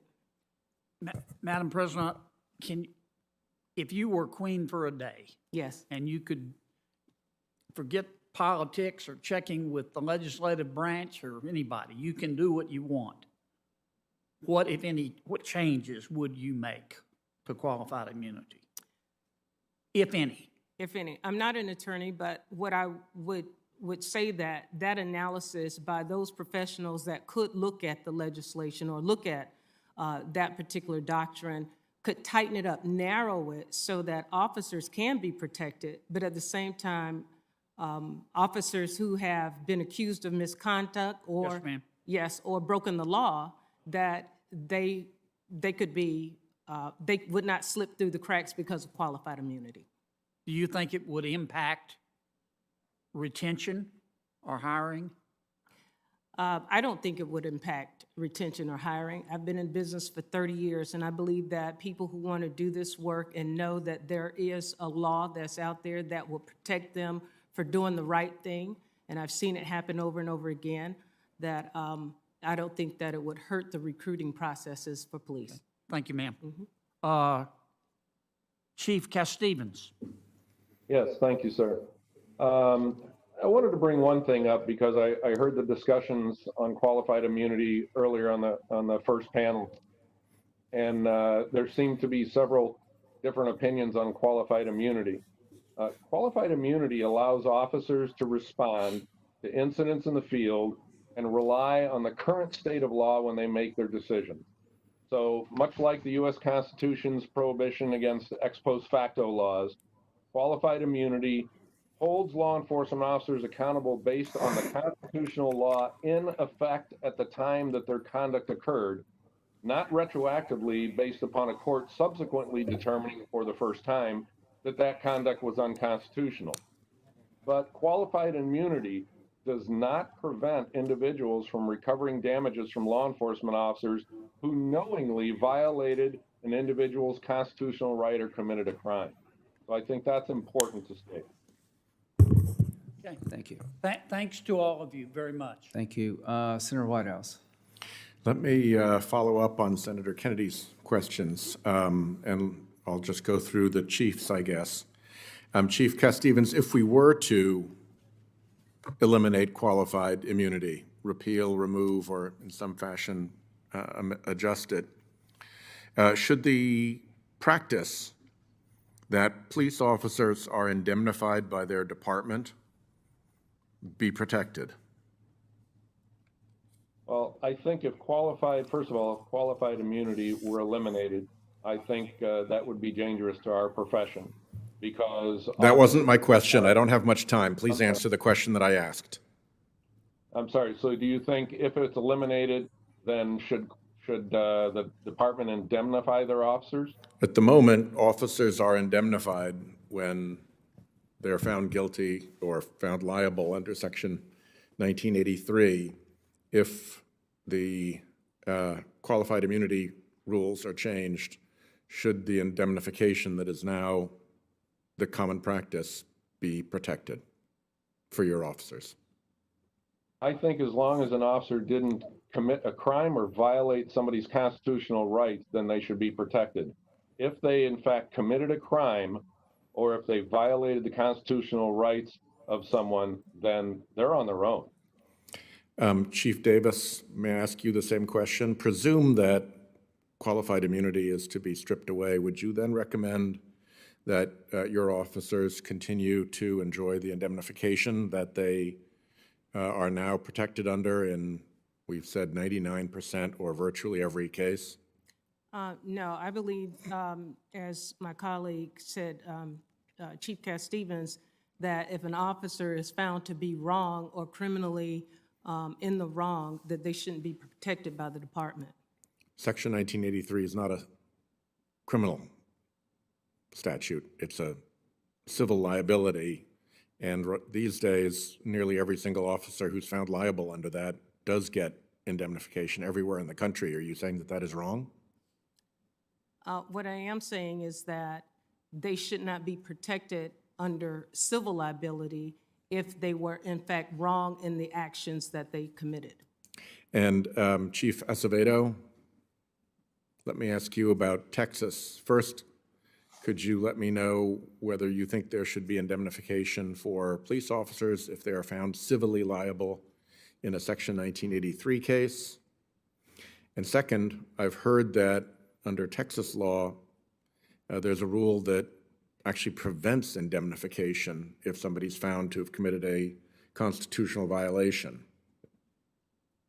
Yeah, Senator, my recollection of the Texas law is if in fact an officer is outside of the scope of their employment and actually have acted in an egregious, willful manner in violation of the constitutional law, that there is a provision, but again, I'm not a lawyer, that prohibits or precludes indemnification by the state. Or by Gotcha. And outside the scope of employment is a traditional employment law doctrine that covers essentially every employer and every employee in the United States, correct? I would assume that, and if you commit a crime, we're soldiers of the law. We're here to enforce the law, not violate the law. So that would be one of the instances in which this may apply. And President Yos, I understand that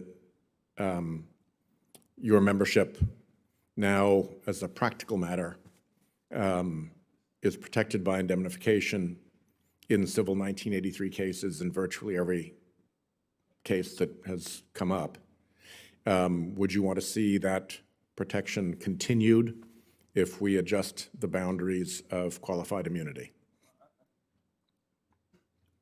I feel I'll echo the same concerns that if a law enforcement officer is operating in good faith with the information that they have, then there should be some protections for that officer to make that split-second decision. However, if the officer's operating outside of the law, then there's some concerns and consequences with that too.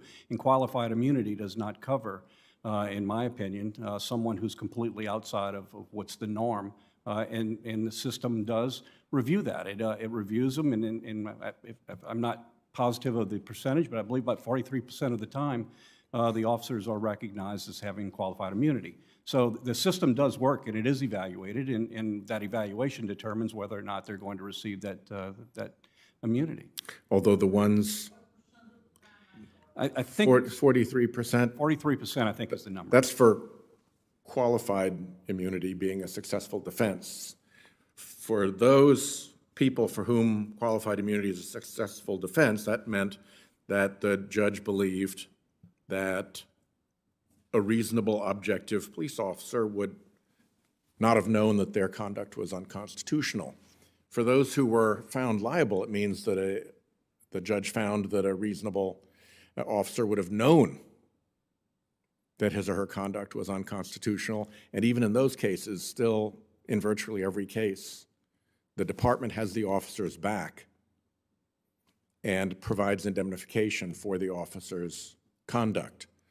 So I'm surprised that it would be the position of the FOP that that protection should be stripped away when it's something your officers now enjoy. But we can continue to discuss that as this goes forward. My time is up. Senator Cruz. Thank you, Mr. Chairman. Thank you to each of the witnesses for being here. Oh, I'm sorry, Senator Lee. Go ahead, Senator Cruz. I am happy to defer to the senior senator I from Utah. apologize. I did not see you.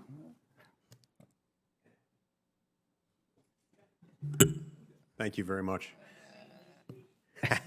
Yeah, it doesn't happen very often. Thank you, Mr. He's never seen me defer before. Right. There is a first for everything. Ms. Neely Cox, as you know, criminal laws are largely a creature of state creation, much like our tort laws in that respect. As a general rule, it's inappropriate for the federal government to dictate to the states what is and is not criminal and what is and is not a tort. There is authority, of course, under Section 5 of the 14th Amendment and an obligation on the part of Congress to make sure that certain constitutional rights are not infringed by the states, and we've got authority to step in and do that.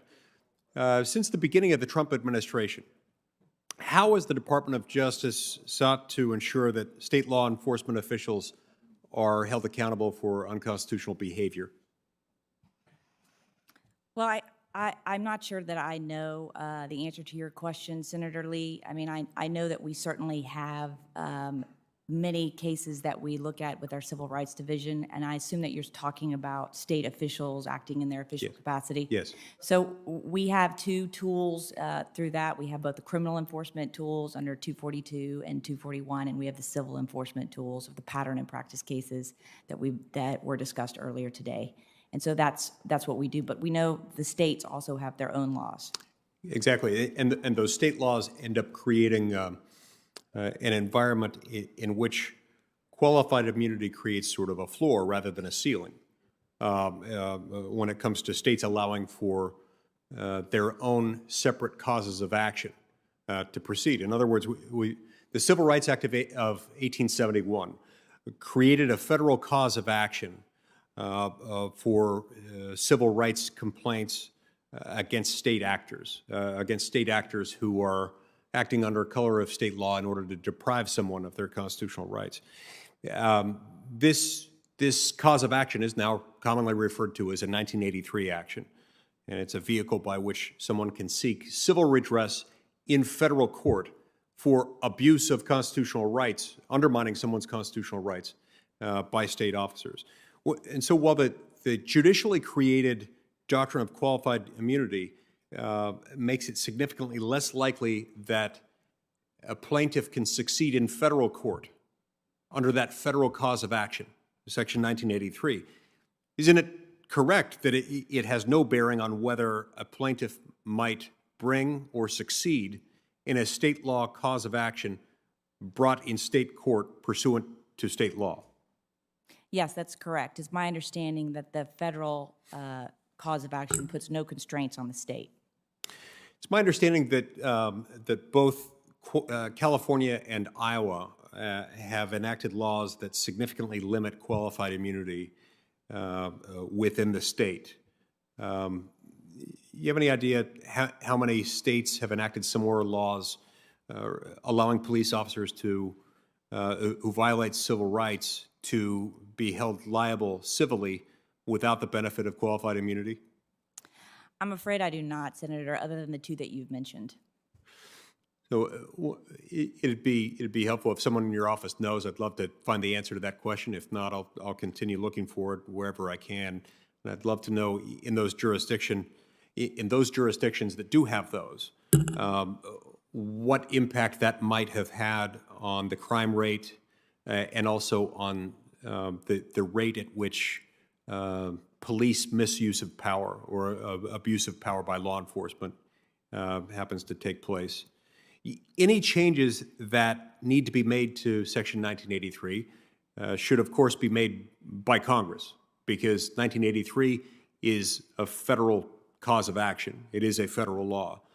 In contemplating what changes might be considered with regard to 1983, we do have to consider how a revised policy might impact those people who we are trying to protect. So while I believe that we should consider making changes to qualified immunity in the sense that we've got a vague standard that has been difficult to apply, it's not exactly terribly judicially manageable because it's based on a standard that really doesn't work all that well. I am also concerned that abolishing it outright would have some significant potential to impact individuals, particularly those individuals in poor and middle-class neighborhoods, but most acutely those in poor and high-crime neighborhoods could be left most vulnerable as a result of a willy-nilly decision to just abandon it altogether. You have any thoughts on that? No, I would just echo that, Senator. I think that if you're going to look at one aspect of Section 1983, you need to look at the entire statute and be willing to determine what the unintended consequences of that action might be. Thank you. Thank See you. my time's expired. Thank you. Senator Klobuchar. Thank you. Thank you, Mr. Chairman. Thank you, Senator Booker. I'm going to start with you, Chief Davis. Thank you for being here. Thank you, all of you, for being here. As someone who has served in law enforcement for over 30 years, what do you see as the most important changes that would be made with the Justice in Police Act? I personally believe that national standards accreditation would be a step forward. There are too many agencies in the country that are allowed to pick and choose policies, and I think that's where inconsistency evolves, and I think that would be one place. The other point that I would pick out of the Justice and Policing Act is the National Registry for Misconduct. Many officers float from one agency to the next after egregious histories and disciplinary histories, and I think it would do the industry great justice and potentially shape behavior if we had national registries of officers that had patterns of misconduct. Thank you. And I think that Chief Acevedo also talked about that in his testimony about how these state laws can shield disciplinary records, misconduct complaints. People can go from department to department. And maybe I'll ask him a question on that. Could you talk, Chief, about a federal solution and why that is appropriate in this area? Certainly, Senator. Thank you for calling on us. You know, we cannot have, we have to have some sunshine laws as it relates to police officer misconduct. For example, in the state of California, under Copley versus San Diego for many years, even if the police department, police executives did the right thing and held officers accountable, we couldn't even share that information with the public. So having a registry across the national level for all 18,000 police departments would be a huge, huge benefit for the profession and for legitimacy. And absent a change in federal law immediately, how would you, local police departments could do this on their own, is that right? Or do you have to get a change in state law? How would you get that done? Well, the problem is there are a lot of state laws that are, the state laws are different across the country. In the state of Texas, for example, under our statute, the only time that we can put out information on discipline is if it's a formal discipline. And the disciplinary letters in this state, because we're kind of a sunshine state, I'm very proud of that fact, actually are public records. So most jurisdictions here, it's written reprimand, suspension, demotion, or indefinite suspension, which is the equivalence of a firing, does become a written document available to, it's a charging document available to the public. Very good. Back to you, Chief Davis. You testified in support of implementing a national use of force policy, including the prohibition of chokeholds and neck restraints. Some members of the panel don't agree with that. I personally agree with it. That's why I'm co-sponsor of this bill. Having seen what happens if you don't have those standards in place. For instance, a case in Minnesota in a neighboring jurisdiction to Minneapolis, and that is the Philando Castile case, where a good prosecutor was assigned and the jury came back not guilty, in part because of the standards that are in law. Could you talk about the standard? You don't have to discuss that case. Well, I think there are varying opinions about chokeholds, and many agencies have already banned chokeholds. The issue is that police officers are trained in so many different defensive tactics and maneuvers to deal with various types of situations.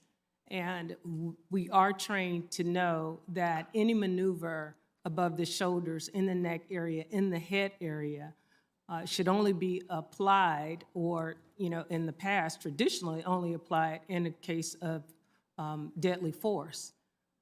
Too many times, and we've seen it recently, there is not enough attention placed on that area of the body to not cause serious harm.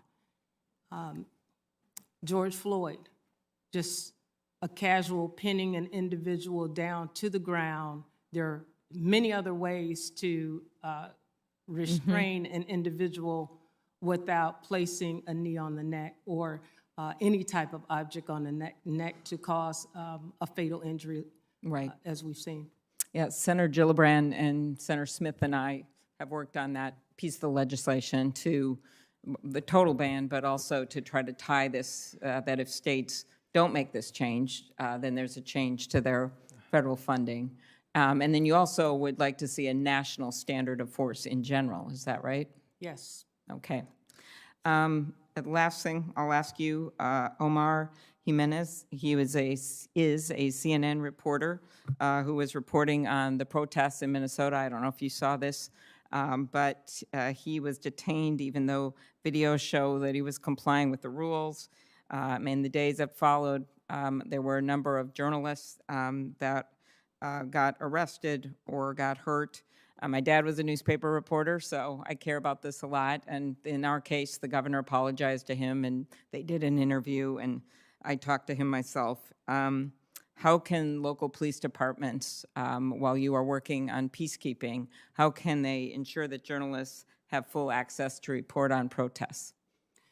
Well, I think communication is really important between the police department and the media, so that, number one, we can identify who those officials are that are actually working in a communications capacity. I think that prior communication is really important, but just good judgment sometimes. Even just communicating, utilizing the same type of de-escalation tactics that we've been communicating about. How serious is it to make an arrest sometimes? I have to admit that in the city of Durham, we have had many protesters, but few arrests, just allowing people to have space sometimes. So I think the officers and their approach has a lot to do with the outcome. Mm-hmm. Just one last quick question. Very quick. Okay. Of you, Mr. Yo's just 30-second answer. In an op-ed you published on June 5th, you wrote that you were heartened that the investigation and prosecution of the police officers will be led by our Attorney General, Keith Ellison. Why do you think it's important to have an independent investigation? And do you support independent investigations of all police-involved deaths? Well, first, let me say that as a 36-year law enforcement officer, I've struggled watching that video. And if you recall, we were probably the first labor organization to come out and take such a position against this. So I feel very strongly that when we see an injustice, we need to point it out and find a correction for it. I'm heartened that this case is going to get a full review, and it is going to be reviewed, and I have every confidence that the criminal justice system is going to to provide justice for the family. Thank you very much. Thank you. Thank you. Senator Blackburn. Thank you, Mr. Chairman, and thank you all. This has been a tremendous hearing today, and the first panel was interesting and good and insightful to help us as we are working on this issue. I want to go to the police chiefs and just cover some of the things, be sure that I'm making my notes properly as we begin to move forward. And I have down that each of you chiefs felt that it is important to have law enforcement participate in writing the standards, that you need a nationwide standard, that law enforcement should be a part of developing that set of best practices or standards. Likewise, there should be a nationwide database when officers are decertified to keep them from going somewhere else, that there should be some standards and some protocols and practices around use of force, and that you would like to see this as a best practices and protocols followed by all. So let me come to the chiefs, and we will go with Chief Acevedo first, and then Chief Davis, and then Chief Cass-Stevens. Just very quickly, short on time. Yes, ma'am. Thank you for calling us. And you hit it on the head. We have 18,000 police departments in this nation. We probably have the most inefficient and effective model in the free world. We cannot have 18,000 sets of policies and rules. If somebody would have told me that you could still put your knee on someone's neck, like Mr. Floyd's, for 8 minutes and 46 seconds, that you can put it on there when he's handcuffed under control in 2020, I would have told you absolutely not. So having those standardized policies, those critical policies are key, and having law enforcement, including our labor partners, weigh in on these issues is very important as well. Right, and you would like the leeway for you all to set this rather than us giving you a mandate. Don't want a nationalized force, correct? No, but we do want, as it relates to some of the more critical policies, a standardized approach, because what happened in Minneapolis affects the entire country. That's great. And Chief Davis? Excuse me, I agree. Use of force best practices as a consistent policy across the board to all agencies, and also national policies that are consistent with agencies, no matter how large or how small the agency is. And then lastly, a national database for officer misconduct. Okay. Chief Cass-Stevens? Thank you, and I'll be quick. Number one, yes, we believe in national use of force policy, which the ICP came out with in 2017, should be mandated. We also believe in national standards for training. We currently have 50 different standards for police training, one for every state. That's unbelievable to me. I've been in law enforcement 43 years. Lastly, very quickly, I'll share about the national database for decertified officers. In my career, I've fired officers, I've asked officers to resign, I've had officers leave the agency during an internal investigation. It's incredibly difficult for me to decertify an officer, and if an officer leaves during an investigation, under current labor laws, there's no way I can share that information with a future employer. So that's incredibly concerning for law enforcement leaders. All right, that is very helpful. And we know that the states have the academies where the training is done. I think one of the things that it concerns me, you know, we heard so much a few years ago as we were working on 21st century cures about the need for training. One of you mentioned law enforcement officers are not the psychologists. They're not the person that should solve some of these issues. And we had heard so much about the mental health and the drug issues, and we pushed forward with de-escalation training that would deal with mental health. And it's not lost on me that what we're dealing with now is decades of problems that have built up because of prejudice and discrimination and bias, and that there needs to be a more thoughtful approach and a more consistent approach that is going to be helpful.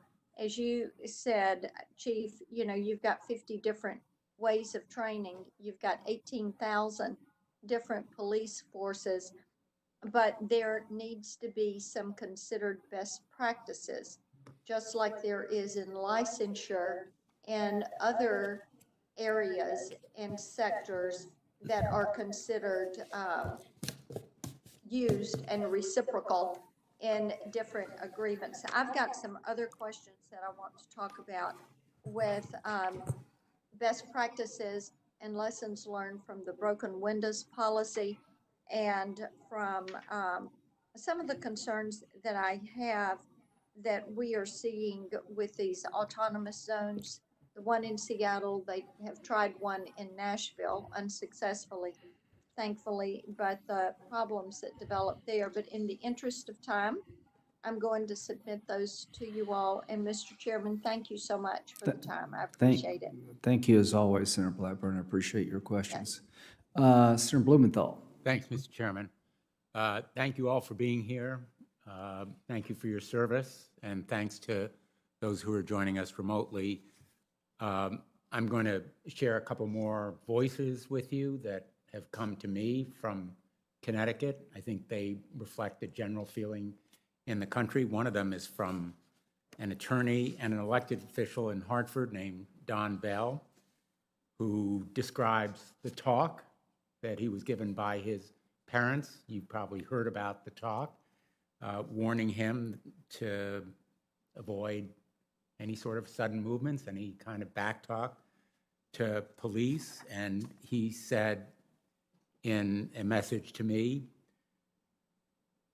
of all of his experience, the impact is about what you would expect. Just recounting these experiences is traumatic.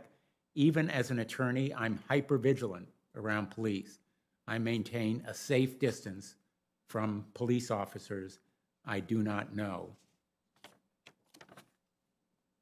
Another voice from East Hartford, Awad Sagi, who again recounts his experiences and says, these experiences are scary, they make me nervous, and I have to be extra careful while I'm driving because forgetting my turn signal or rolling at a stop sign could lead to something more.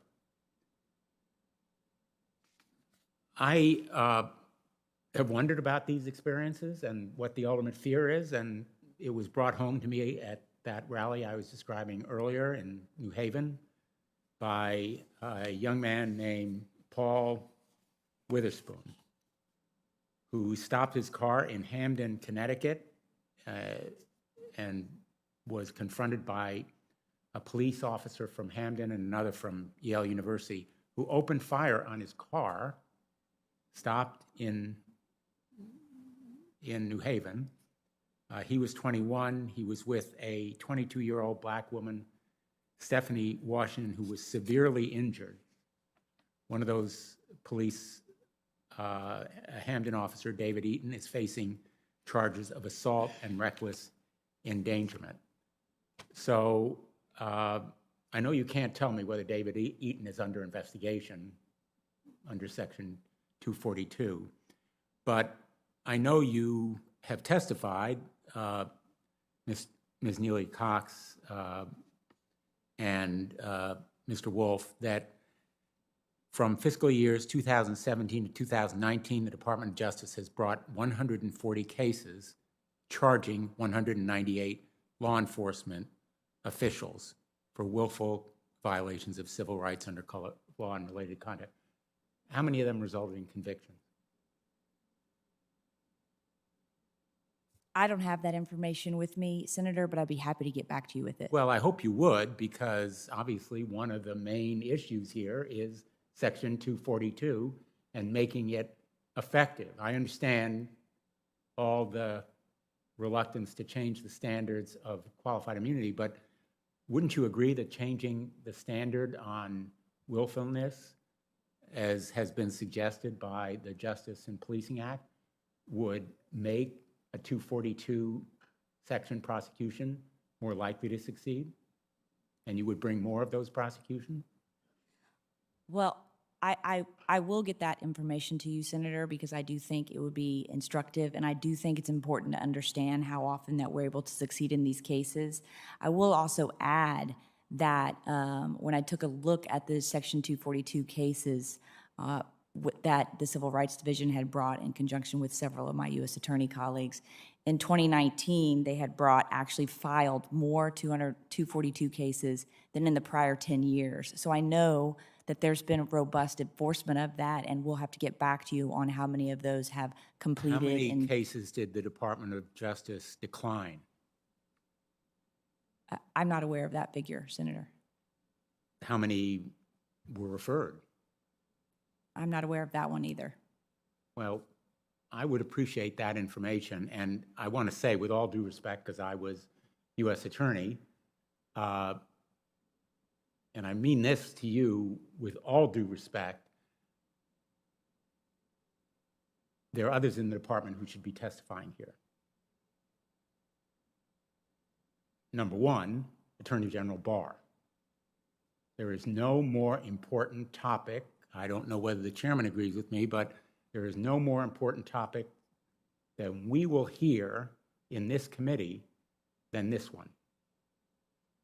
And having been United States Attorney, if I had been sent here to testify for the Attorney General of the United States on a topic of this importance, without the kind of preparation you really deserve,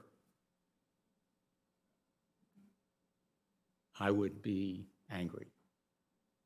And I would appreciate that information, because this committee has an obligation to consider what we can do to make federal enforcement more effective as a deterrent and as a punishment. And I said before, I don't know whether you were here, there is nothing like a potential federal felony conviction to concentrate the mind and to make anyone, including a police officer, or maybe especially a police officer, more mindful of respecting constitutional rights. So we can debate back and forth about qualified immunity, and I happen to believe it should be reformed. And by the way, I happen to believe that maybe municipalities, Chief Davis, should bear the financial and the legal responsibility if a police officer violates rights. I don't know what you think about that. Well, I think you have to work for a city that can afford that. But Well, right now they have to indemnify the police officer anyway. Absolutely. And I think that's why in my comments during my testimony that not being an attorney, but really understanding that there does not seem to be very much success in the qualified immunity laws, the way that it is written for victims to actually be able to sue. And we just feel like that this is a good time as we reconstruct, reform, and look at some of these laws that could potentially help shape officer behavior. Thank you. Thank you. Thanks, Mr. Chairman. Thank you. Senator Cruz. Thank you, Mr. Chairman. Thank you to each of the witnesses for being here today. Thank you for your service, keeping our communities safe. I want to start by focusing on there are some who are advancing as a political agenda what they are calling defunding the police or abolishing the police. And I want to ask each of the witnesses here, do you think that's a good idea, number one? And number two, what would the consequences be for public safety if we did defund the police? And Ms. Cox, we'll start with you. Thank you, Senator. I have heard those suggestions, and in my experience in my district, I think that would be very dangerous. For example, in Dallas, we're dealing with hundreds fewer patrol officers than we have had in years past for a variety of reasons, somewhat having to do with the pension fund.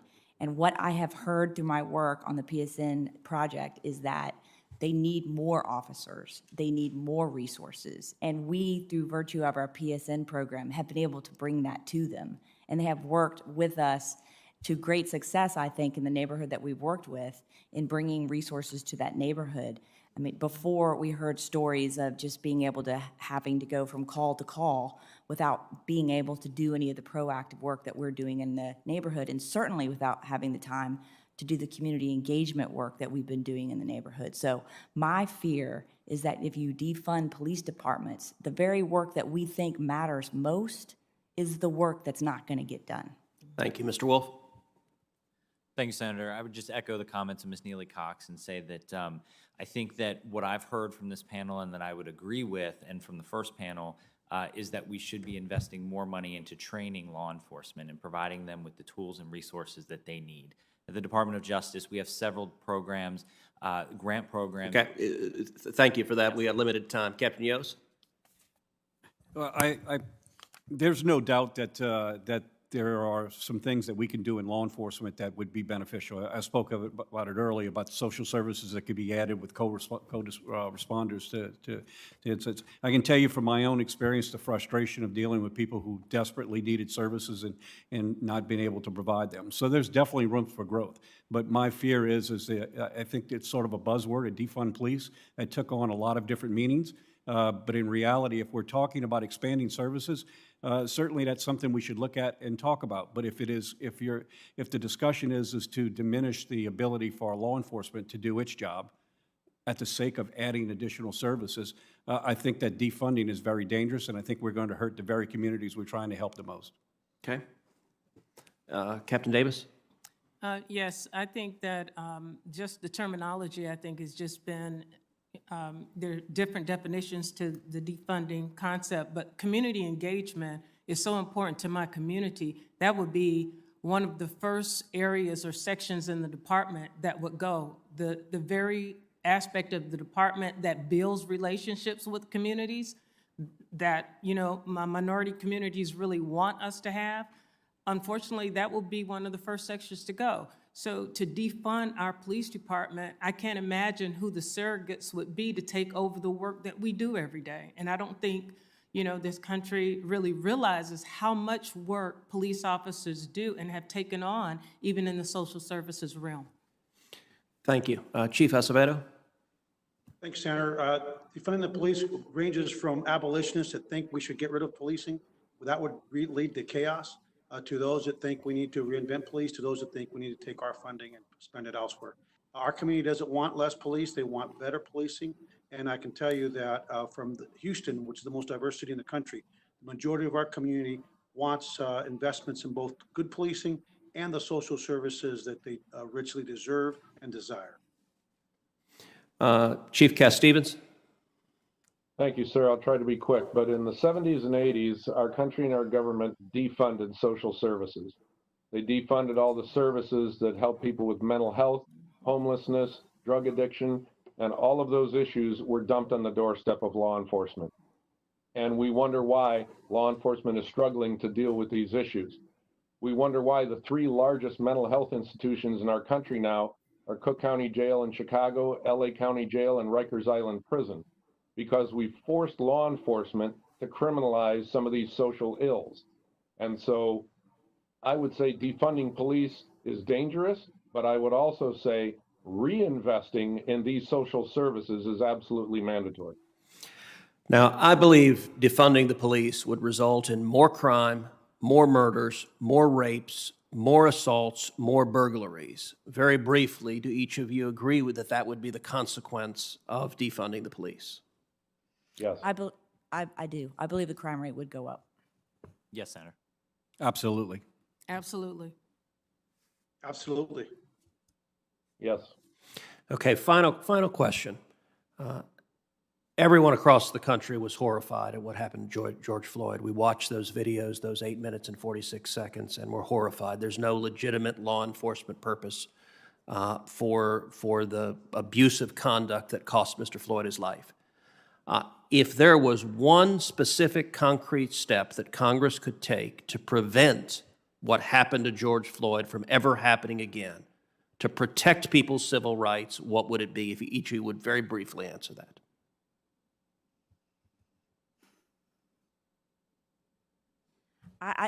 I think that, you know, what we're doing with our swift action on that case, I mean, how they're prosecuting it very quickly and civil rights is looking into that.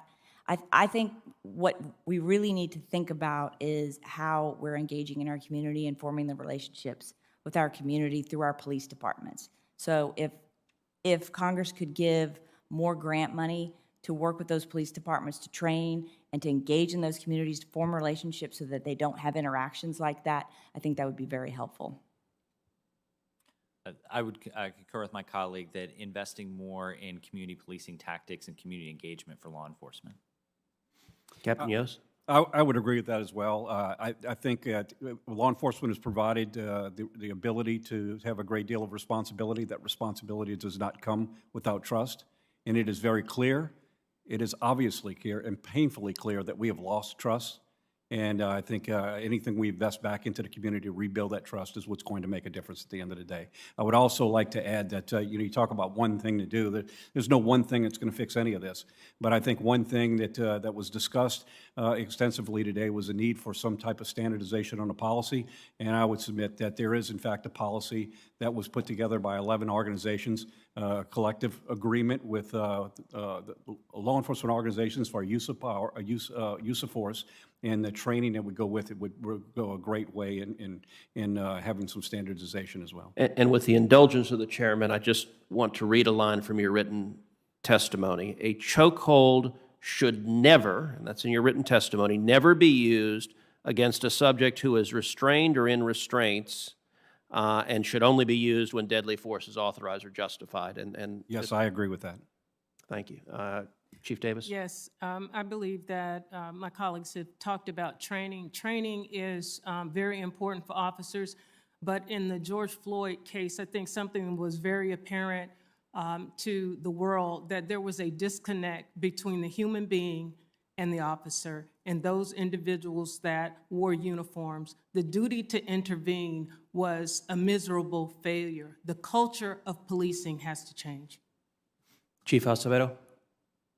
Yeah, I agree with everything that's been said, Senator, and the most important thing that we can do is actually more robust processes and laws to help us weed out the bad officers amongst us.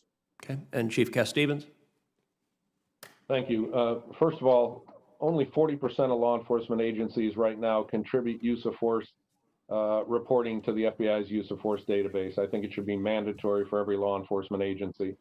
But also, I think that every agency should have some type of early warning system.